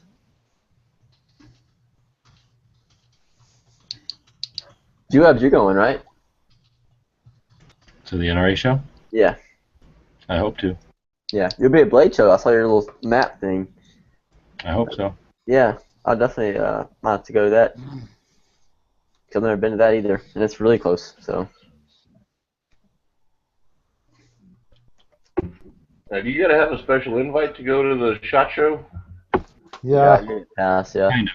If you want to go as media, you have to apply for a media registration, which is earlier in the year. But if you want to just attend the show, you can be a member of NSSF, or you can be like a gun shop that sends employees, or a manufacturer that would send people, or law enforcement will go. Maybe so there's lots and lots of people that get in. It's not that it's restrictive; it's a very large show. It's just that it's industry only, so they'll. It's more than just buying a ticket and walking in. Wait, so if you're law enforcement, you can go you just tell them hey, I'm law enforcement.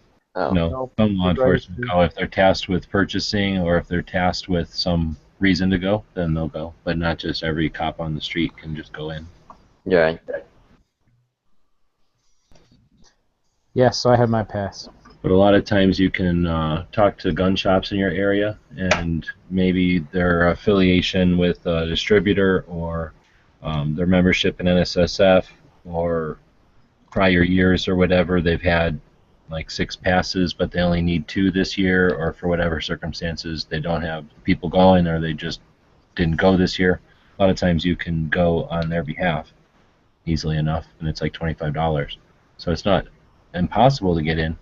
As a regular person without any agenda there, it's interesting, and I suppose it would be fun, but I think it would be more fun to go to NRA only because there's less other stuff going on that would be tedious and boring, kind of. You have to walk past a hell of a lot of manufacturers from Taiwan who make nylon or thread or plastic pieces for something, or like a machine that does some weird obscure shit, or like the bulbs for something. There's all these people at SHOT that you don't realize are there, well, that are in the industry, but you got to walk past them every time you want to go from like the NAA booth over to the Glock booth or something, where at NRA it's in a building about the third of the size or less, and all the good stuff is right there, and you don't have to like walk all the hell over everywhere looking. Yeah, the main attraction for me going to SHOT Show would be like just to see the new products and take pictures, and then to meet people. And mainly just to meet people. I can look at pictures of the new products on the internet, but still.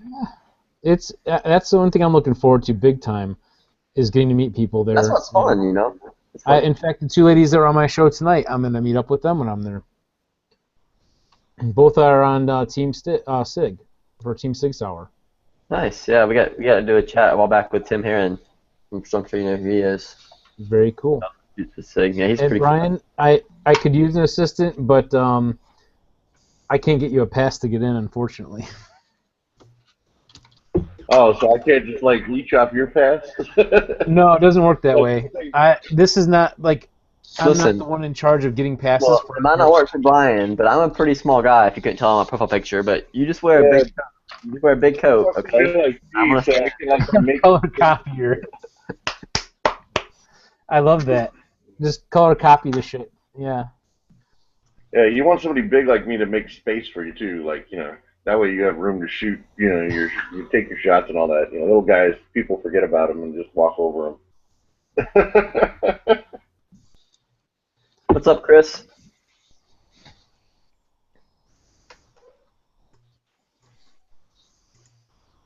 I guess he's just gonna come in and not talk.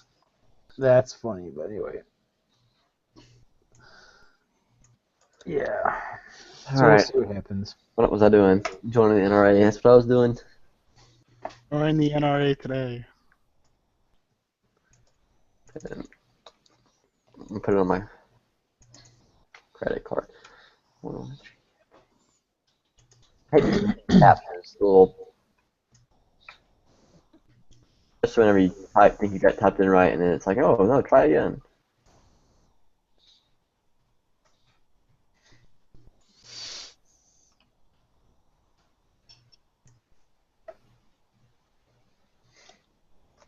That's it. I'm a member. Woo! Yay! So Congratulations. you're a part of the problem. My friend Todd will be very proud. It says your online membership will be processed. The NRA? Yeah. Oh, so I assume that means you found your mother's credit card? Took some searching, but I did. Thankfully. The $10 was pretty rough. You mean my dad's credit card? My mom's credit card? Yeah, right. You can get my dad's credit card. Freaking limit on that thing. Right. Alright. You will receive your official NRA membership credentials in the mail within the next few weeks. Yay! Oh, I get a card. Wow, not bad. So what? So no, here, what am I actually? How they use my $10? Because they're obviously having to pay for the postage and the card to be made. So I guess I'm like giving them like $5 probably when it's all said and done.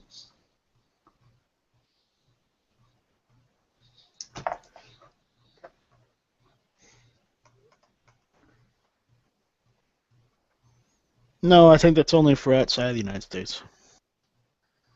What's that?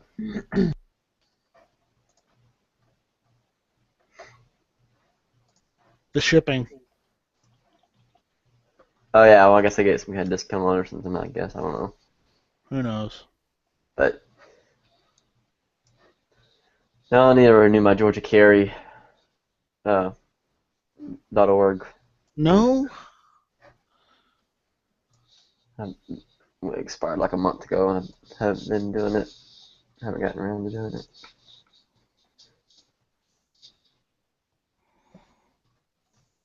Thinking about doing that trust deal with Florida Carry. You guys know Sean talks about all the time. If you join Florida Carry for $100, you get a NFA trust and a year membership to Florida Carry.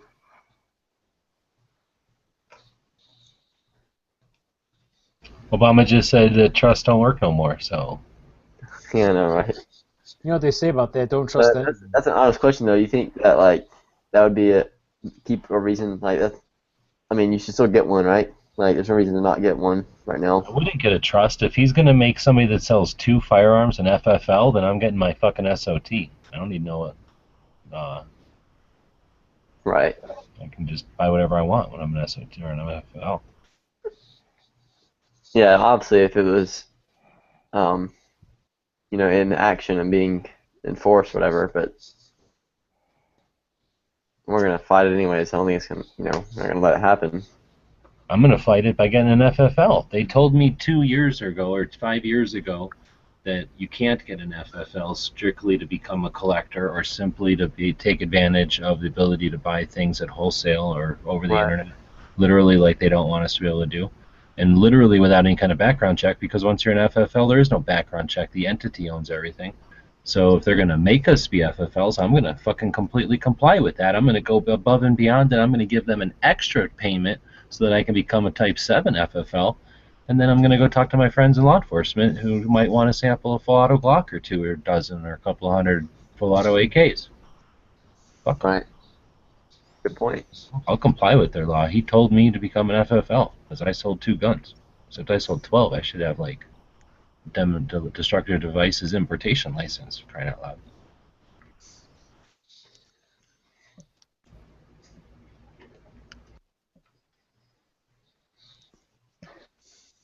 So if you're saying it, but like in my position, seriously, like would you get trashed right now at all? Yeah, all they did is fuck with it. They didn't fuck with anything really anyway. They're just going to try to. And all they're going to do is make it so that you don't have to do law enforcement sign-off anymore, and everybody has to do the federal background check, which they would basically, because of their own system, they just didn't do before. But you would have done if you did it without a trust. It would be the same background check. It's not like they're doing anything different. They're just applying a background check where they legally shouldn't. And then, I mean, you can pass a background check, obviously, so that's no big thing. Right. So anyway, putting it on a trust means like when somebody comes out there to visit, then you can say, I don't know, have your trust written in a way that says when there's an addendum, I don't know how it legally works, but you say like when there's a piece of paper D attached to the end, that person has the ability to use it for the next 15 hours or 12 hours or 8 hours or something. Yeah, and you can add beneficiaries. That's the main reason I was going to do it, so that way if something ever happened to me or whatever, you know. That way you can go take a crap and not have to worry about your NFA firearm being left unattended at the range or in your car or at your house even, for crying out loud. But anyway, so that's the advantage there, and then, I don't know, there's probably other advantages too. The only really NFA stuff I'm interested in, that I'd be seriously interested in would be like short-barreled rifles and shotguns and stuff, and suppressors, and full autos if I could afford it, but not, I mean, not right now.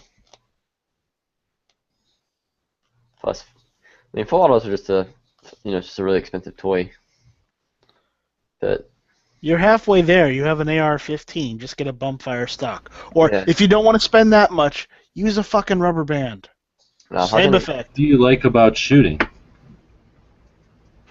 The adrenaline, probably. I don't know. Involved with having to, I mean, is it the accuracy and the skill of getting that projectile to after you're running or moving and coming to an abrupt stop, having to get that projectile into a specific place, right? I mean, some people don't like that. Some people like other aspects of it, and that's just something they deal with. But if that's the part you like, then I would suggest opening your mind to full auto, because that opens up a whole other realm of games, or shoots, sports, whatever, that are super enjoyable. But the problem is the cheapest full auto gun is like $9,000. It's a 9mm. That's not even true. It's not even true. Cheapest full auto gun costs almost nothing, however much it costs you to build an AR. Yeah, all it's you have like to you do like is have a $150 SOT and a tax stamp. You like a MAC-10 or whatever for like $1,000, right, or $2,000. No, I'm saying you could become an SOT and do build-ups for local law enforcement, and if you were seriously into gaming and running things the same way you might help somebody with a trigger, you can just get the SOT for $150 or whatever, or 300 or whatever it is, and then build guns for law enforcement if they need them, and then it costs you nothing. It costs you however much it costs you to build a gun and then make it full auto, because we all know making a full auto is like the price of a screw or something. It costs nothing to make a gun full auto.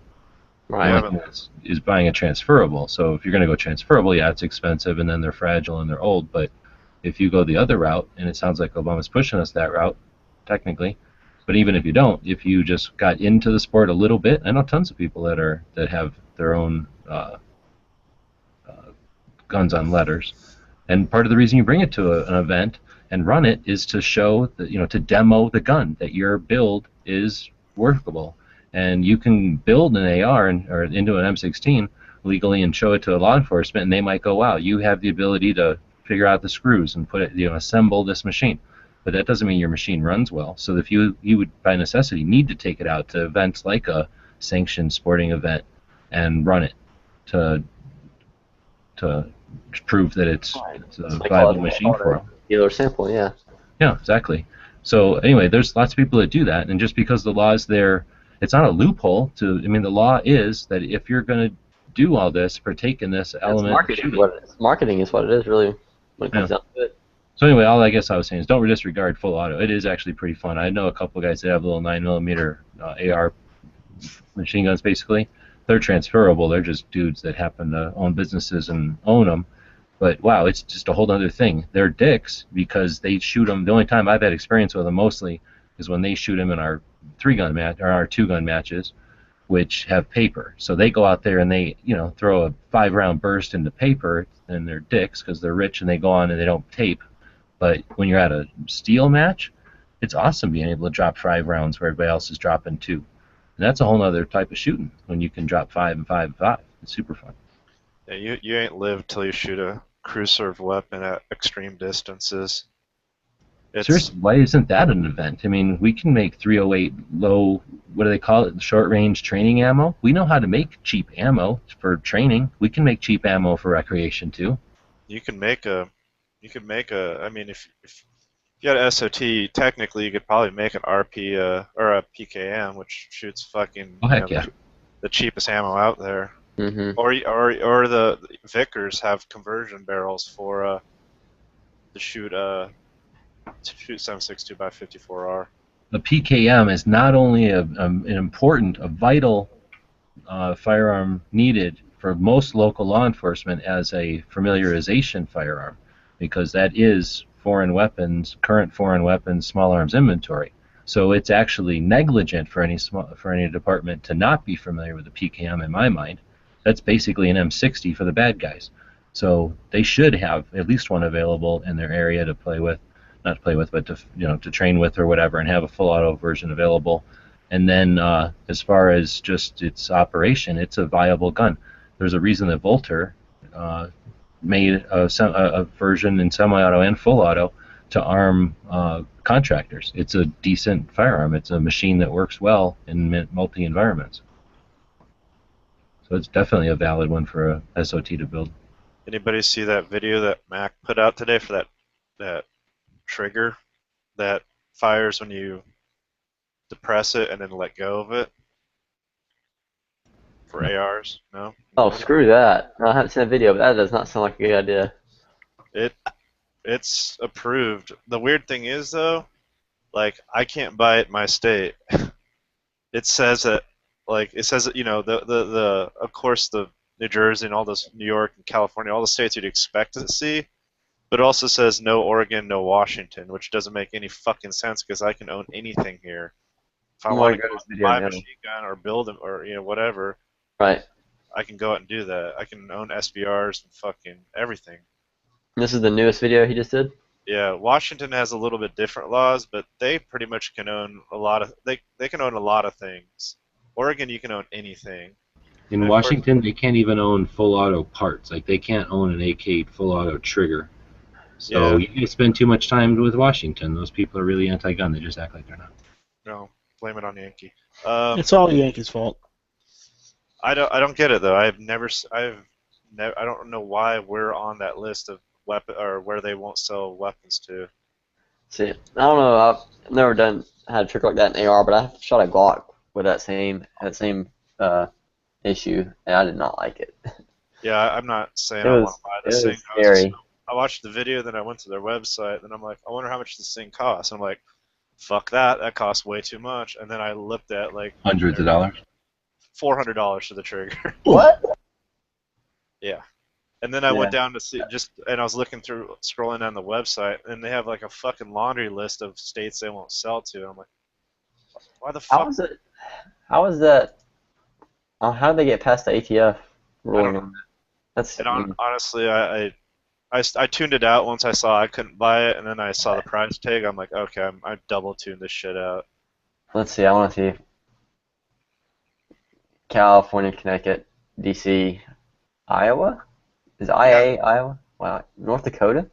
Yeah, there's weird states on there that don't make any sense. New York, Oregon, or Washington. Wow.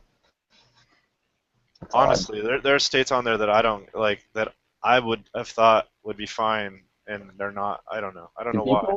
Do people live in North Dakota? Prairie dogs.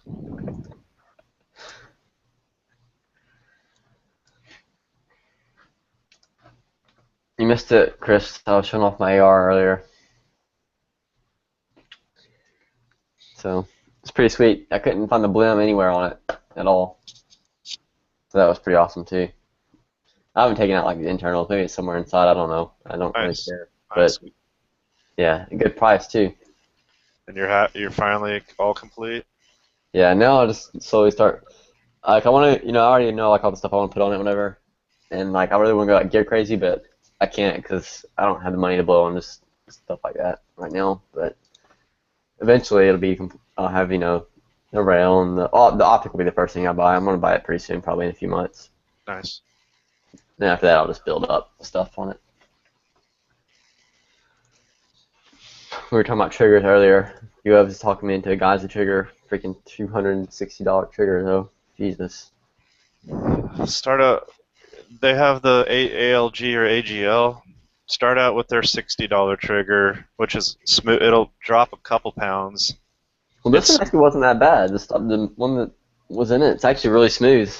Yeah, well then just save your pennies, man. Yeah, I'm just gonna shoot this one for a while and then eventually I'll change it. But it's not light, but it's not like my friend's lower that I borrowed for a while to shoot my upper. His was way worse. It was so gritty.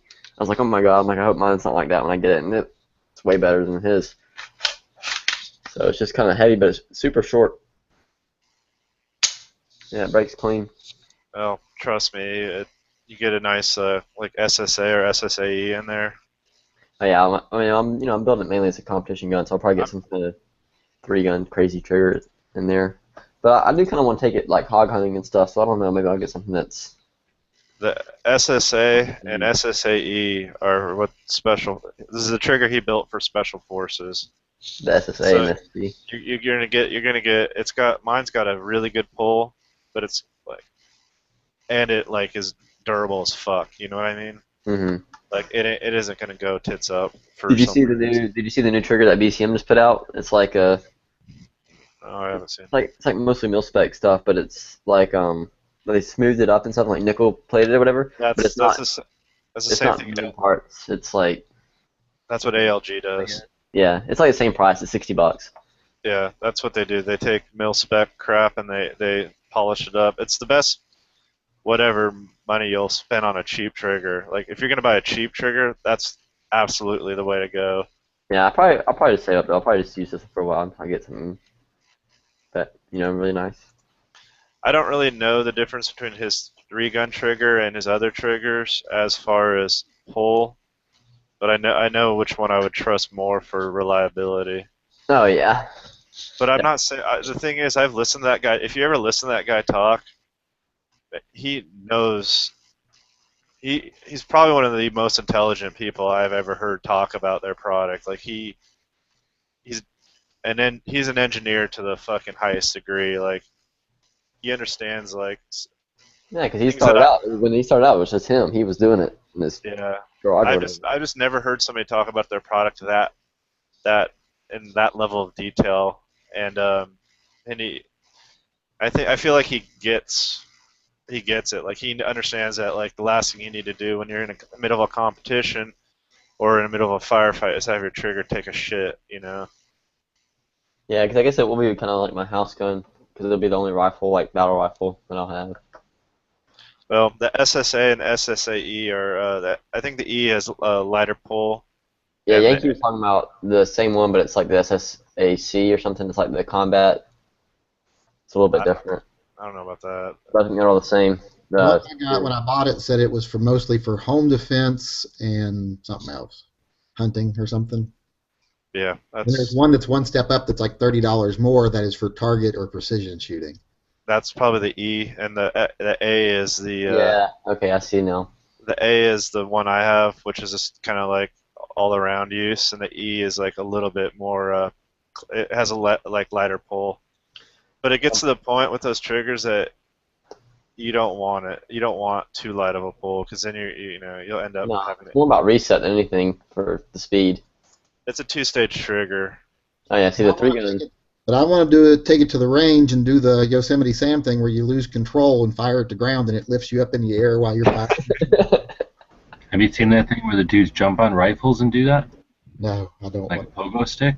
I think it's legit. I think it's like some kind of crazy like desert tradition or something. They put a carpet down, they're all standing around cheering this dude on, and he jumps on this gun like a pogo stick and shoots it, and it kind of goes up in the air. Oh, weird. I've seen it on Facebook. It might be fake. I don't know, because I've never seen it before, but I've seen it on Facebook.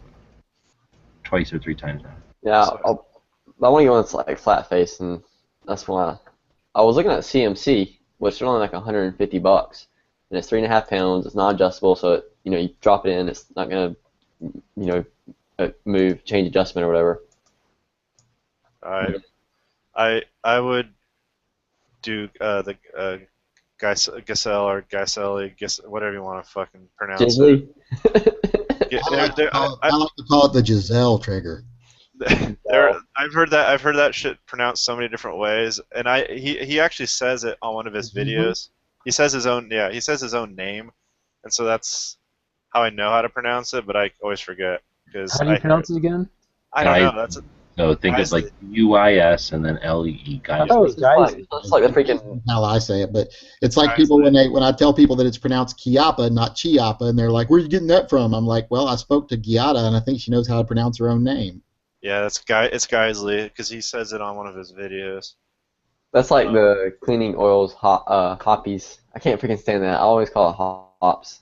But I call it hoppies, and then I do the little thing when I say it, like I put my hands up in front of me, like this. You have to do this movement when you say it, like hoppies.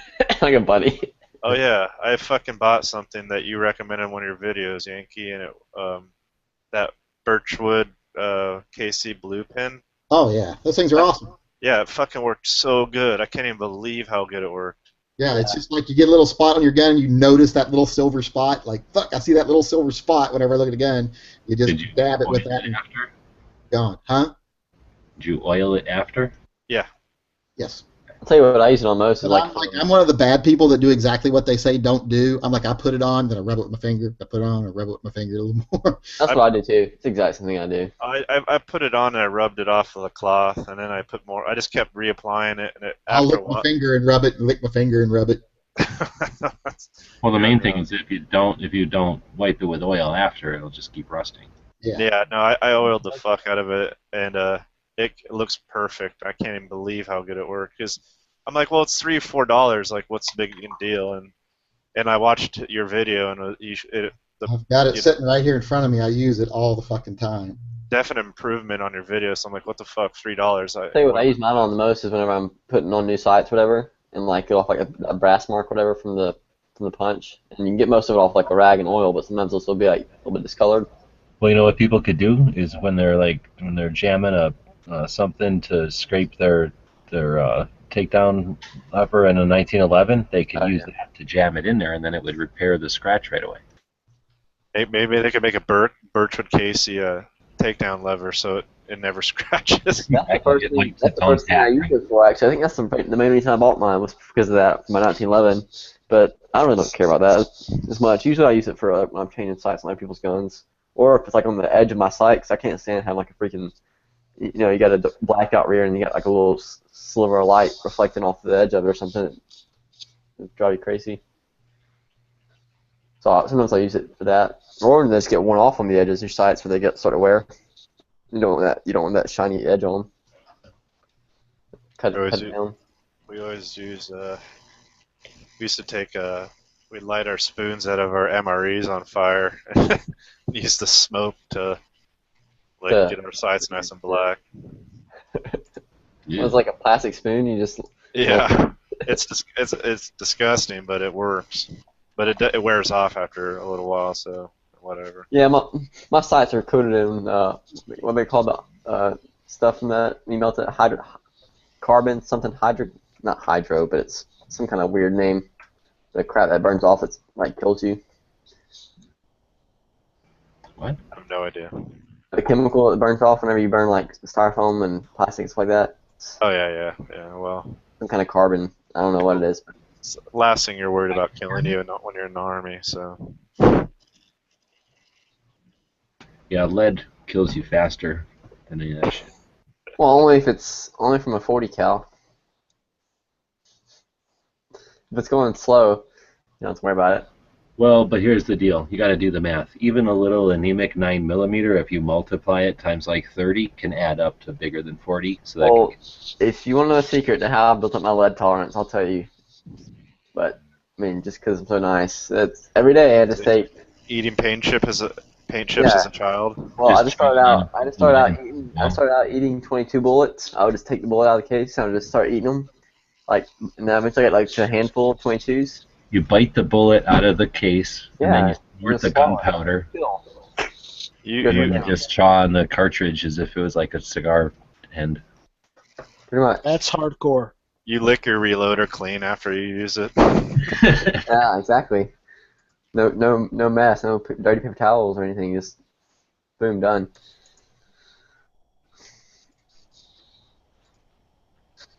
I need to make some more bullets. I haven't casted bullets in like 4 or 5 months. I've been lazy. Your hands shake and stuff now. Yeah, I know, right? You get headaches all the time. You get frustrated really fast. Well, it sucks now though, because it's getting wintertime, and usually the way I cast is I cast in the basement with the garage door open. But now that it's getting so freaking cold, if I do that, it'll like having the garage door open downstairs will like make the whole house like drop like 5 degrees, and it makes the heat run the whole time, and bad for the power bill and stuff. So now either I have to do it completely all outside in like 40-degree, 30-degree weather, which is not fun. So I was talking to my friends about that. It was a while ago. Somebody took like a satellite dish, like just a home satellite dish, the little ones, and put like disco ball mirrors on it to make a thing that would focus the light. Remember that? It was like a while ago, back before Quark was even doing the lenses and stuff. Oh wow! Right. Wow. Anyway, I guess those things can be pretty super intense. I wonder if you could melt lead with a solar furnace like that. Probably take a while. Have to be at least 900 degrees. I'm pretty sure that thing can burn concrete. Like it can get pretty freaking hot. Lead melts like 800 or 750. Or maybe it's hard. Maybe it's 900. Somewhere on there. But it's like the least of all the metals almost, right? Oh no, it's only 621 degrees. Yeah, Fahrenheit. 900 is where you don't want it to get, because I think that's when it starts turning into gas. That's when it bubbles. Yeah. Boils all over. No, boiling point is 3,000 degrees. But I've heard something about 900. I think what it is I know for a fact that the smelting pot I use only goes up like 900 degrees Fahrenheit. And I've heard other people say that, like, once you get past that, you don't want to do that. This starts to get smoke from there. I don't know. If you go hotter than 900 degrees, you start to robot. It starts to turn to gas a little bit. I don't know. Starts to buffer.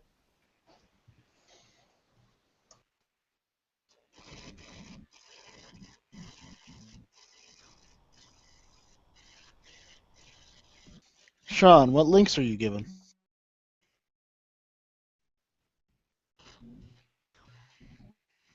Sean? Speaking of bullets, I have a gift certificate to use. I completely forgot about that. I need to do that right now. What's your student for? Can you guys hear me? It's a gift card I got from my dad for Extreme. Yeah. How's it going, Yeah. Sean? What's going on? Oh, okay. I don't know. I just unplugged my mic and plugged it back in because I kept trying to talk and I wasn't even talking over anybody or anything. No, when they were talking about the lenses, I was trying to trying to mention the Fresnel lens out of the old projection TVs. It does exactly what G-Webs was talking about with that the mirror ball and the satellite dish and everything. If you take the Fresnel lens out of that TV, you can set something like that up, and it'll melt like damn near anything. Yeah, Quark set some stuff on fire with his. It's pretty cool.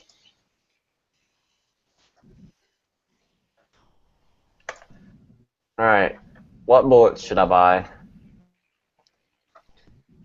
I got $30, and I'm probably gonna spend some cash with it to get whatever I get. Why don't you buy some new ammunition for that new gun of yours? I'm buying bullets, projectiles. 5.56. I don't even have 5.56 dies. I don't reload that. 223. That's the same thing. No. $40 is prohibitively expensive. You'll never be able to afford dies. No, the dies that I want for my 223 are like $160. Ooh.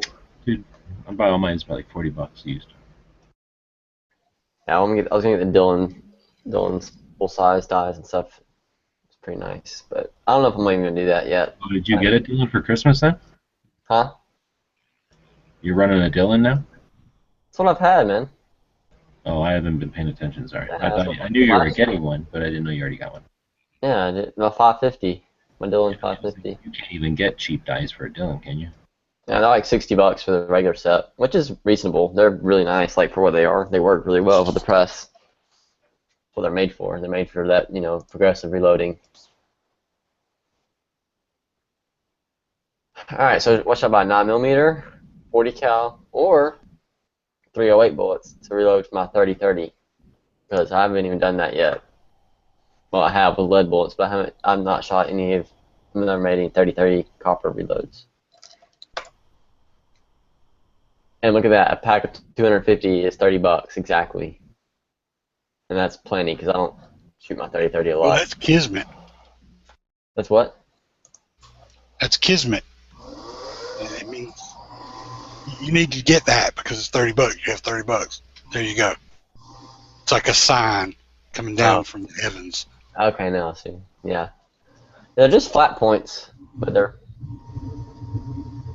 I just want to let someone shoot for fun, and I might try to take it hunting and kill something with it, I don't know. It's a commemorative edition, Winchester 94. Nice rifle, but I haven't shot it a whole lot. I got a such reload for it. I've reloaded some lead bullets for it, but they were not accurate at all. They were accurate at close, like 20 yards, they were fine. I could hit like an 8-inch plate. Then I got like 30 or 40 yards, and it was bad.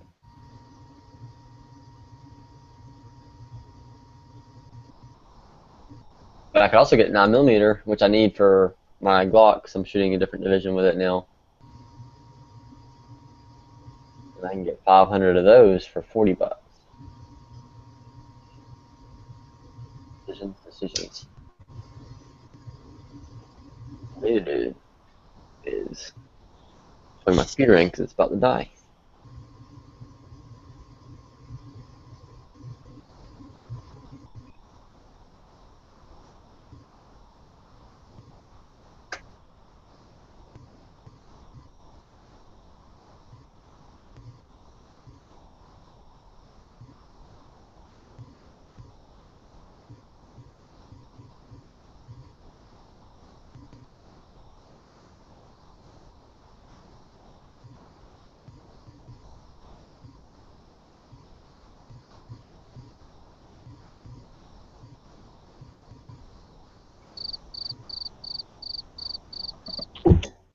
Oh shit. So have you guys, This time they doing it.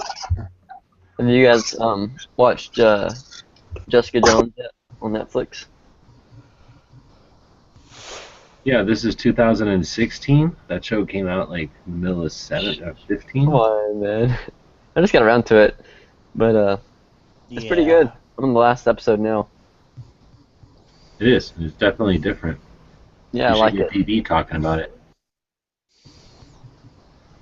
He's a big fan of that bad guy. I'm gonna have to pick up all the Daredevil though because it's been so long since they came out the first Isn't that season. show a little adult for you, Ballistic? Jessica Jones, Daredevil. Yeah, I didn't know they had a G-rated version for. Yeah, man, talking about the cartoon version. What did you think I was talking about? Oh yeah, that's the one. Yeah. Right. Now, weren't you all talking about that last night in the? Yeah. Yep. Yeah, the first few episodes were definitely pretty racy, but it kind of leveled off though, where it didn't have quite as many sex scenes in it like that. But Which really, I don't know if they could have really done that in a different way, because it was kind of to show I guess the connection between them, plus the fact that they're both so fucked up. Her and Luke. Yeah. Yeah. That was very quite succinctly put there, John. I was trying to think of some other way of putting it. I just couldn't come up with anything. I was gonna say what I was thinking. Well, if it walks like a duck, talks like a duck, probably a duck. So.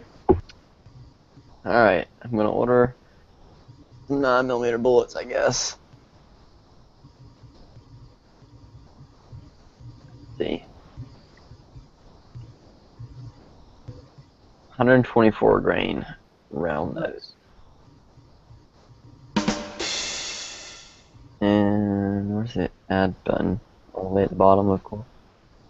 I love how you can buy 165 grain bullets for 9mm. That's insane.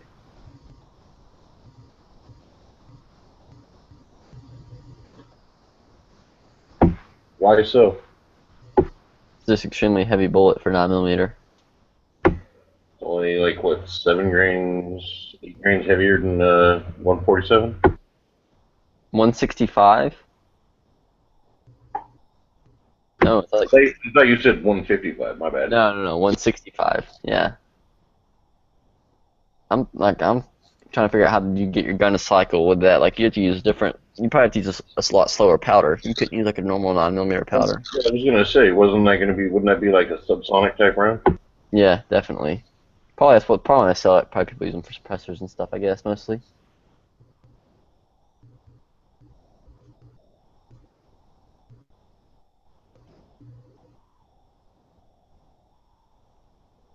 Alright. Pull my gift card here. Whoop, whoop. Let's see. Where did it go? There it is. You've received a gift certificate. Thank you.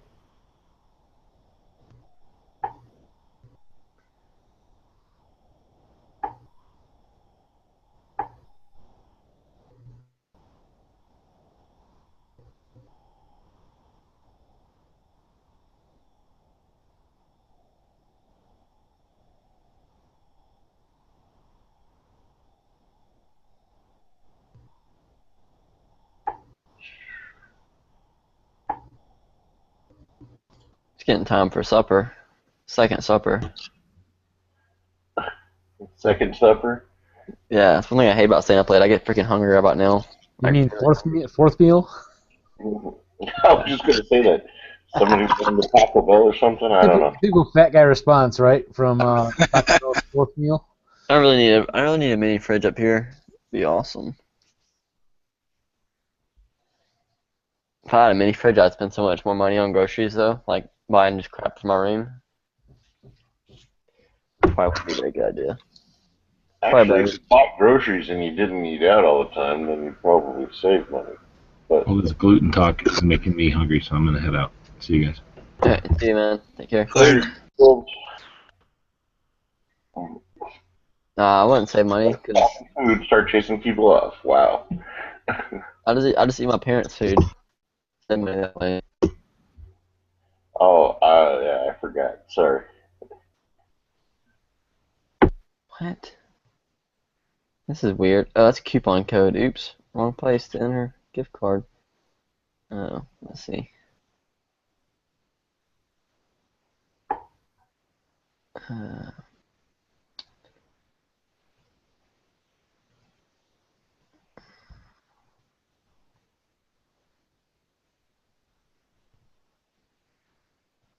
What the heck? Where did it go? Come on. What? Oh, there it is. Extreme Bullets has changed their website, and I do not think it was for the better. No, they just changed the checkout process is all. Everything else is the same.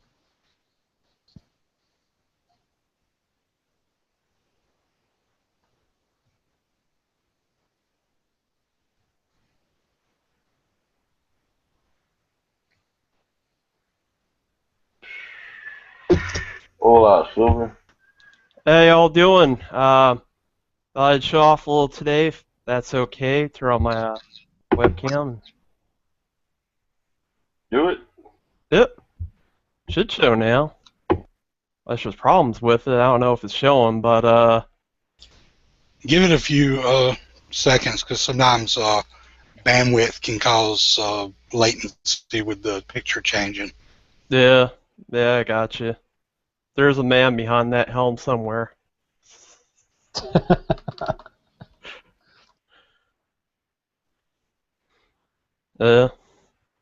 So actually, I just have to do. I don't know. I'm a little scared about reloading. That I would put too many grains in there and blow up my gun, or I'm bad with measuring cups.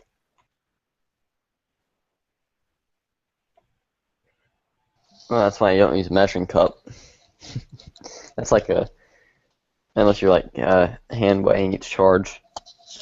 I'll be right back. Something's banging around outside. Raccoons in the trash. Uh-oh. Bring your rifle. Bring your boat. It could be the river. Why does everybody always say bring the rifle? That's like the hardest thing to maneuver with. Take the short barrel rifle. Yeah, okay. Bring a hand grenade. That'll do Just it. toss it and run. Yeah, but you don't want to take care of your neighbors, too. Yeah, just pull the pan, open the door, toss it out, and shut the door. Yeah, like the door's going to protect you. Flashbang, alright. You know. Yeah, Heavy B, I'm sure that works all the time in California for you. Oh, well, you know, it's you don't know my neighborhood, do you? Oh, so they're all illegal. Gotcha. No, nothing like that. It's just I'm in the hood, so I'm in the hood part of San Bernardino. San Bernardino has a hood? That's news. 90% of San Bernardino's hood. Yep. That was because I was trying to stream in HD, that's what it is, but this is unloaded. This is Ruger GPU 100. It's a gun that I spent more money on grips than anything else. And yeah, these inserts are actually for a SP101 Target Edition. That was $75 off eBay, but I'm finally happy with it. And she's pretty well. Oh, GP100s are awesome guns. Oh yeah, I love them. Yeah, they're awesome. They're not as, they're not like, Yankee Smiths and stuff like that. It's a hell of a gun.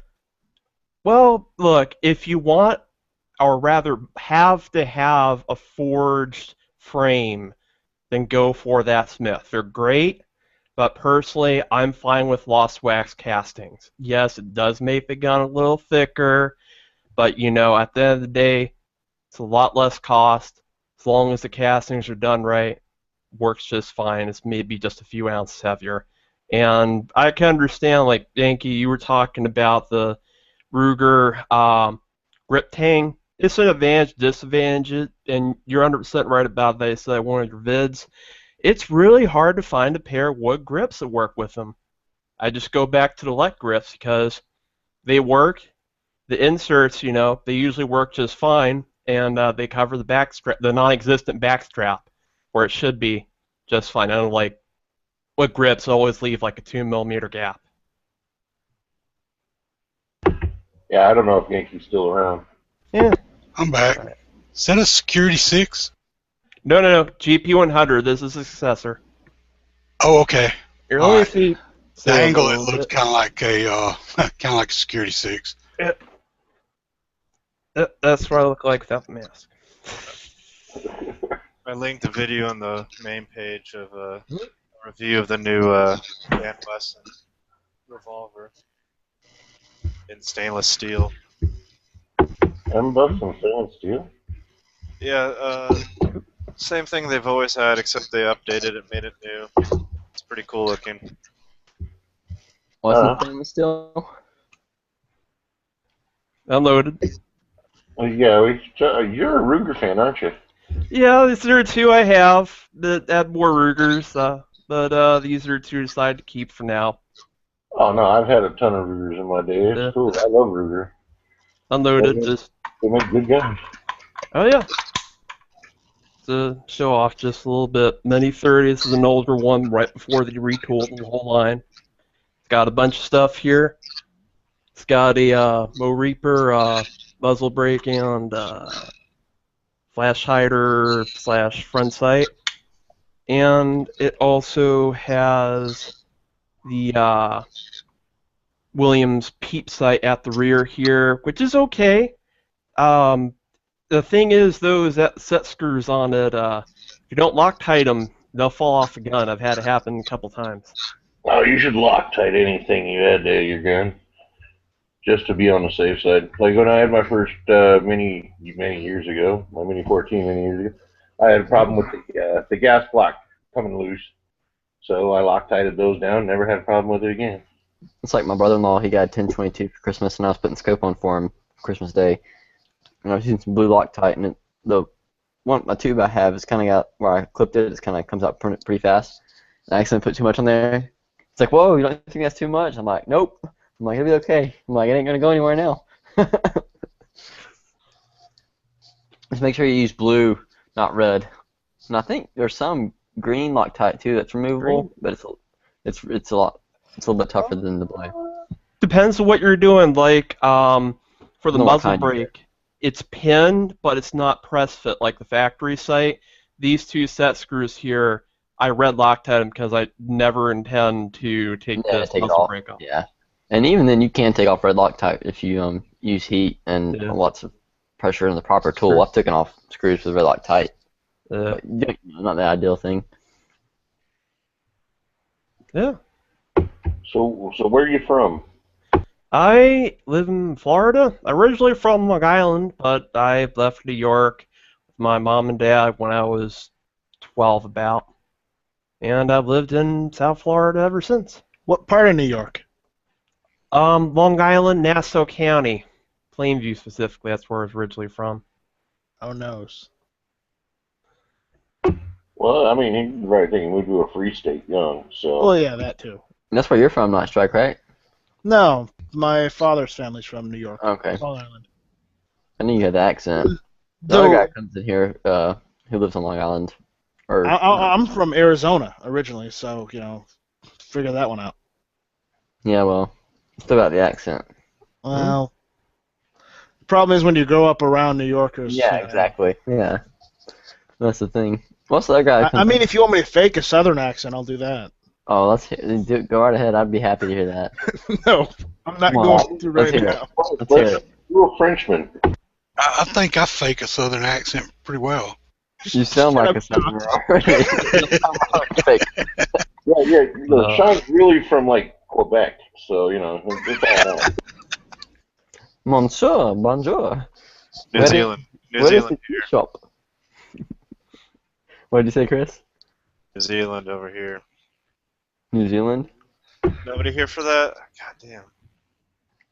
I guess nobody was here for that. Nope. That's an old Gun Channels joke.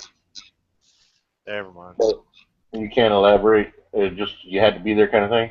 Biker Bob, for some reason, was convinced that I was from New Zealand. I don't know how he fucking came to that. Nobody knew how he came to that conclusion, because I have never in my fucking life talked about New Zealand or being from there or anything, but he was dead certain. He's like, you're from... He wouldn't believe me.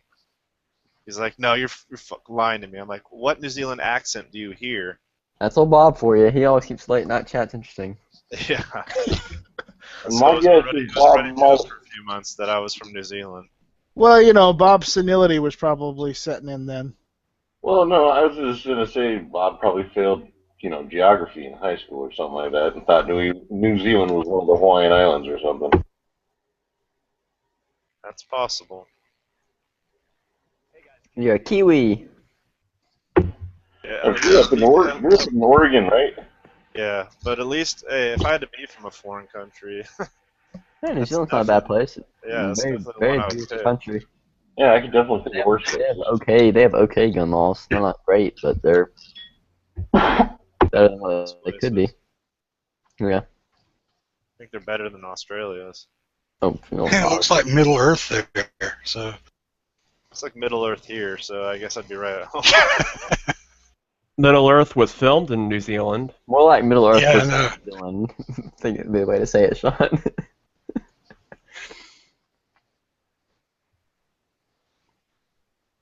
Yeah. Well, that was fast. Alright, gotta finish paying for the bullet. Oh, that's right. We were talking about people being from different places. I'm born and raised in Georgia. I was born and raised in California, but I've escaped the penal colony, been caught and put back, so I'm still out here. The California penal colony. Hippie. Oh, I don't need a card. They're supposed to send me one.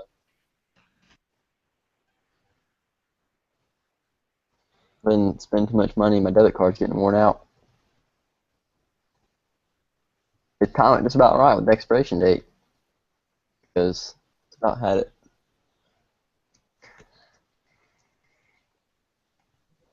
It's pretty funny. I cracked one of my dad's cards one time when I was paying for gas. He was pretty mad about that. So, Silver, how long you been part of Gun Channels?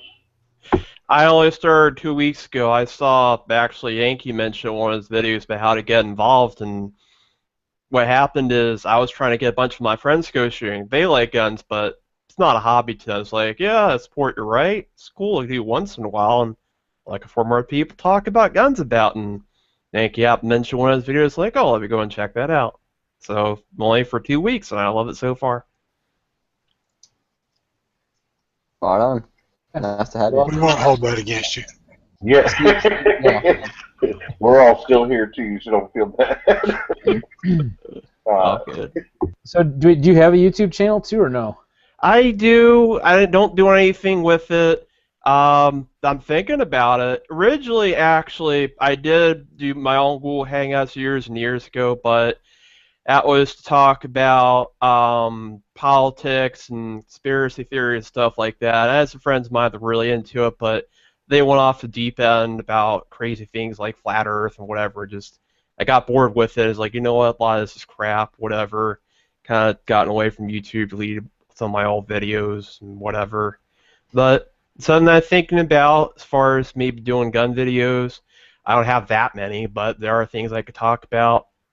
Also, like swords and knives. And Very cool. Well, if I have a channel also. If you want to send me a subscribe, do a subscription or subscribe, whatever. Fuck, I'm tired. I'll hit you back likewise too with that. So it's youtube.com/BigGunner81. On YouTube right now, Big Gunner 81. Yeah. Oh, what's 91? If you ever type in Big Gunner 81, it should pop right up. I found it. Yeah. Oh, no. Now I'm subscribed. Don't confuse them with Big Gunner 82. I always have to plug it. I'm trying to grow it, as always. Especially for SHOT Show too, Yeah. He was Big Gunner 182, but then he got sued by Big 182 and he had to change his name. Yeah. 81, 182, whatever it takes. I'm sure if you pick your what you cover at SHOT Show wisely, you'll probably gain a bunch of viewers over this next month. Wait, as far as wisely, what do you mean? What's that? You said as far as wisely, like what would you recommend? Oh, I don't know. I mean, Whatever, honestly, you you'll hot. be there. I don't know what's all showing up, but if, I don't know. When I go through SHOT Show videos, I ignore like half of them, just looking for the things I'm personally interested in. So Right. if you cover all your bases and just pick things that you think are interesting, then, I mean, if you go to Rock Island or not Rock Island or Rock River to show a bunch of ARs, that's kind of like, it's not all that interesting. But if you see something that like strikes your Very true. I'm gonna go talk to the ladies of SHOT Show. that also will probably. That definitely get my attention. Yeah. Well, no, and all joking aside, I do plan on meeting a couple ladies there that are in shooting sports. So maybe we'll talk with them there or something as well. I don't know. We'll see how it works out. Well, I don't know. What's I had two nice ladies on my show tonight that we talked with. I think if I was gonna meet one chick, like one shooter chick, it'd probably be Jessica Hook or like Kirsten Joy Weiss more. I'm glad you just didn't say Janet Reeves. The only thing I've seen that I know is coming out or has come out that has interested me are the new Walther PPS M2. They they redesigned it, made it. I think Yankee did a video on it. Yeah, it he looks did. it looks way fucking better. You can read my side chat. Well, it looks like they mixed like the PPS and the CCP, and they had a love child. I mean, it looks awesome. It looks more comfortable. I So wish the CCP didn't have that fucking safety, or I'd buy one. yeah, well, I'd also like to see them come out with this new PPS M2 in stainless steel, like they have for the CCP. Oh, it's probably coming. They'll probably do it. Like if I was gonna get a CCP though, I'd probably get the blue version myself. I don't like the safety. I don't need a fucking safety on a striker gun. So. Well, just take it out. Get rid of it.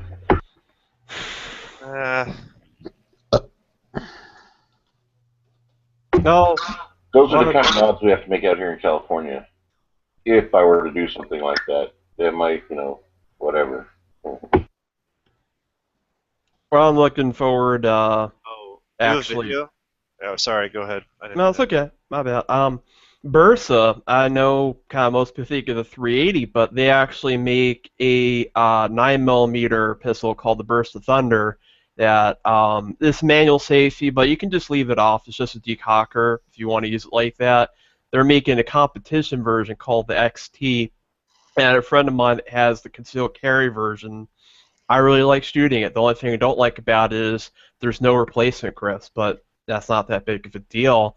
But it's pretty good alloy framed 9 or 40 double stack semi-auto is what the Argentina military is using as their sidearm. I got one for you, Rick. You want to get a bunch of views? Find that new manufacturer. I can't remember the name of the company, but find that STG-44 and make a video on that. STG-44. Honestly, I don't know what that is. I don't know. Here, I'll The Sturmgewehr? Yeah, they. Oh. Yeah, they're redoing it in what 760 by 39. Yeah, here's a firearm blog.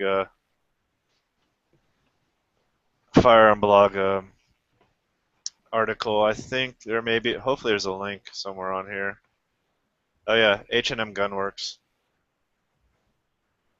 I guarantee you, this is going to be one of the hot things at SHOT Show. I don't see how this could not be.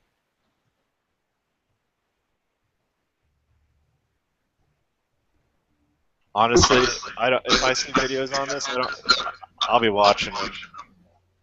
Oh yeah, definitely. I mean, I've seen some looks at pre-production stuff of it, or mock-ups of it, or whatever. It looks just like a Sturmgewehr, but I'm definitely interested in looking at it. It's the price tag that scares me on those things. Yeah, but that's MSRP, and I guarantee it'll probably be a little bit lower. But look at other high-end like small batch firearms, and that's actually pretty low. Yeah, it is. It would definitely be an awesome addition to anybody's collection. So I mean, the likelihood of finding a real Sturmgewehr there is not something that's probably going to happen. And Actually, I know a guy that's got a real one, but it's demilled. But it's a weird rifle. It's demilled, but he could, if he wanted to go through all the rigmarole, actually turn it into a rifle again. But it would take a lot of work.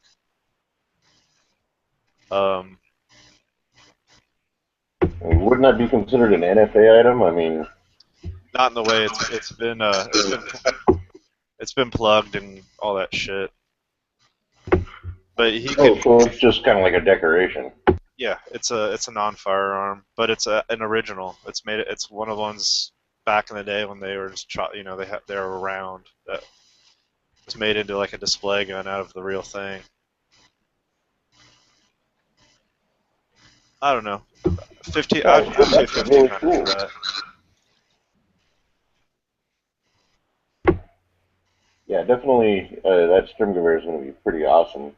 I mean, every time they go back and they do like a modernized version of the retro guns, or the older guns. They retroize the older style guns and modern calibers. They're pretty like they're really like people jump on them right away, and then obviously because they don't make them in mass numbers, they disappear, and then The cool thing about this one is it's using HK, a lot of HK parts, you know, in the trigger group, and so you don't really have to worry about, you know, at least the fire control group is going to be easy to get parts for. yeah, and I'm pretty sure it's going to be a quality gun, so you don't really have to worry about it breaking. You know, hopefully it'll be able to withstand the test of time. I could just imagine either having to send it to a send it back to the manufacturer or find a gunsmith that can fix it. It's probably going to be pricey too. It also uses Stanag mags.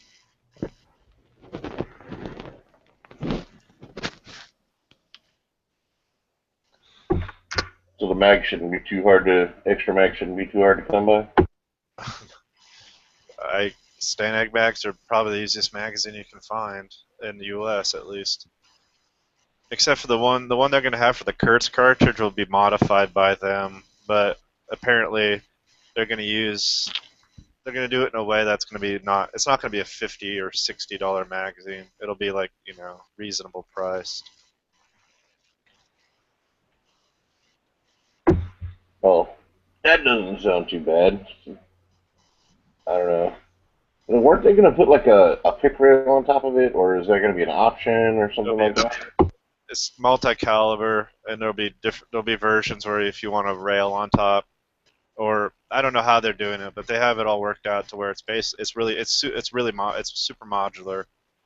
So if you want to make it like tactical for some fucking reason, then you can do that. If you want it to be all original, you can do that. If you want it to be all original but shoot a caliber that you can actually find, you can do that. So it's going to be a lot of different variations. Yeah, it's starting to sound better all the time. Yeah, if I buy it, I'm going to buy it in 300 Blackout. I'm not going to bother with 5.56 or definitely not fucking Kurtz around, man. I don't even know where to get that ammo. You can always, I guess, try and reload it. You'd probably have to pay a pretty penny for the brass, but... It says it takes 7.62. Oh, you froze. Yeah, if you can hear us, you can refresh your page. There's a version, they'll make it in 7.62x39, but I have yet to see one of those magazines that works with the shit, so I'm not even bothering with that. I'd rather have 5.56 than 7.62x39. Well, I can see that. Plus, I mean, if you're going to buy that kind of gun, I mean, you're going to want to run brass out of it anyway. You're not going to run steel case cheap ammo out of it, so yeah, I can see why you'd go with the 300 Blackout. Well, the 300 Blackout's probably the closest to a modern equivalent of the 7mm Kurtz. So if you ever see them next to each other, they almost look identical. Well, that's cool too. Now you say you're going to be able to. It's going to come in different calibers, and you say there might be caliber conversions. So, like, say you got a 300 Blackout, would you consider getting a 5.56 barrel for it too? I don't know. I don't know how they're going to do it, but I know it's like an AR. Like there's an upper and a lower. And I think the barrel comes out of it. I don't know exactly how it works. They showed it in the Forgotten Weapons did a video on it. This is why Rick needs to make a video on this damn thing. Yeah, see what I mean, Rick? I was not barely listening. I'm kind of off my own world, still stewing about women bullshit. Well, just take our advice on doing the Sturmgewehr, the STG-44. Sturmgewehr? Yes, I think that's very cool. Don't know much about it. I've seen something about it once, and I don't know. All I know is I'm just going to go there, show up, and just fucking film shit and do whatever. I don't know. have fun because there's just way more shit than I can handle being there. And have to deal with other things going on at the same time there. You're in the Midwest, right? So you gotta, I guess you're flying out there. I do what now? So you're located in the Midwest, right? So I guess you'll be flying out there. Yeah, I'm flying out there. Yeah, that's the thing for me. Like I would even the main reason I don't go. Two main reasons. One, it's right in the middle of freaking school, like right at the start of the new semester, and then two, it's halfway, on the other side of the country. Yeah. Where are you at again? I'm in Georgia. Oh, right on. Yeah, if it was closer here, I could stay. You don't shoot any 3-gun, do you? Not yet. I don't have the stuff to do it. Okay. Yeah. I'm trying to think. What else do you shoot? USPSA, you said? Yeah, that's all I'm doing right now. Oh, did you ever do there was one down in Louisiana not too long ago, like Gator Nationals or something? Yeah, I didn't go to it, but some of the guys I know I shoot with went. Yeah. Really big match, like a high round count. I'm pretty sure, like a really big stages and stuff.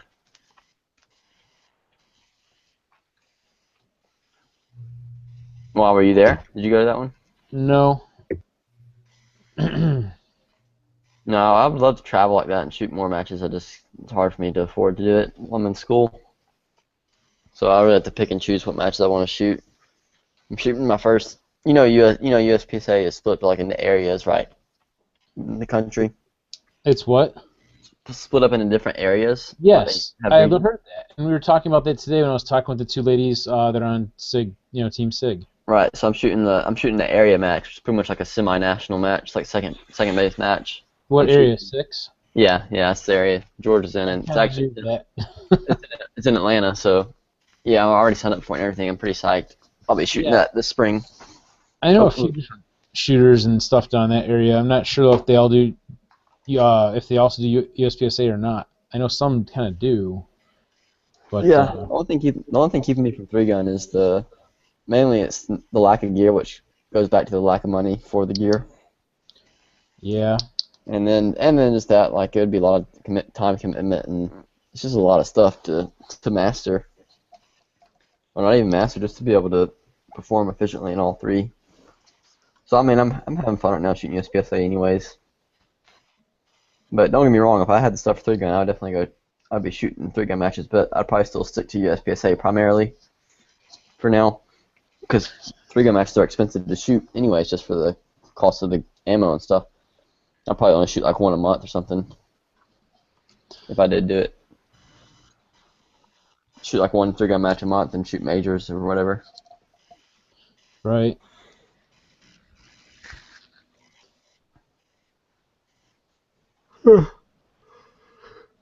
Who's making the STG 44 rifle now reproduction?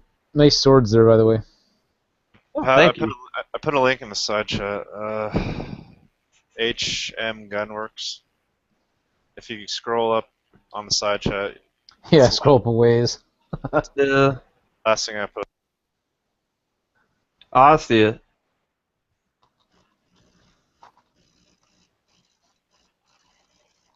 I don't really collect German weapons, but I might make an exception for that thing. Are you German at all? Yep. Yep, me too. Post-German and Bohemian. My family came here after World War One. They saw the writing on the wall. They're like, fuck that. Apparently, Germany was. Don't you have a Grand? Say again? Don't you have an M1 Grand too? Yep. You're fibbing, man. And a carbine. And a couple Yeah, Springfields. I miss the warmer weather, I tell you that. I want to go outside and do some shooting so bad. Why can't you go? Oh yeah, you're in the Midwest. I'm in a freezing friggin' tundra right now. No indoor ranges? There are, but I wanted to go. Actually, I wanted to zero my rifle, but now I'm not. I don't need to do that because my rifle's coming apart. Mm.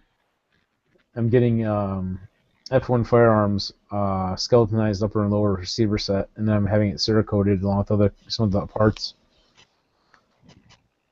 I have a new Cerakote sponsor, Applied Arsenal. I'm gonna mess up their name. I'm so tired. Applied Arsenal Finishes and Gunworks. out in Waterman, Illinois.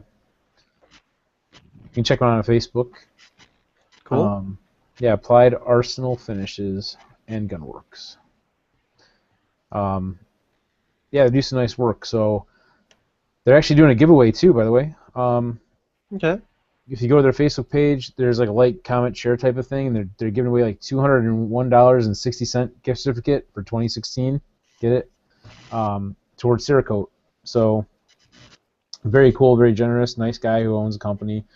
They do some nice stuff. So I'm looking forward to getting this, getting my rifle done. Because the two things, like one, I wanted to get like the F1 upper and lower receiver set, but they have a deal on it, or I was able to get a deal on a black one, but not a blue one, because the blue one would have been like way more money, right?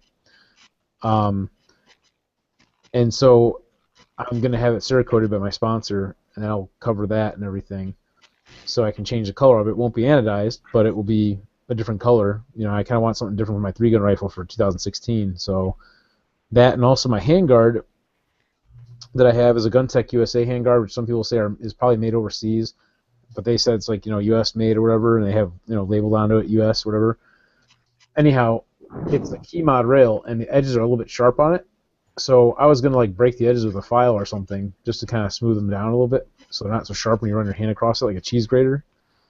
And they said no, just bring it into us. We'll take care of that, and we'll recoat it. I'll probably have them coat it the same color as my receiver set, and then I'm gonna have them do the barrel too. Reason why I said I do that was I'd love to have a stainless barrel, but I can't really afford to do that too. So I'm gonna have to just do it like in a silver or something like that. Would that hurt the rifling? I'm sure they're just doing outside of the barrel. Yeah, just the outside, so it's not gonna affect the rifling at all.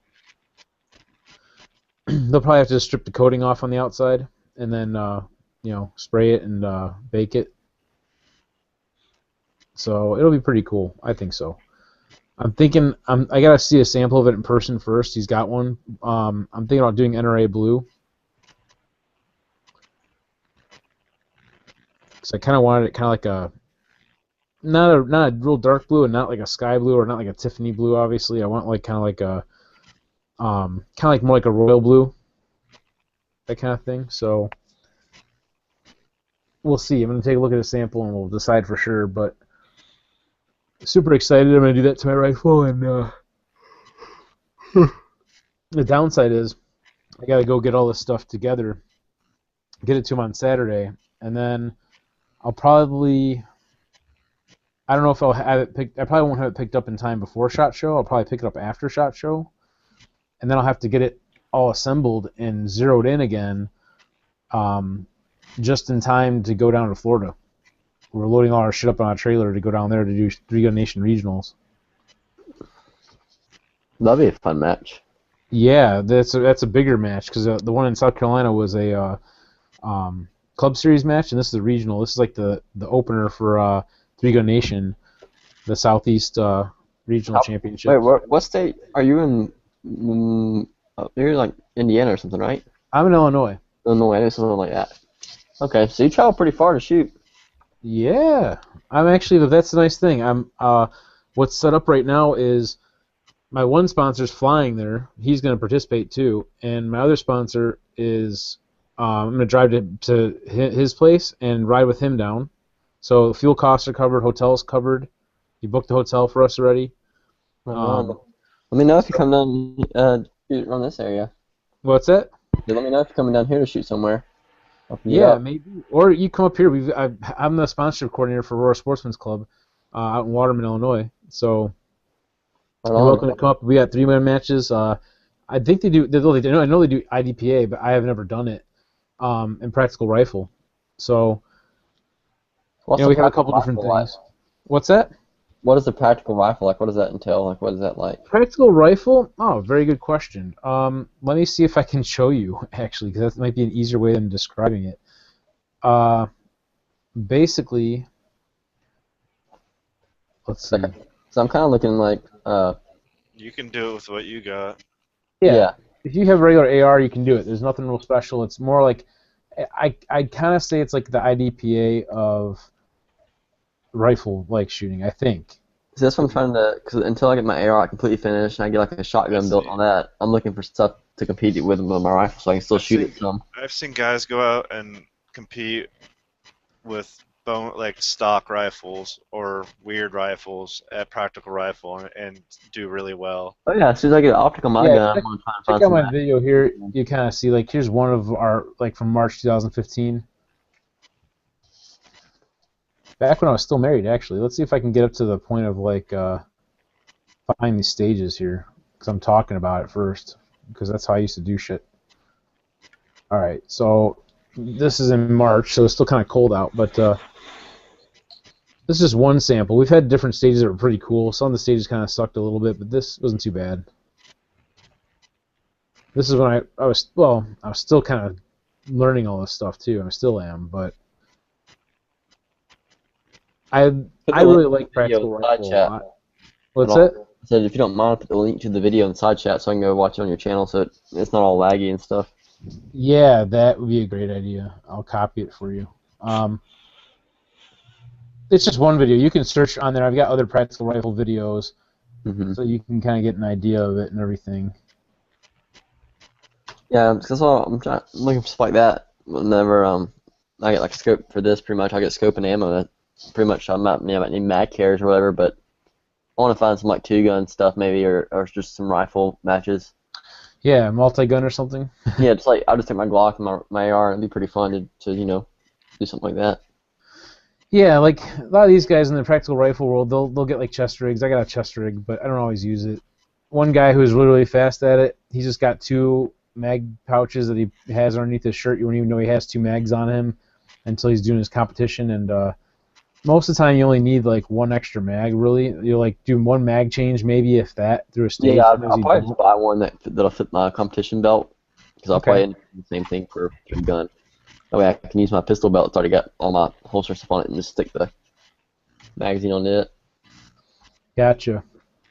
Or I could just use a 40-round mag. Yeah, I got a 50-round torque mag, too. Yeah, I got a 40-round P mag.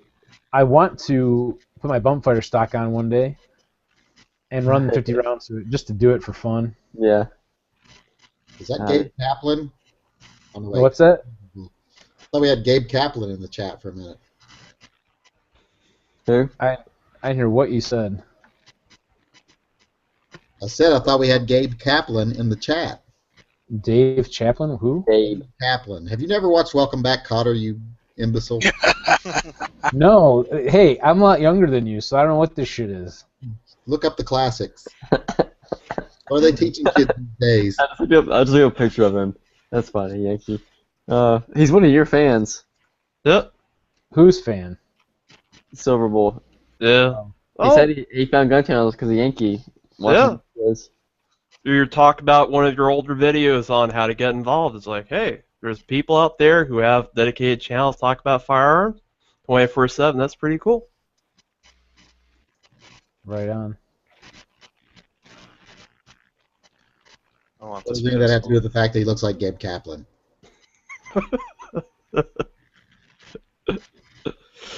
Yeah, Rick. I don't know if I'll ever be up that way. They do production. They do national matches up there. Have you ever heard of PASA Gun Club? No. I have no idea where it's at in Illinois, but it's in Illinois. But if I'm ever up that way, I'll check out that club. Definitely. I mean, our club's still like we've been around for 65 years, and we got over 1,700 members. But Nice. when it comes to shooting sports, we've only been really aggressively growing in the past couple of years, and we're looking to expand our ranges even more so to accommodate a larger match. Because the thing is, right now we can only have 6 bays taken up out of all of our bays because there has to be a set number of bays open at all times to membership. And so when we take it over for 3-gun, it's a big deal, and it's an all-day thing on Saturday. And they don't really want us even setting up the night before, but we get out there and we do that too. That's crazy. That's where you're gonna get out there, gonna get all their money though, and people come to the range. It does bring money into the club. There's no doubt about it, and I got to get going on getting sponsors for it too. That's the other part, which I think we just made some changes to our sponsorship program a little bit recently, and I got to go over that again. That's what's good about the ranges that I go to. It's like I don't know what the deal is with the people who run the match. I mean, the people who run the matches are members there or whatever. I don't know if they have like an administrative position on the range or whatever board, but they are like pretty much just take over a portion of the range, and they're like, oh, we're using this for our match, and then pretty much have free reign for that section of the club. Yeah. That's how it's ran down here. Most all the matches I go to. I mean, there'll still be other people out there, but on other state, you'll see them, driving to other parts of the range or whatever. But, yeah, it's different everywhere you go. When I was in South Carolina, I learned a lot about how they run things differently down there, and they're more like easygoing about stuff in a sense, but yet things get done much more organized. Oh yeah, it's pretty. The two matches that I shoot locally, the ones that I always shoot here in town, I would say they're like miniature like major matches. They're ran very well, and I mean, they bring in like even the match I'm shooting this weekend in the middle of freaking January. It's 50 people have already registered for it. During the summer, we get upwards of 80 or 90 people for just a local match. We still do like our 3-gun stuff is only during the spring, summer, fall kind of thing. There's only 4 matches for our 3-gun program because of the availability. We thought I'd alternate with practical rifle, but there just isn't enough people and enough time to get it set up. So 4 matches is all we can really do right now. How many people do y'all get shoot the practical rifle? Practical rifle, we usually sell out, and we have like at least 30 people in the morning and 30 people in the afternoon session, because there's only 3 stages. So we have like 60 shooters usually, roughly, maybe a little bit more with the people who are running the event shooting it as well. Right. So maybe up to 70 at most. What about with the 3-gun? And 3-gun is actually about the same, believe it or not, because we have like 6 stages and we run it all as one long day series. So it's just the capacity limitations that are keeping you from getting more people in. That's what we're trying to do. We're trying to, expand it. The backside of our range area, they've always had the dream to open up for action shooting sports. I think there'll be at least like 3 or 4 more ranges that would open up to us, and it'd be. We haven't decided how it's going to get designed yet, but it sounds like it could be pretty cool. We obviously expressed that we want to be able to shoot into the side berms. That's like the big thing. Mm-hmm. And they're trying to fix but trying to change a couple of the ranges that we have now. They've kind of like divided them a little bit so that we can also put more dirt so we can shoot into the side berms on there additionally. So that opens up like what we can do with our stages greatly. But it's been pretty awesome. I mean, we have a 600-yard range. We have a 200-yard range, 100-yard, like a bunch of 50s and 25s and stuff. I think our firing line right now is at least a quarter mile, maybe longer. Because all the ranges are all like in one long range road, Right. But we're trying to get to that level of. Right now, we're in a learning process. We're trying to get to the level of having the extra space to do the things we want to do, like the extra ranges, which takes money and time and all that. So it'll take a few years before we get that to happen. Trying to get the learning process down so that we can expand it, and at some point we'd like to be able to do like a regional series or a major match of some type. That's always the goal. I mean, our club president, he sees the dollars and cents in what we do. The other older people, they might debate, the gaming world, I guess you could say, because they're not into the gaming stuff. But we've gotten some good people in place on our board of directors that are much for it, and they see the potential and they see the money coming in, and everybody's having a good time with it. So we're trying to improve it and grow it. It's really an exciting time because nobody in the Chicagoland area has this. We're it. That's what we sell at all of our events. And so I've heard people say that, well, $60 for a 3-gun match is kind of expensive, and it is. Mm-hmm. You go down south and you're looking at like $30 or whatever for a club series, and I get it, and I can agree, and I kind of say, well, maybe we should be a little bit less to be more competitive. But then I also hear the other side of the coin. That's, well, we need the money to grow, and it's selling out. People are doing it. Nobody's really complaining about the price. Yeah, you can always build it later and then lower the prices. What's that? I said you can always build it up and then and get people. Exactly, that's the idea. I mean, if once we get built up to where we need to be, then I have more justification to say, well, we don't need that anymore. Let's try to lower it for everybody. I get that. I mean, I can debate it with them, but it's not my decision ultimately. If it was my personal choice, I would definitely knock it down at least to $50. At least knock it down there, maybe more. But we don't have the shooters that come out either. I mean, we only have like 60 shooters because we're limited. Once we get to expand, we'll be able to maybe double that number. It'd be nice, you know? Yeah, it'd be a good match. It's about what the match here in Atlanta runs. Their monthly match. Right. I was trying to tell them we need to get more people, but they're like, well, resets take long enough the way it is now, and the downside is we do prizes, we do them afterwards. So and we do awards. So that's kind of like the reason why we do that is because we have a lunch sponsor that's a local pub that our club supports pretty well, and they support us. And if we did our prizes in the morning, raffles and stuff, then people would basically just pack up and go home and not even help. Well, one, they wouldn't help finish closing up the ranges and stuff, or taking everything down. But they'd miss out on going and hanging out and spending a little bit of money at our sponsor's restaurant, Right. So that's why we do it that way. That's pretty much the way they run the matches here, like the pistol matches, is like they just tell everybody before the match, they say, before you leave, it's your responsibility. Whatever stage you end on, you have to have that stage broken down and put, wherever they tell you. Yeah, you gotta clean up your game board before you go home. But yeah, they're like, we'll come by with a truck. Like one of the ranges I go to, they have like Connexes, and they actually put all their range equipment in there. So they'll come by with some trucks and the trailers, and we'll load it up, and then we'll help them load it into the Connexes. We'll drive it over there, and after that, you're free to go. And yeah, right. Most people. And we've had people that, take off when the match is, done, but they didn't clean up. Mhm. Yeah, that rarely happens around here. Yeah, and I noticed that, down south, it's not as much of an issue. Like when I was, at least the one place I went to, I'm judging off that, but from what I've heard and what I've seen, it seems legitimate. What club did you go to in South Carolina? Clinton House Plantation. Oh yeah, I've heard of that. Yeah, in Clinton. Yeah. I'm pretty sure I've heard of it. Yeah, I think one of the guys I shot a USPC match with a while back was talking about it. Their 3-gun match actually. But I've never been there. Called Clinton House. Yeah, it was pretty cool. Yeah, they do the Brownells Lady 3-gun there. I don't know if they're doing it or not. I don't know what's going on for this year, but that's what they've been doing it at.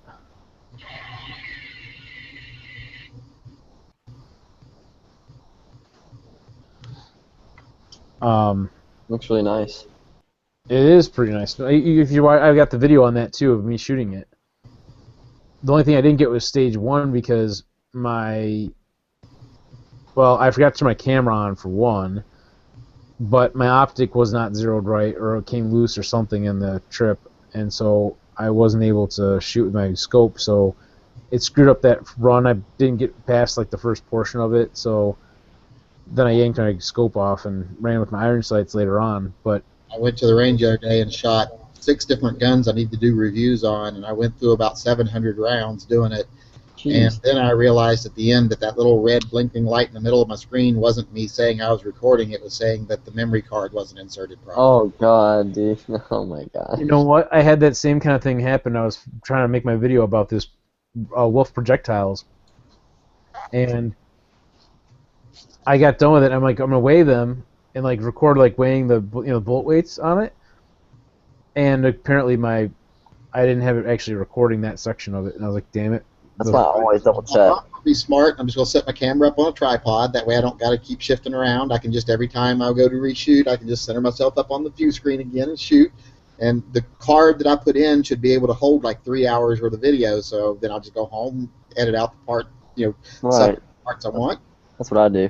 I thought, well, it's flashing red, so it's still recording. So I kept shooting and showing the gun to the camera, and then show the gun to the camera, shoot. That's like doing quick videos with my phone. If I don't put it on airplane mode, every time I get a notification or whatever, or someone tries to call or text, for some reason it'll put put a lag spot in the video. It's so annoying. So I had to, after I did it twice, I learned that I just turn my phone on airplane mode when I use my phone for recording. So I push the button to turn it off, take it home, I go back home, turn it back on to look at some of the footage on the camera as I'm in the car. And I'm like, why is it still flashing? It's recording. And then I noticed it wasn't a flashing recording light. It was a little image of an SD card that was flashing red. And it's like, your SD card is not mounted. Please push this to reformat your SD card. I was like, oh, fuck. Because I just bought a new SD card and stuck in it, and I guess I had to format it first. Right. What kind of camera are you using, by the way? That one was just a little Canon hand camera. Because it Like was a Vixia or something, like I have, maybe? I didn't take my big one. Let me see what the name on it is. What's your big camera? My big camera is a Sony something. I'm gonna head out, guys. Take care. I'll be on later tomorrow, probably. All right, later, man. We'll see you. You have a good one. I think they put the name on it. What are you taking with you to SHOT Show? It's called a Galaxy Note 4. That's what you're using for your camera? Yep, I just use my cell phone at SHOT Show. I just take a little bit of video on my phone if I want to show it, and then I later add like a voiceover over it later. Gotcha. Yeah, I've got the I don't know, S5 Active or something. I don't know. I'm gonna bring that. I'm gonna put a 64 gigabyte card in it. I don't do a lot of filming at SHOT Show. There ain't a whole lot there that impresses me. Right. Usually, look at this. It's a slightly different color than it was before. Right. Look, we put different types of serrations on this item that you've been able to do for 30 years. But I mean, I'm all for options, but it doesn't excite me enough to do a video over a small option. Gotcha. And plus, I'm not in the industry, so I'm not promoting anything. It'd be different if I was like a channel that was in the business of promoting items. I'm not. That's not the thing. Yeah, I'm not really in the business of promoting. I just do it sometimes. I don't know. Everyone thinks that because I have a gun channel that I'm in the firearms industry. I am not in the firearms industry. Right. Which is I always think is funny because if I do a video about every single topic, they don't think I'm in that industry. But for some reason, people think you have a gun channel, you're somehow in the industry. What technically would make somebody in the industry as far as being a gun trainer? I don't get. Paying job, I guess you'd have to be being paid for your opinions and paid for your videos. Right. Sponsored. I guess if you're sponsored, you could say you were in the industry if you were a sponsored channel. Like if Leopold sponsors you or Versa or someone sponsors you, I guess you'd technically be in the industry. Okay, that sponsors, I guess, in a sense. No one sponsors. What's that? No one sponsors my channel. Right. I'm Yeah. not opposed to it, just no one wants to. Yeah. They want to, you think you're better than everybody because you don't want to be sponsored. I'm like, no, I just don't think I ever get any offers. Do you get ad revenue from YouTube at least? I do get that, but that ain't all that great. It definitely doesn't justify the work you put into it. No, it doesn't. Yeah. I mean, I've been doing this for how long, and I've only made a little bit of money, and it's not. I haven't even gotten paid yet for it. It's that little. It pays for my ammo. Right. What I have left, because I donate most of what I make, because it benefits me financially. I'm not saying that to sound like, oh, I'm such a good person, I donate my YouTube money. No, it benefits me financially to do that, or else I wouldn't do it.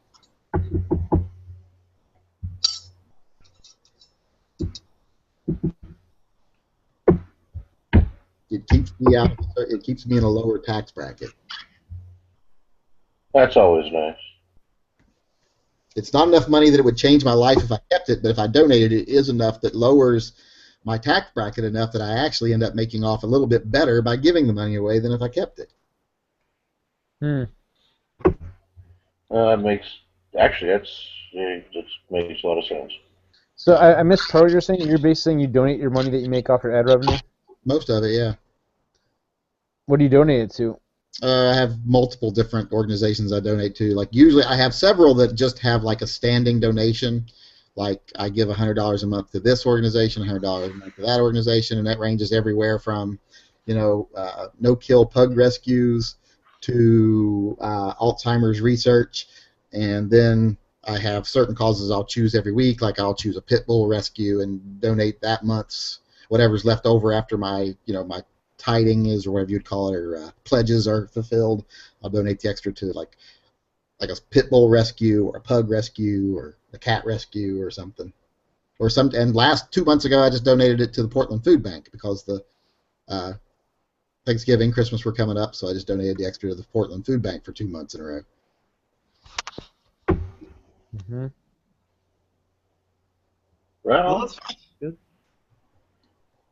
Usually it's an animal cause or a like a foster child cause, like donating coats. Like 1 month I went and bought coats and gave them to Sleep Country for foster kids. Gotcha.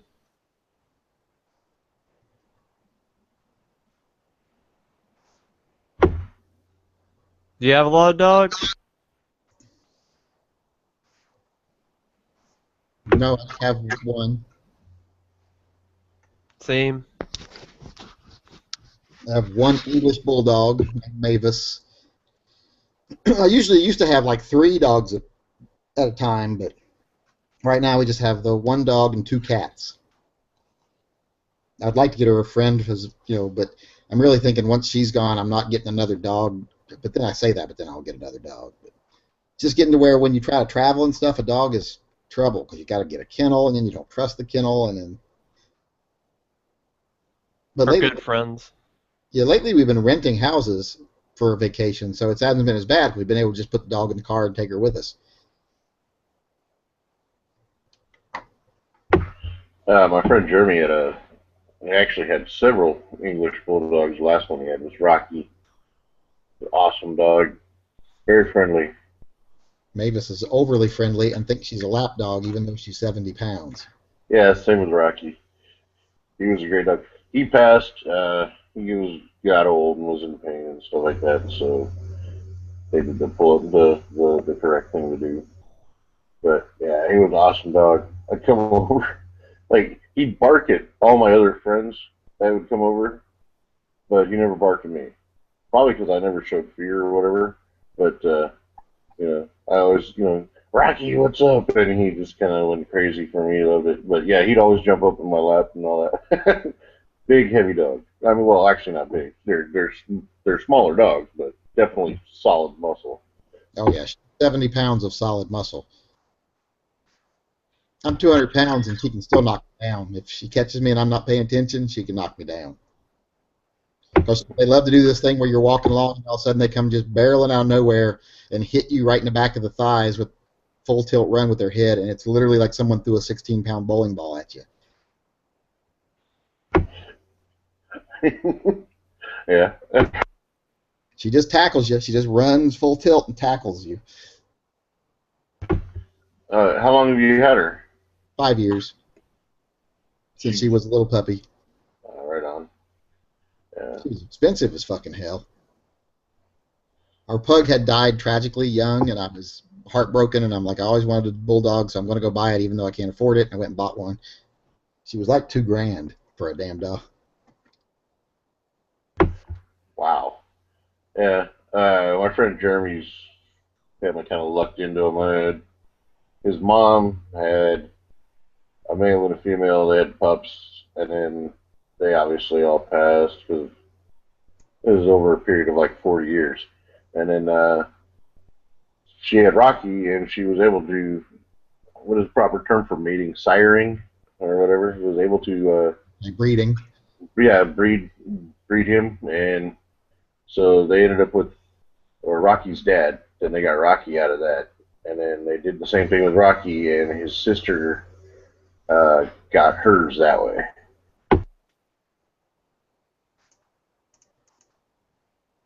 Why did I get so many fucking windows open?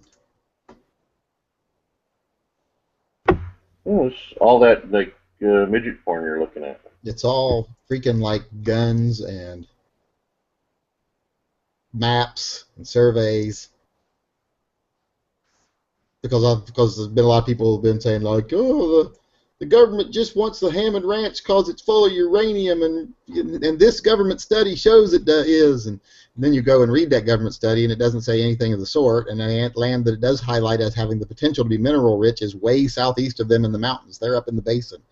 So I'm like, these people that are telling you this is reasoning behind their argument are not even bothering to read it, or at least they're hoping you don't bother to read it. Oh man, there's 17,000 different conspiracies going on about that crap. And it's all based out of those 15 people. But in this one, they were dumb enough to name the actual study. This land survey shows that there's uranium under their property. And I went and read the land survey, did the maps, overlaid the maps over where the Hammond Ranch is, and it's like they're not even anywhere close to each other. The Hammond Ranch is up in the top part of the map where it says, the lowest potential for any type of mineral deposit, not the high area.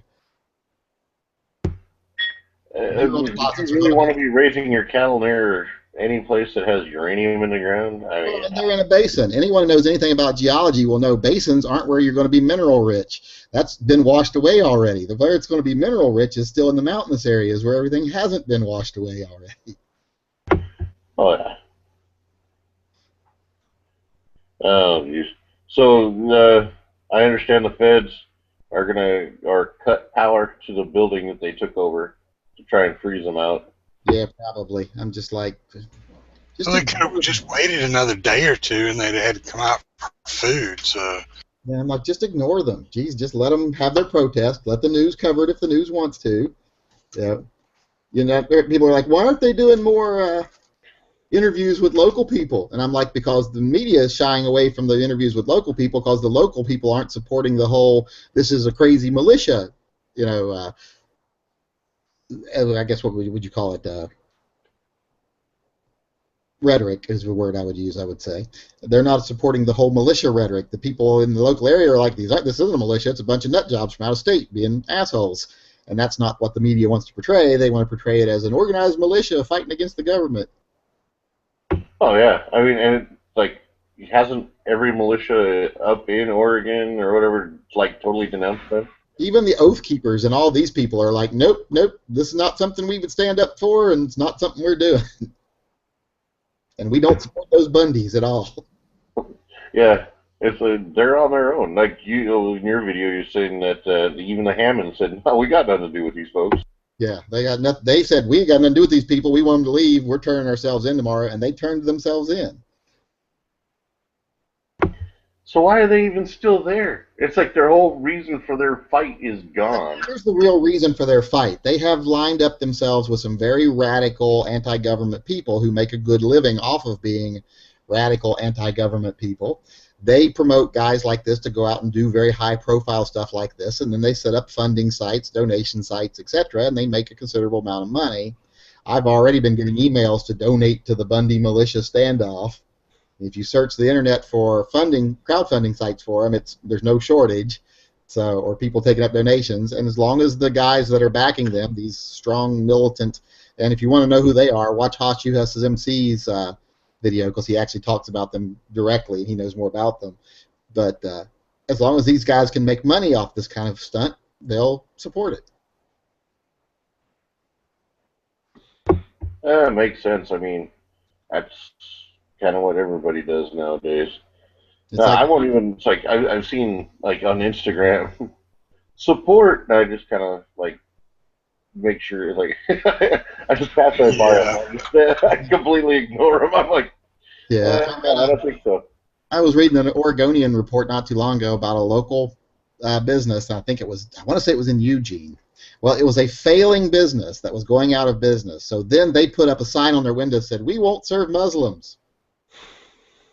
And of course, within a couple of weeks they were out of business, and they started bitching and moaning and saying, "Oh, it was because we said we wouldn't serve Muslims." And they started a GoFundMe campaign.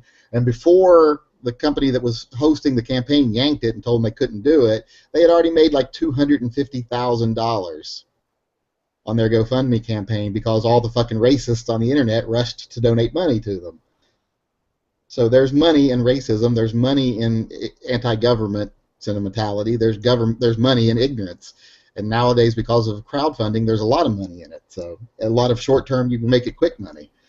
Well, yeah, I mean, there's a lot of money on the political side of it, too. That's kind of like one of my things that I got in the back of my head going, like, are all these gun grabber politicians really gun grabber politicians, or are they just doing it for the money? Because if they ever got rid of all the guns, they got their quote-unquote wish, then they'd be losing out on a buttload of money. Obama's the greatest gun salesman of all time. Yeah, he's the #1 gun salesman.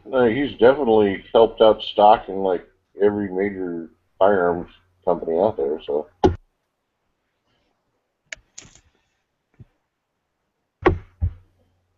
And just as reference, it was a thought in the back of my mind.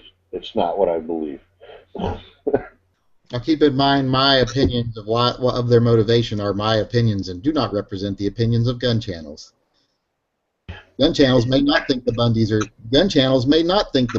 opportunistic, but hurt drama-loving welfare queens like I do. So those are just my opinions. We gotta have a little disclaimer. That's pretty much the same thing I think about them as well. We gotta have that disclaimer put up. You know, the opinions expressed in this hangout are not the opinions of. I love it when ranchers say, "I can't run my business unless I get free access to that land I never owned." I'm like, well, I'm going to start a business that says, well, you know, I can't run my business unless I have a fleet of 30 cars, so I should be able to take my neighbor's vehicles. Or the government should supply them to you, right? Yeah. I'm in the gun shooting business, and I can't afford to do it unless I walk into Walmart and take their ammo. That would be something interesting. Rather ask for government funding for shooting supplies. Isn't it called the military? Yeah, I got free ammo for a long time. They didn't give me much free ammo because of my MOS, but whenever I wanted to go shoot, I did have free ammo. Or when they made me go shoot, actually. I didn't shoot as much back then when I had the access as I do now. Shoulda, coulda, woulda. I just wasn't into shooting back then. I wasn't as into guns, period. When I was in the military and wasn't law enforcement, I wasn't that into shooting or guns. Yeah. They had always been a part of my life, and they were a tool that I knew was there, but I never really was that into them. I was more of a knife guy back then than I was. I appreciated a nice, well-made knife over a gun, and later I became more appreciative of the mechanics behind a gun and the aesthetics behind a gun and the usefulness of a gun. Yeah, I've always been, well, not always, but from a young age, I've always been into firearms. And even when I was in the military, I didn't shoot as much as I used to before I joined the military or after I got out of the military. But I definitely enjoyed when I had to go qual. So, I would try to find reasons to let me go to the range and play, but they wouldn't let me most of the time. When you're a helicopter mechanic, they really don't think too much about it. You go qualify once a year with everybody else, and that's about it.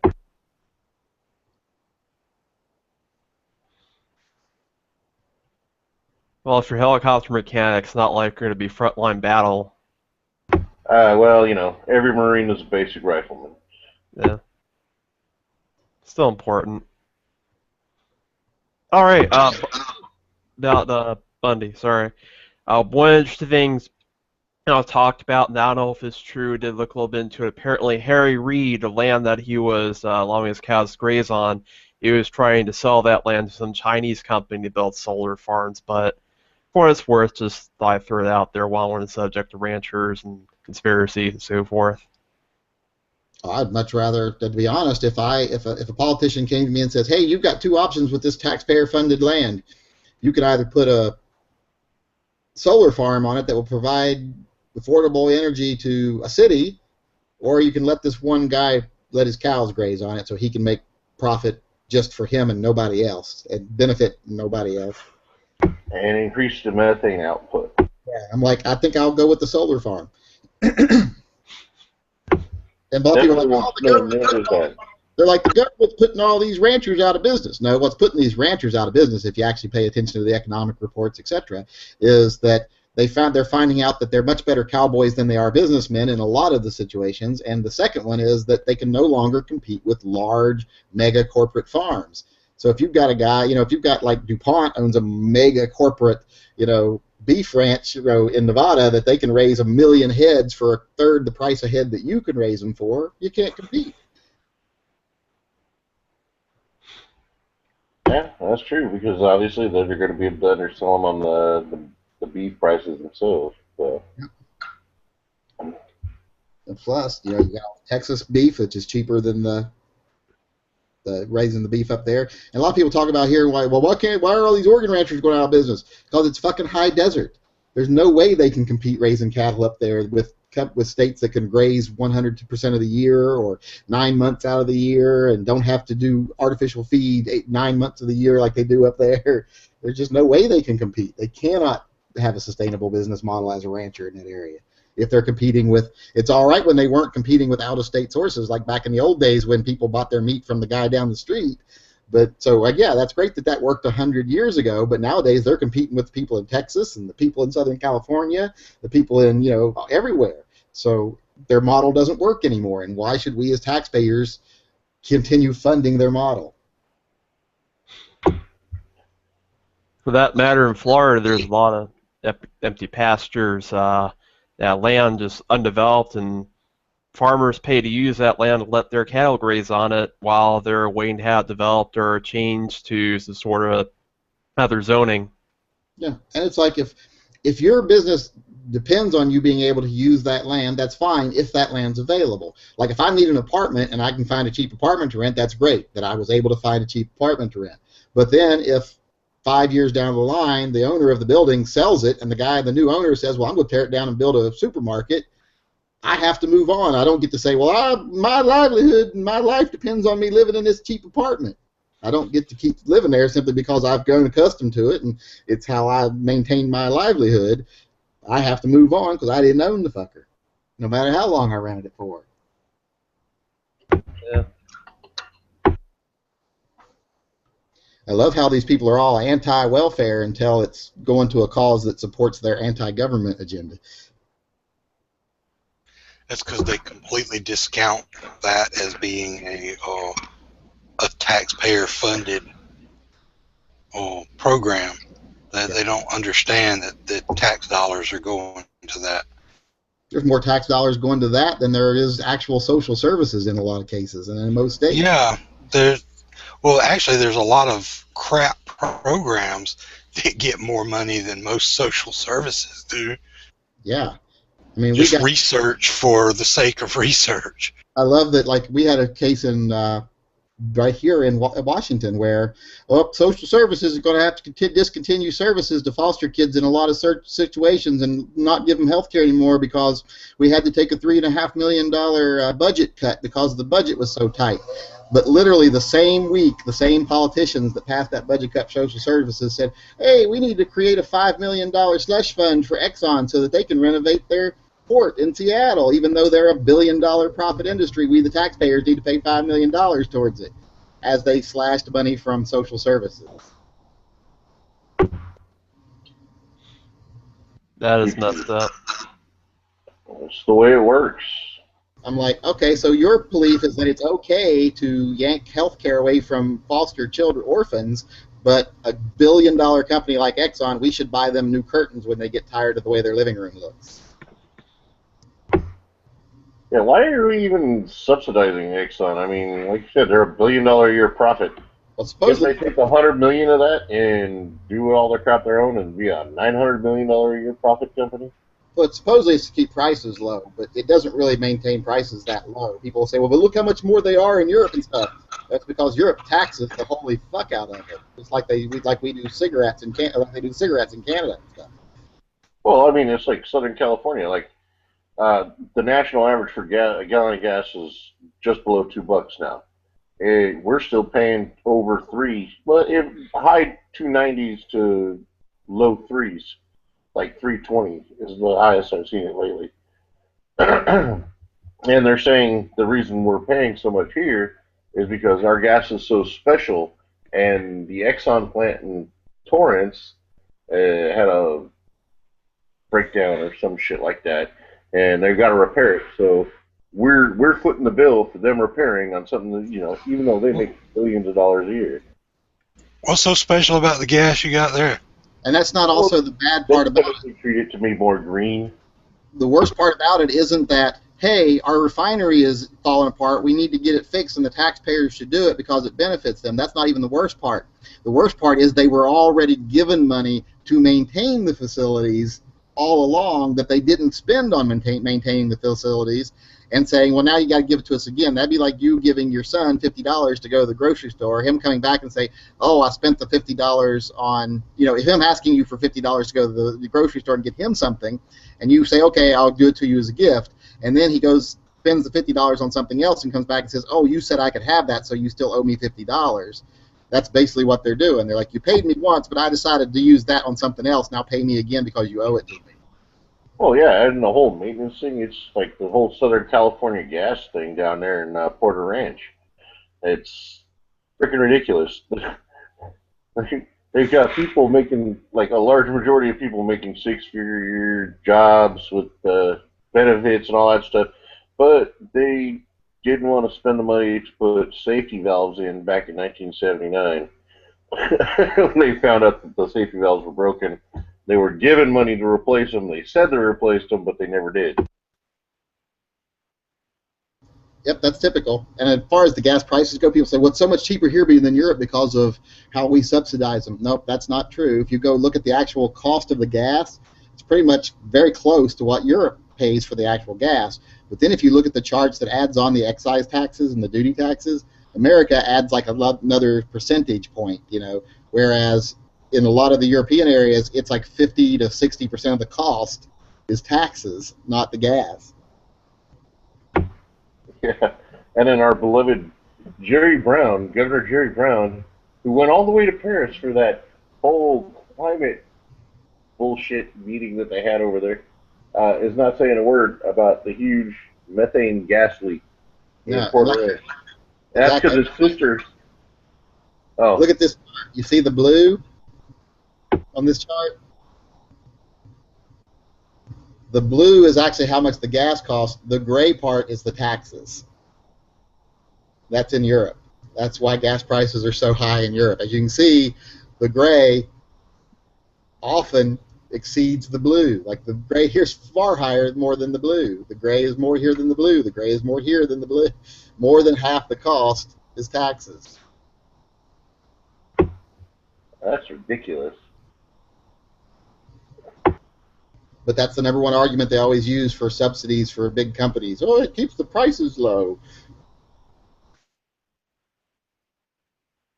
It's the same with stadiums, though. Whether there's a big sport team coming in town, this is the state or the county, we got to give millions of dollars that's going to bring in revenue. So it's not just oil and gas companies and so forth.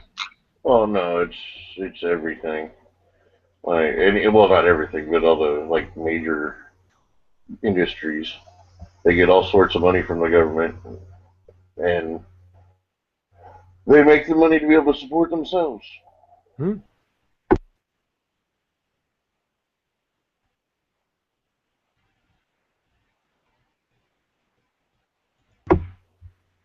So, Yankee, are you carrying that PPS M2? Now I just walked back. What'd you say? Oh, I was asking you if you've been carrying the PPS M2. No, I don't. I've never even seen one in person yet. Oh, that's right. You said you wanted to get one. You wanted to check it out. Yeah, once I get it, I'll carry it for a week just to see how well it carries. It won't be my everyday carry gun because there's no way I'd switch to that from my revolvers. The Chiapas pretty nice. I've seen them as low as like $750 to $800 for like the 40 caliber version. I've seen the 357 for in that price range before, get them on sale. But yeah, it's just the basic one. But still, that's not much more than just a good quality revolver. Yeah, that's true. Now, I do tell people don't buy used ones. If you can avoid buying a used one, avoid it because you don't know how old it is. But if you are going to buy used, don't buy anything with the serial number under RH5000. Out of curiosity, are you above or below RH5000? I'm above. Let's see, what's my number on mine? Mine's 10,620. Does the 6 o'clock barrel really help? Oh, God, yes. An enormous difference. You know, like a lot of times you say, this gun's got a low bore axis, and you shoot it, and you're like, I guess maybe it makes a difference. But the Chiappas, once you shoot them, you're like, yeah, that makes a huge difference. Well, this is what I'm used to right here. What? You hold that up again. I didn't see. Oh, yeah. Yeah, it'll make... Well, that's a pretty heavy gun, though. Yeah, that's got the LEC grips. It's a GP100. This is an actual 4-inch before they went to 4.2 for the newer Canadian laws. But, yeah, it's got LEC grips and SP101 inserts because it has the compact LEC grips. Those are heavy even for a 4-inch revolver. Oh, yeah. They're going to handle revolver recoil fairly well, but it'll still have considerably more muzzle flip because even heavy revolvers have a considerable amount of muzzle flip. Anyone that shoots revolvers just knows that's just the way they are. Because, you know, the way it's set so high in your hand because the hammer and everything has to be above your hand, so the whole design of the gun sets the bullet pretty high, so it's going to have muzzle flip. And Oh, so yeah. Trying to see what my serial number is on my other one. Well, they've changed the serial numbers now. So now, some of the serial numbers are like F something numbers. Instead of being RH, they're 15F. Like my new Rhino's number is 15F7001. Now, okay, you said you got that stainless one, right? It's not stainless, it's nickel. Well, it's not even nickel. It's kind of like gray. Here it is. It's kind of like a gray coating. Oh, that's nice. Damn. That looks pretty good. Yeah, I haven't even shot it yet. Still got the tag on it. My hand don't make me look crazy at all, does it? Nope, not at all. It should be cast as the next Terminator In fact, you with that should gun. take a picture of you just like that, holding up your new Chiappa. Yeah, I'll just have to go.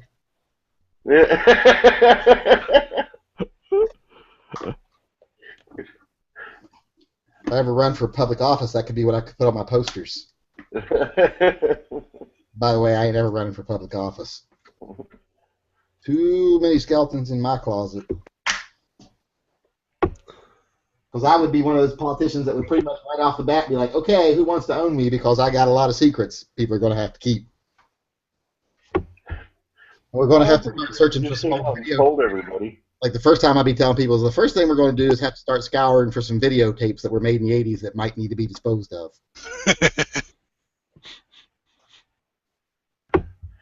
Just come out in the open with it and say, look, people, yeah. I'll be like, as far as I know, everybody was of adult age and consenting, but I'm not sure about one of the goats.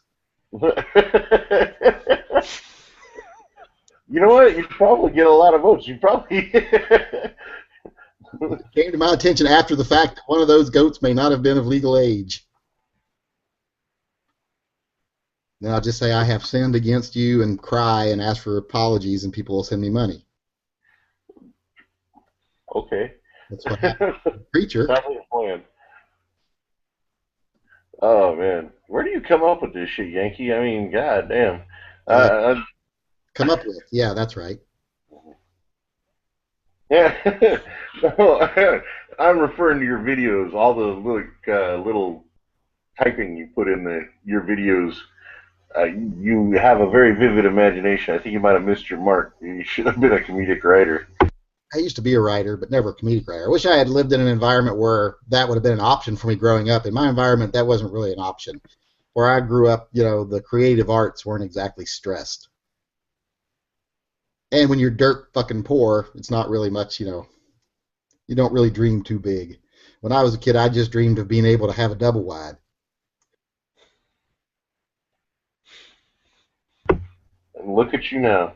The neighbor's trailer was so much nicer just because they had a bump out. Hey, they do add room on the inside. They do. And at one point, we lived in a trailer. You know, there's a door at the front and a door at the back. Well, the back part had caught fire, the back bedroom. So the back door was boarded up, and the hallway at the end of the hall had a mattress stuffed in it, so where you couldn't get to the back bedroom anymore. So we had to live in 2 bedrooms and the bathroom. And so me, my brothers, and my sister all had to share one bed in the 3rd bedroom of a trailer. If you've ever known one, you know they're only big enough to fit a queen mattress in, period, nothing else. All four Yeah, of us. that fits wall to wall. Yeah, it was wall to wall, and the four of us had to sleep in that bed for 2 years. Wow. That's Well, it sounds awful, and then take into account that my brothers were bedwetters. Damn. oh crap. Did you make them sleep on like trash bags? I mean, they had to sleep clear over to one side, and it was horrible. We had rubber sheets. You had to sleep on. If you've never slept on rubber sheets, even if they're under a regular sheet, it's so fucking hot in the summertime to sleep on a rubber sheet. Yeah, I like when I got my new bed, I went and I got like memory foam like covers. I guess not covers, but pads to put on top of the bed. So I got the smart idea. Well, hell, why not just get this nifty little thing to put them in? And it was like plastic almost, and I was like sweating so bad. I was like, "No, this ain't flying." So I have many times when I was poor bought an air mattress and just put plywood on milk crates and then lay an air mattress on it and put a bed skirt on to where it looks like a bed. And sleeping on an air mattress is hot as fucking hell, so you better have air conditioning because you're just laying on plastic. oh yeah. Even the new ones, even the ones with the felt on top, they're still hot. That's the ones we have. We have them for camping. I finally broke down and bought my sons two twin ones because they've had to been sharing one double for the last several years, and they finally I'm sick of sleeping in the same bed as him. He kicks me or blah blah blah. So I finally bought them two twin mattresses for their tent. I got one. I have a queen size. It's sitting in my closet right now. I only used it for like a week. My ex-girlfriend and I were working the Renaissance Fair, so we were camping out, and that's what we used to sleep on. I sleep on when camping. I take on. Is someone talking? Is that just feedback off my mic or something? Oh, it's probably me echoing. Sorry. Oh, but I sleep on them when we're camping. They're fine because you throw us. We don't sleep like in our sleeping bags. We just throw one sleeping bag on top of the air mattress, and then open the other sleeping bag up like a comforter and just sleep because we camp in the summer, so it's not cold. And that's super comfortable just to sleep on an air mattress with your sleeping bag and camping. But every day in your own house, it gets old and hot. Yeah, quickly. When I first got out of the Marine Corps, I'd bought two of those camping air mattresses and laid them on top of each other, and they didn't last long. I ended up shortly thereafter I ended up getting myself a California King waterbed, which was fun. I can't sleep in those things; they make my back hurt. I had one of those for about 15 years. I had a super twin waterbed for the longest time when I was in when I was stationed in Redstone Arsenal in Huntsville. I had a super twin waterbed, and I shared an apartment with this crazy female sergeant who was insane.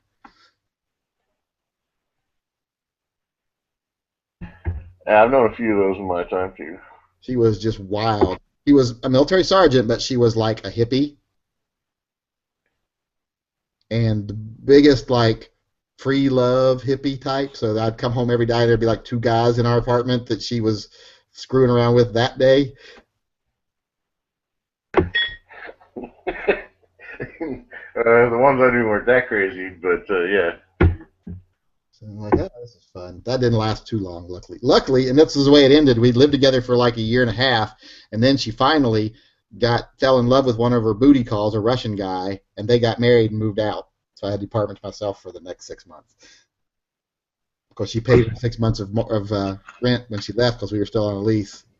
Oh, nice. So I had it to myself for the next 6 months.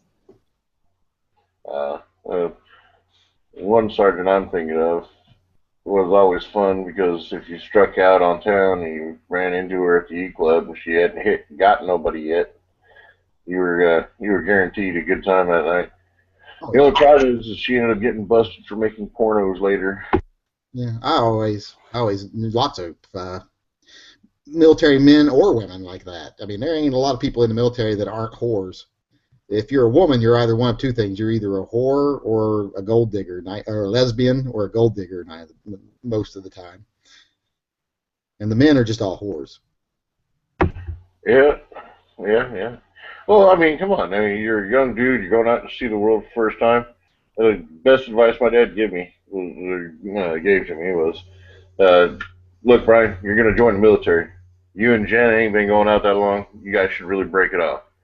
And I'm like, but Dad, and he goes, yeah, you're going to come home for 10 days after you're gone for 3 months, boot camp. Then you're going to be gone again, and you don't know when you're going to come back.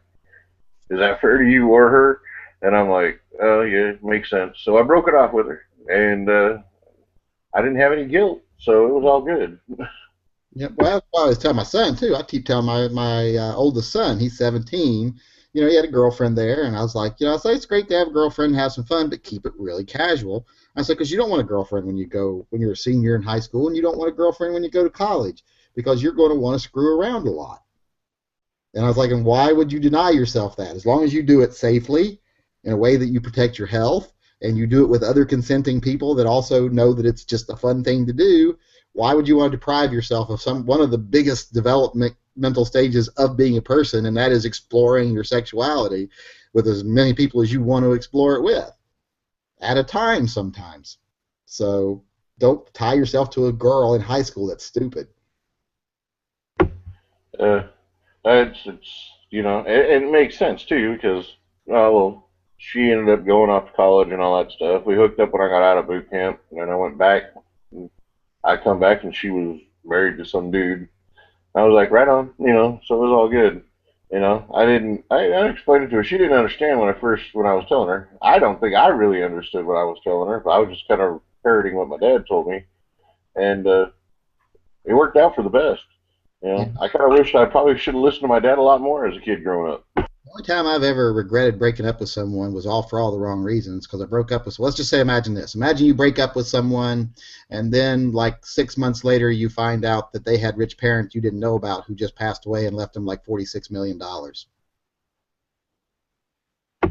Yeah, that's kind of yeah. You could add a good thing. God damn, if I'd have just stuck it out for like another year, could have gotten half that.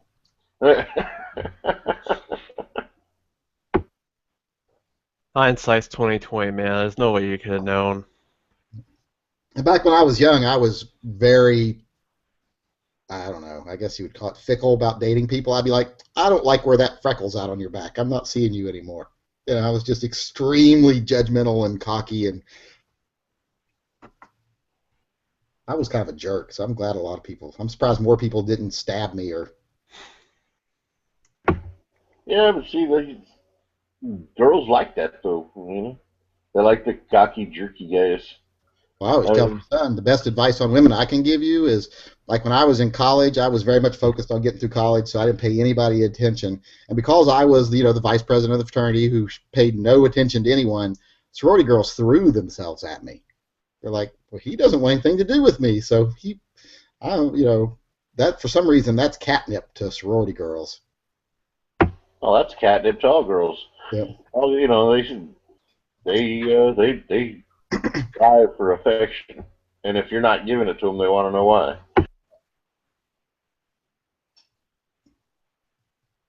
You know, some of my fraternity brothers be like, well, how come all the hot girls like you and are friends with you? And I'm like, because I'm not trying to fuck them. If I was trying to fuck them, they'd be talking shit about me and leaving. I was like, they know you'll fuck them in a second. You know, you're single, you're, you know, on the prowl, and you're not taking your college career seriously, so they're staying the fuck away from you.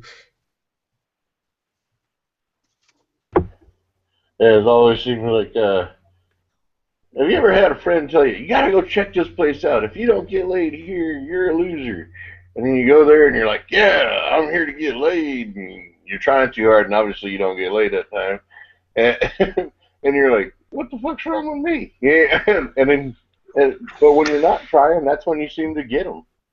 The people that have always, every time, and I'm just speaking from personal experience, every time someone I know has told me, if you go to this place and don't get laid, something wrong with you, are people that will fuck anybody. So you go to those places and you're like, well, yeah, there's a ton of people in here that will let you if you're willing to fuck anybody. But if you've got some standards, you're probably walking away. Yeah, I have had several friends like that. I have one friend, I mean, he was a good-looking dude. I mean, obviously he's a Marine, so he's in shape and all that stuff. But he had this thing for big girls, and that was his cup of tea. My dad likes them big too, so I can't. I've got no prejudices. I just gotta like the person. Of course, that's now. When I was younger, I didn't care if it had, two tits and a slit. I was trying to get it. Let's just say I had an uncle and an aunt. My Aunt Patty, she was huge. I'm talking at least 300 pounds. And she always was my whole life. Well, later in life, she lost a lot of weight. She got down to about, not skinny, but like 170 pounds, which was half of what she was before. So her husband didn't like it. Didn't like her skinny. He's a skinny guy. He's like 6'1", 180 pounds. Didn't like her being thin. They ended up having marital problems. They got separated, etc. Well, after they got separated, she got all depressed and upset and gained all of her weight back. They got back together. That's kind of funny. Yeah. I mean, I see it all the time, but I mean, it just kind of throws me out. Like, I'm a big dude, and I have no idea why some of the chicks I get with me, but they do. It's probably because I just don't give a shit. Probably because you tell them you're rich. What was that? Probably because you tell them you're rich. No, I tell them the exact opposite. I just don't give a fuck. I also work in a bar, so there you The go. opening line is, do you know how hard it is to be someone that I don't know if people love me for me, or my millions of dollars, or my 10-inch penis? By the time they find out all that's wrong, it's too late. Cab driver's Yeah, on the dresser. yeah, they keep coming back though, so I don't know. Maybe my line of BS is good enough. But yeah, but I've dated the gambit. I mean, like I said, I'm a big dude. Okay, it's like heavy B is not a joke. I'm like 350 pounds right now, which is lighter than the 410 I used to be. But like I date girls that are much smaller than me. All of them are much smaller than me, but and anywhere between like 140 to like 230. My stepmother is a land cow, so my dad's apparently okay with that. She's like a manatee that someone threw up in the boat. And my mother, when my mom and dad got together, she was small. I mean, she had a tiny little waist. When she got pregnant with me, she only weighed 93 pounds, but she was 4'11", had at that time verging on double D breasts, and an hourglass figure, so she had a big butt. Wide, a female-shaped butt. She was like what you'd call full-figured. Even though she was little and thin, she was still very shapely. She had boobs bigger than her head. So my dad was into the full-figured, bigger girls, obviously. Well, I can't see any argument with that logic. Some people are into breasts, I guess, but my mom was one of those girls that was always ashamed of her breasts because they came in early. She was like in grade school, and in junior high school she had a C cup like by the time she started junior high, and so she'd walk with her hands over her arms because all the girls made fun of her. But then the first year of junior high school, she found out real quick that the girls might be making fun of her, but it made her real popular with the boys. So she stopped being quite so self-conscious about them. Those girls are bitches. People think men are violent and mean. Girls are way meaner to each other than guys are growing up. We call each other a fag and punch each other in the arm and then laugh. They destroy each other's lives. They screw up the other person's will to live. Yep. With each other on levels we don't even comprehend as men. We think we're going to fuck your life up because I'm going to call your name and then punch you behind the 7-Eleven. Girls will destroy your whole reason for getting out of bed tomorrow. Too true, too true. Can't live with them, can't live without them. You can try, but it's kind of boring. Actually, I always just start that statement with women. Can't live with them. Then I just trail off and go somewhere else. That's true. That's true.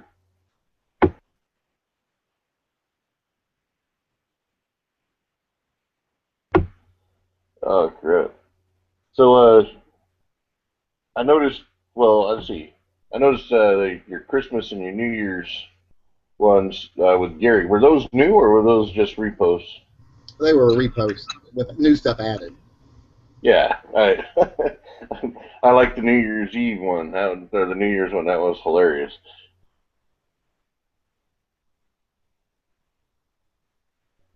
They were funny. Funny, they were hilarious. Yeah. I just wanted to put something up, but I didn't want to film because I was too busy. Oh yeah. Because we were hosting, so we were having 14 people show up for Christmas dinner, and then we had plans for New Year's Eve, so I was just busy that week, so I didn't want to put a lot of effort into videos, but people get pissed if you don't put something out. Yeah, that's kind of like BS. I mean, it's the holidays. I actually expected like nobody to do anything over the holidays. I don't know. Once you get people to start to watch you regularly and you develop a pattern, like they say, like if they start to know you put up a new video every Tuesday and Friday, if you skip a Tuesday or Friday, they act like they're your boss and you didn't come to work. Wow. Yeah, like I guess I can see that. Yeah, but I mean, but still, I mean, shouldn't they be busy during the holidays too to not have time? You know, shouldn't they be like, oh well, he didn't put up a video, but I'm busy. So Nick Beard, basement dwellers here. Well, you also get this, and it's not bad. I'm not going to say this is negative because I enjoy when people say this. But you get people who say, I had a shitty day, and your video was like the bright spot of my day, made finally, changed my mood. You get that all the time. So, when people say that all the time, you start feeling obligated in a way, like, oh, crap, I got to try to do something for these people that put the time and effort into watching me and actually appreciate it. Well, I'll give you another tip there. I mean, when I'm busy and I don't have time to look at all my YouTube channels, I'll skim through them and I'll look for you, Matt, Haas, and G-Webs, and and I'll watch those, and everything else can get put on the back burner to when I get time. So. That's pretty much what I do too. Most of what I watch is people always talk to me, which gun channels do you watch the most? And I'm like, I honestly don't watch a lot of gun videos on the internet. I watch old wrestling. Like right now, what's queued up on my YouTube channel right now that I've been watching is Jim Cornette and Paul Bearer doing a shoot video for Ring of Honor. I watch old videos from like old shoot videos from wrestlers of telling stories of the business from back in the 70s and 60s and 80s. And I love that shit. I can sit and watch like Cowboy Bill Watts sit and tell stories about back when he used to wrestle in Georgia and stuff like that. I'll watch that for hours on YouTube, just hours of old wrestlers talking about the old days. But, gun videos, it bores the shit out of me to watch somebody shoot. I usually only watch if they've got a message or if they're showing me something I haven't seen yet. Yeah, I'm watch a lot of bushcraft stuff too, so it's like whenever I see a review of a knife or a flashlight, I'm like, I'll look at the knife really quick and I'll be like, okay, that's cool, but I'm moving on. It's like, just watching videos of guys shoot is kind of like scratching your ass. Yeah, I enjoy scratching my own ass. It's fun, but I don't want to watch you scratch your ass for 45 minutes. Yeah, if they're going to tell me something about the gun and make it quick, that's why I like G-Web's videos, because his videos are just really quick, little snippets of information. And people that do videos like that, yeah, I watch that because it's just a couple of minutes. But you get somebody like Nothing Fancy, he's going to sit and tell me a story for 2 hours before he gives me 2 minutes worth of information. No thanks. It's like Hickok. Hickok's formula obviously works, and he got television exposure, so he became really popular, and people continue to watch him. So it obviously works, but I can't find anything that I would actually like to do less. I mean, I do watch his videos, but I only watch like the first 5 minutes where he tells me what he's going to be shooting, and then I watch the last 5 minutes where he tells me what he thought of it, because watching him shoot the same shit for 20 minutes in between doesn't do a thing for me. Yeah, the whole thing, his little range he has set up back there and everything, that was cute the first time I saw it, and then it's like, meh. Yeah, it doesn't do anything for me. Now, when he's like sitting talking, like giving his opinion on something, that's more interesting to me, far more interesting than watching him shoot. Yeah. Because I'm far more interested in his opinions, his actual opinions on things, than I am just seeing how good a shot he is. I mean, like, one of my favorite ones he does is little walk through the woods ones where he shoots 2 liters. And that's because 2 liters are reactive and it's kind of fun to watch. Yeah, But, but I also like to sit there and listen to him talk about, whatever he's talking about. I want his opinions. I don't like it. To me, someone just showing me how good a shot they are is like, if your buddy shows you they got a 12-inch dick. It's like, yeah, it's fun the first time you see it, but after that, they're just rubbing your face in it. You got different friends than I got. Obviously, never showered in the military. Oh yeah. Some of the most ego-shattering moments in my life have happened in showers in the military, where you're like in there and someone comes in, you're like, that shouldn't be humanly possible. I don't feel so. You know what? It was like that for me for like the first couple of weeks. After that, not even a couple of weeks. First week. After that, it's just like you don't even notice. Oh, there's sometimes you still notice. Like I remember I was in AIT one time, and we were training. And they had brought a group over, and I can't remember where they were from, but I think they were from like Chad, like one of those African nations that you think has the name of like some yuppie teenager kind of a name, so it's like Chad or something. But these guys came over, and they ended up staying in some empty rooms in our barracks. And we're in the shower, and these guys come in, and these are like African, they're like black as coal guys. They're not like what you think of normally when you see like a guy on the street that's African American. They're like purely straight out of Africa guys. And I was like, that's not human. That's not normal. Something's wrong with these guys. It's probably all the running they do. I mean, I'm not trying to be racist, but they do a lot of running. I don't know if it's what they eat or what, but I want them to move to Africa. I was like, I'll eat whatever they're eating for a while. I gotta bleed a cow and drink it every day, I'll do it. Oh shit. That has turned to penis envy now, so we've gone full circle for the day. Oh, right on. Oh man. My friend, neighbor, he served in the South African military for a number of years, and he's told me all kinds of crazy stories about things he's seen, getting ambushed by street gangs and so forth. And he left before Mugabe came to power, immigrated to America in the mid-90s. But so this country's pretty messed up, man. Yeah, it was scary over there during the whole "we won't play Sun City" times.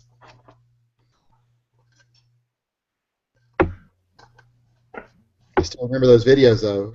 We won't play Sun City.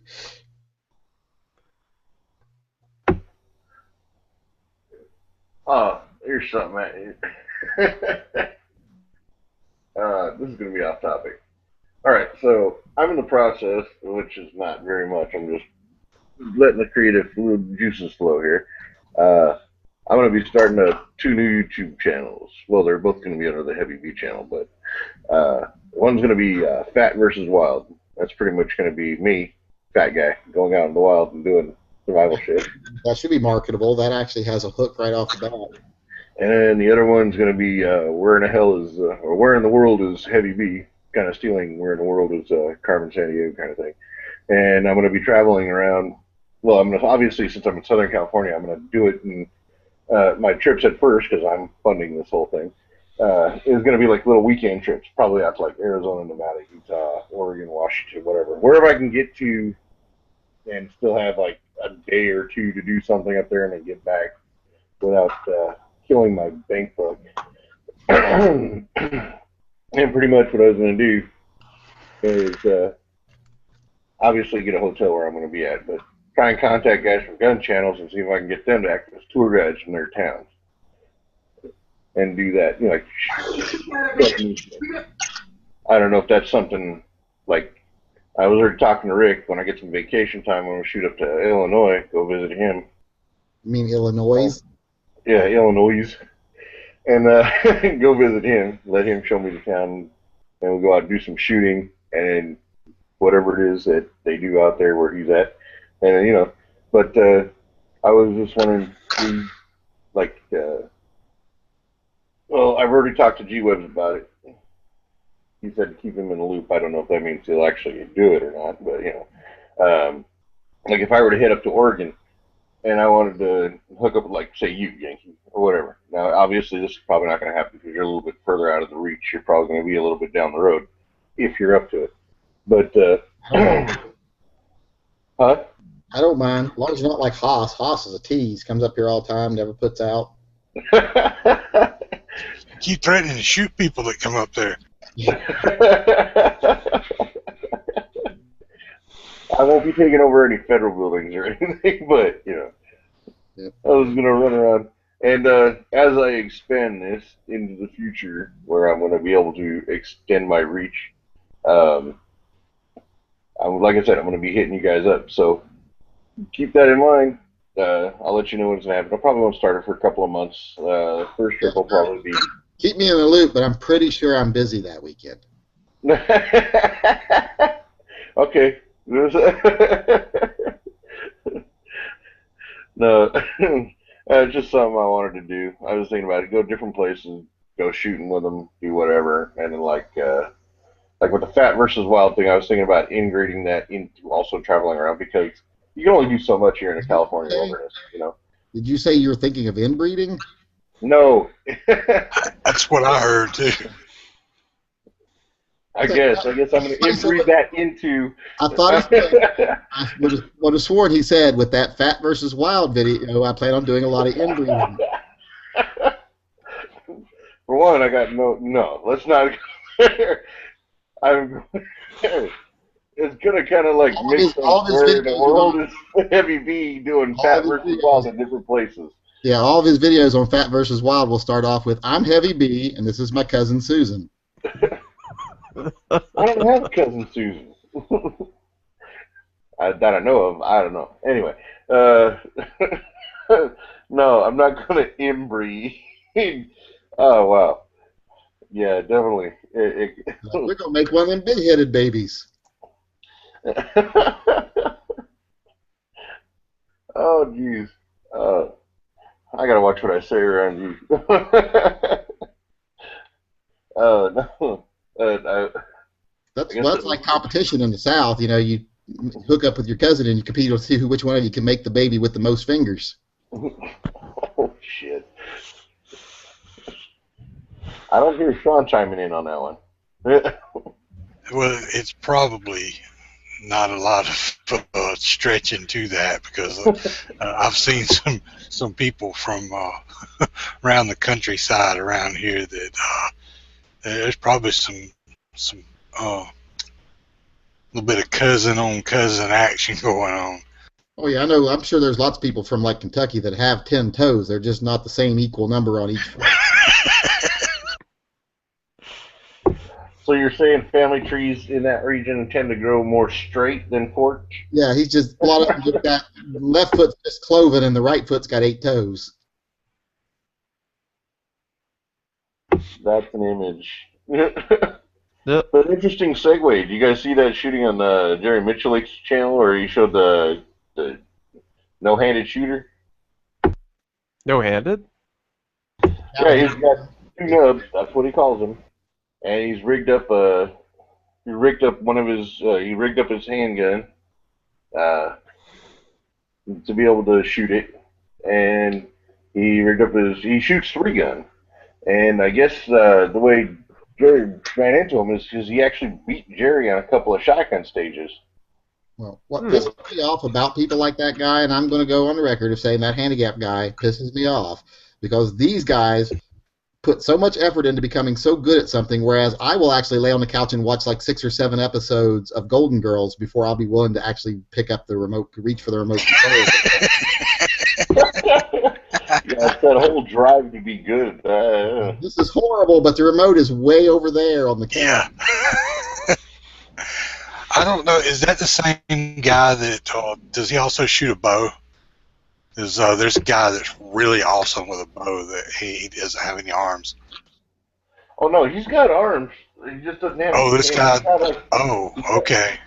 Like one of his nubs, he can move to actually, because when I guess his nubs, he got one that he made had made like a cup kind of thing that fit over his nub, for his support hand or for his strong hand, and he uses support hand is the little nub he can move. So he used that to work the trigger on the handgun, and then he uses he does kind of like the same thing. He's got a super short stock, and then he brings up his gun and he puts his nub in the trigger well, uses his other nub to support, and he actually moves the entire arm to shoot. He's actually really fast and really accurate. This is literally the more times the word nub was used more times in that one sentence than I thought would ever be used on gun channels. Oh, you know what? Watch the Jerry Mitchell, the last one he posted, and you'll see what I'm saying. Because even he's calling it nubs, and he looks uncomfortable calling it nubs, but he's saying it, and the kids using it. Kids saying they're nubs. So. Oh yeah. I think I saw the one you're talking about. It was interesting. I was like, that people like that just piss me off because I don't have the kind of gumption to do anything like that. Back to the remote thing. So you'll sit there and watch the same channel until somebody else walks in the room and you can say, hey, can you hand me the remote? That's what kids are for. Yeah, exactly. I have literally been laying on the couch before and yelled upstairs for my son to come down and hand me something, and he'd be like, I was in the middle of a game. I don't care. I was laying down. I put a roof over your head, boy. Give me something. Of course, he is the same kid that will yell downstairs and tell me to make him a sandwich, and he's 17 years old. Well, he's just doing what he's taught. Learning by example. The day came down and said, can I have a turkey sandwich? I was like, sure. So as I say that, I walk back out here into my workspace, and I'm sitting out here probably for 20 minutes. I go back in. He's still sitting on the stool in the kitchen. And I'm like, did you eat your sandwich? He's like, I'm still waiting for you to make it. I'm like, you sat there for 20 minutes waiting for me to make a sandwich? He's like, TV's on. I don't care.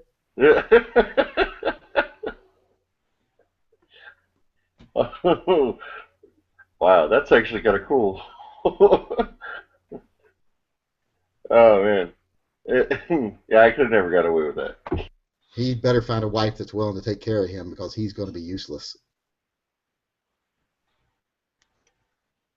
What is good on TV nowadays? I mean, just seems like after the writer's strike, they're The Big Bang Theory. I mean, I don't watch that show. I mean, I hear that show's even gone off the rails. It hasn't been good in several years. See, I don't watch that show because I've just never. I've watched a couple episodes of it when I'm on vacation because, like, when you're on vacation in a hotel and you don't have DVR, you have to watch whatever the fuck's on.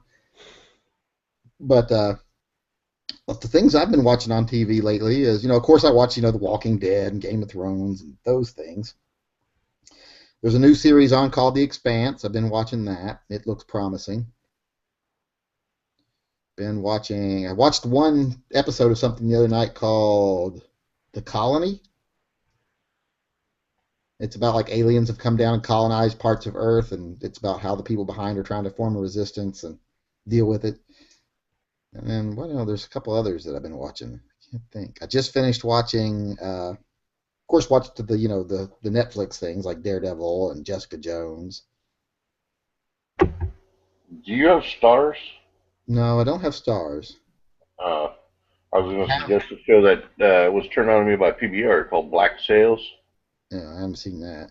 I did watch a second episode of The Nation yesterday because I'm like, all right, if I said it's good, so I'm going to try one more episode.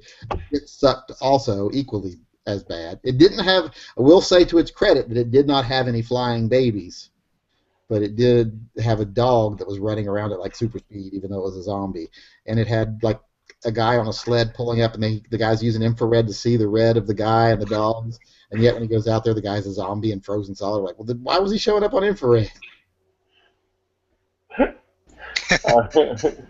That's just Z Nation. Yeah, I took it as a parody to like The Walking Dead. And well, to their credit, they didn't kill the dog. I thought for sure they were going to have him shoot the wrong dog, and that was going to be his, mind-breaking moment. But the dog survived, so I was like, all right, I will watch a third episode simply because they didn't kill the dog. Just continue to watch it. It gets interesting. I wouldn't say good, but it's definitely it's entertaining. Real quick, if you do that old gimmick of trying to rope people in with the dog and then kill the dog, I'm like, I'm done. See ya. Oh no, I'm not saying nothing like that. I'm just saying the show is definitely not made to the quality of The Walking Dead. Oh no, it was deeply made, but it was way below that. And the one guy that plays the character, Evil Dead. the one guy that plays the character that got bit and survived, I just don't. That's his character is the one that makes it hard for me to watch. Oh, the Murphy. Yeah. Murphy, yeah, he's a jackass, but that's his character. He's supposed to be a jackass, so I don't know. I just, like I said, I watch it with a grain of salt. I look at it as a parody to the Yeah, but I look at him and I'm like, at what point would you just? He's such a detriment and such a dumbass and such a pain in the ass. At what point would you just not say, okay, we're just going to get a cooler, bleed you out into a couple of jugs, put it in there, we'll just take the jugs to the... Because they really just need your blood anyway. Well, yeah, I guess that's one way to go with it, but it would end the series. Or they could get rid of him, but yeah, he is kind of a main character in the whole thing, so... But, yeah, he is definitely a jackass. He's one of my least favorite characters. I would have to say that, like, the lady in charge, the black lady in charge, is one of my least favorite too. Lieutenant Anderson, I think her name is. Yeah. She's one of my least favorite. I like 10K. Have you guys met 10K yet? I watched a few episodes. Yeah, 10K, he's the kid with the slingshot. Yeah, I like 10K and I like Doc, and I like the chick that's with the dude that they run into. Can't remember her name, but anyway, yeah. But yeah, the Murphy and Lieutenant Anderson chick, they could go with, as far as I'm concerned. But they are main characters, so.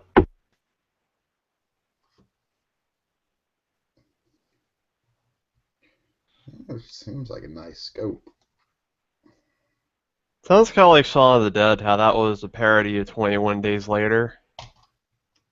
Oh, no, 28 Days Later? 28 Days, yeah, my bad. Yeah. Well, Shaun of the We only Dead. watched the first 21 days of the movie. You know, when I saw the first episode of Walking Dead, I thought that was a parody of, or going to be a satire of 28 Days Later. Because they ripped off that whole... Because the opening scene was almost exactly the same as the opening of 28 Days Later. Yeah, it was like identical. Dead inside. And Yeah, well, after also... being in a coma during the zombie apocalypse. Yeah, woke up from the coma, and the main guy in 28 Days Later, it was like the first probably 10 minutes were exactly the same almost. Yeah, when I first saw it, I was like, what a fucking ripoff. But then I started wondering, which came first, the graphic novel or the movie 28 Days Later? The graphic novel of Walking Dead or the movie 28 Days Later, or the screenplay of 28 Days Later, and I've never bothered to find out which one came first. So. Well, wasn't 28 Days Later, didn't that come from a novella? I think so, and like I said, I don't know which one was written first, but I think it was 28 Days Later. I don't either. I always mean to look it up, and I never do. Maybe I'll do that right now. Yeah, I'm one of that's one of those things I always say, I'm going to look that up, and then I never do. Then I always get to the computer, and I forget what I was going to look up, and I end up looking at stupid shit. You gotta get sidetracked, like, oh, squirrel! Well, that's because you turn on your computer, and then you get bombarded with emails, and you're like, oh, well, let me see what that email says. And yeah, I didn't. I really don't care about all. I just look for the entertainment value. I try not to go into it like all serious. Like I love Shaun of the Dead. I knew that one was gonna be good. Freaking, I don't know. Oh, Hank Strange had a show tonight. I didn't know that. Hank Strange, what? Had a webcast tonight, a podcast. I missed it. Yeah, I saw that. I was gonna go into it and check it out, and then I got distracted and didn't go back. So what was I doing? Oh, I go with the new gun store at 8 o'clock. It's like he had one, and then a regular guy had one. I said I was going to go over and stop at that gun range over there, and I was like, I'm just going to be 5 minutes, and then I'll be home. And then I finally left like 2 hours later. That's to be expected, though. Come on, you're going into a guy's toy, or you're going to an adult toy store, pretty much. Not that guns are toys, but you know. Different kind of adult toy store than I usually go. It never takes 2 hours in those. In those, you just grab it and get the fuck out. You know what you're going there for. You know what you're going for there for. You get it, you get the fuck out. You don't want to According to the entirely accurate and dependable Wikipedia, they were both released in the same year. Yeah. And the writer of the graphic novel Walking Dead stated in an interview that the first issue of The Walking Dead came out a couple of months before he first saw the movie, 28 days later, which was released, I think it was a month after the comic book or something. Anyway, he saw it like right after that, so I assume he saw it when it was, right after it was released. And he says that it's a complete coincidence that they were probably working on their stories at the same time. In other words, he stole it because I don't trust him at all. Well, the graphic novels is not exactly the same as the TV show, and I know they threw all those nods to 28 Days Later into the television series as an homage because of all the similarities. So I don't know. Yeah, I've just been reading the whole Walking Dead series. It's more fun. It's actually, I'm enjoying the Walking Dead series maybe even better the second time because I also have that. The first time I read it, I had no reference for any of the characters except for what I was learning as I read. Now I have all this reference from the TV series too, so I can pay attention to where the deviations are. It's more fun. Oh, right on. I was going to say the whole coma thing in zombie flicks is quite common, actually. I mean, they did it with Resident Evil. They did it with 28 Days Later. They did it with The Walking Dead. I mean, it seems to be like the common entry.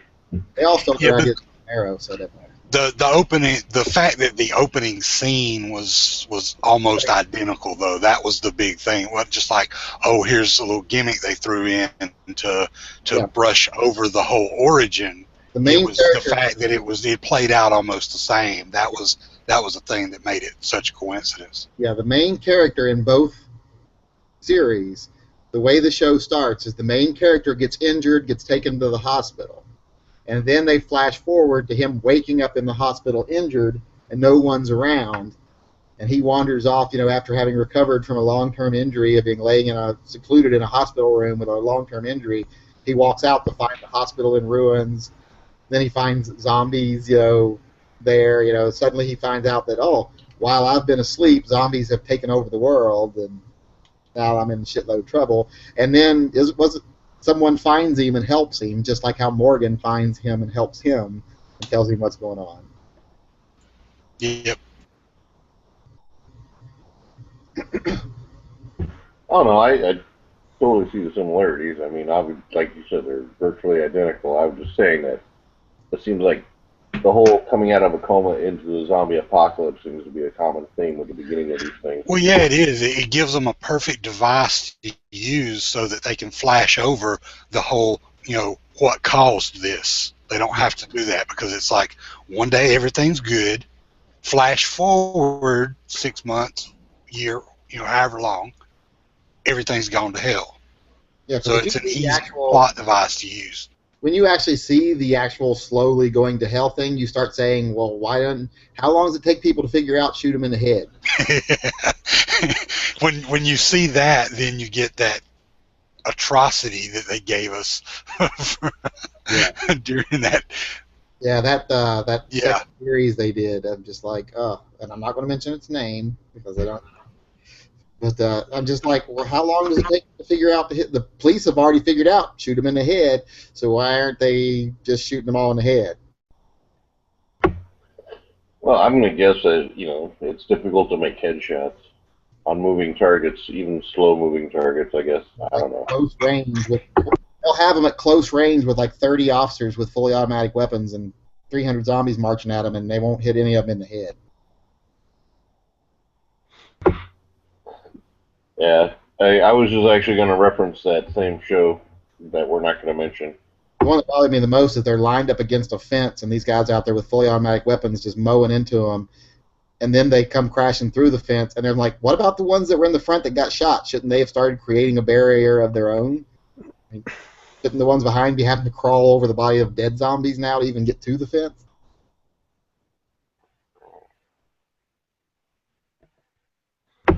Yeah, this is why I always try not to bring logic into these things, because you're going to find holes in everything.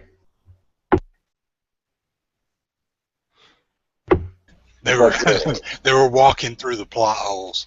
That's how they were getting through. Oh, they were doing it. One of the plot holes opened big enough for a bunch of zombies to get in. It's like me and my friends went to go watch Narnia when it first came out, and we're like, "Oh, that's not a bad movie." And my friend Jeremy's like, "That's bullshit. Kid gets a sword, just picks it up for the first time, and he's a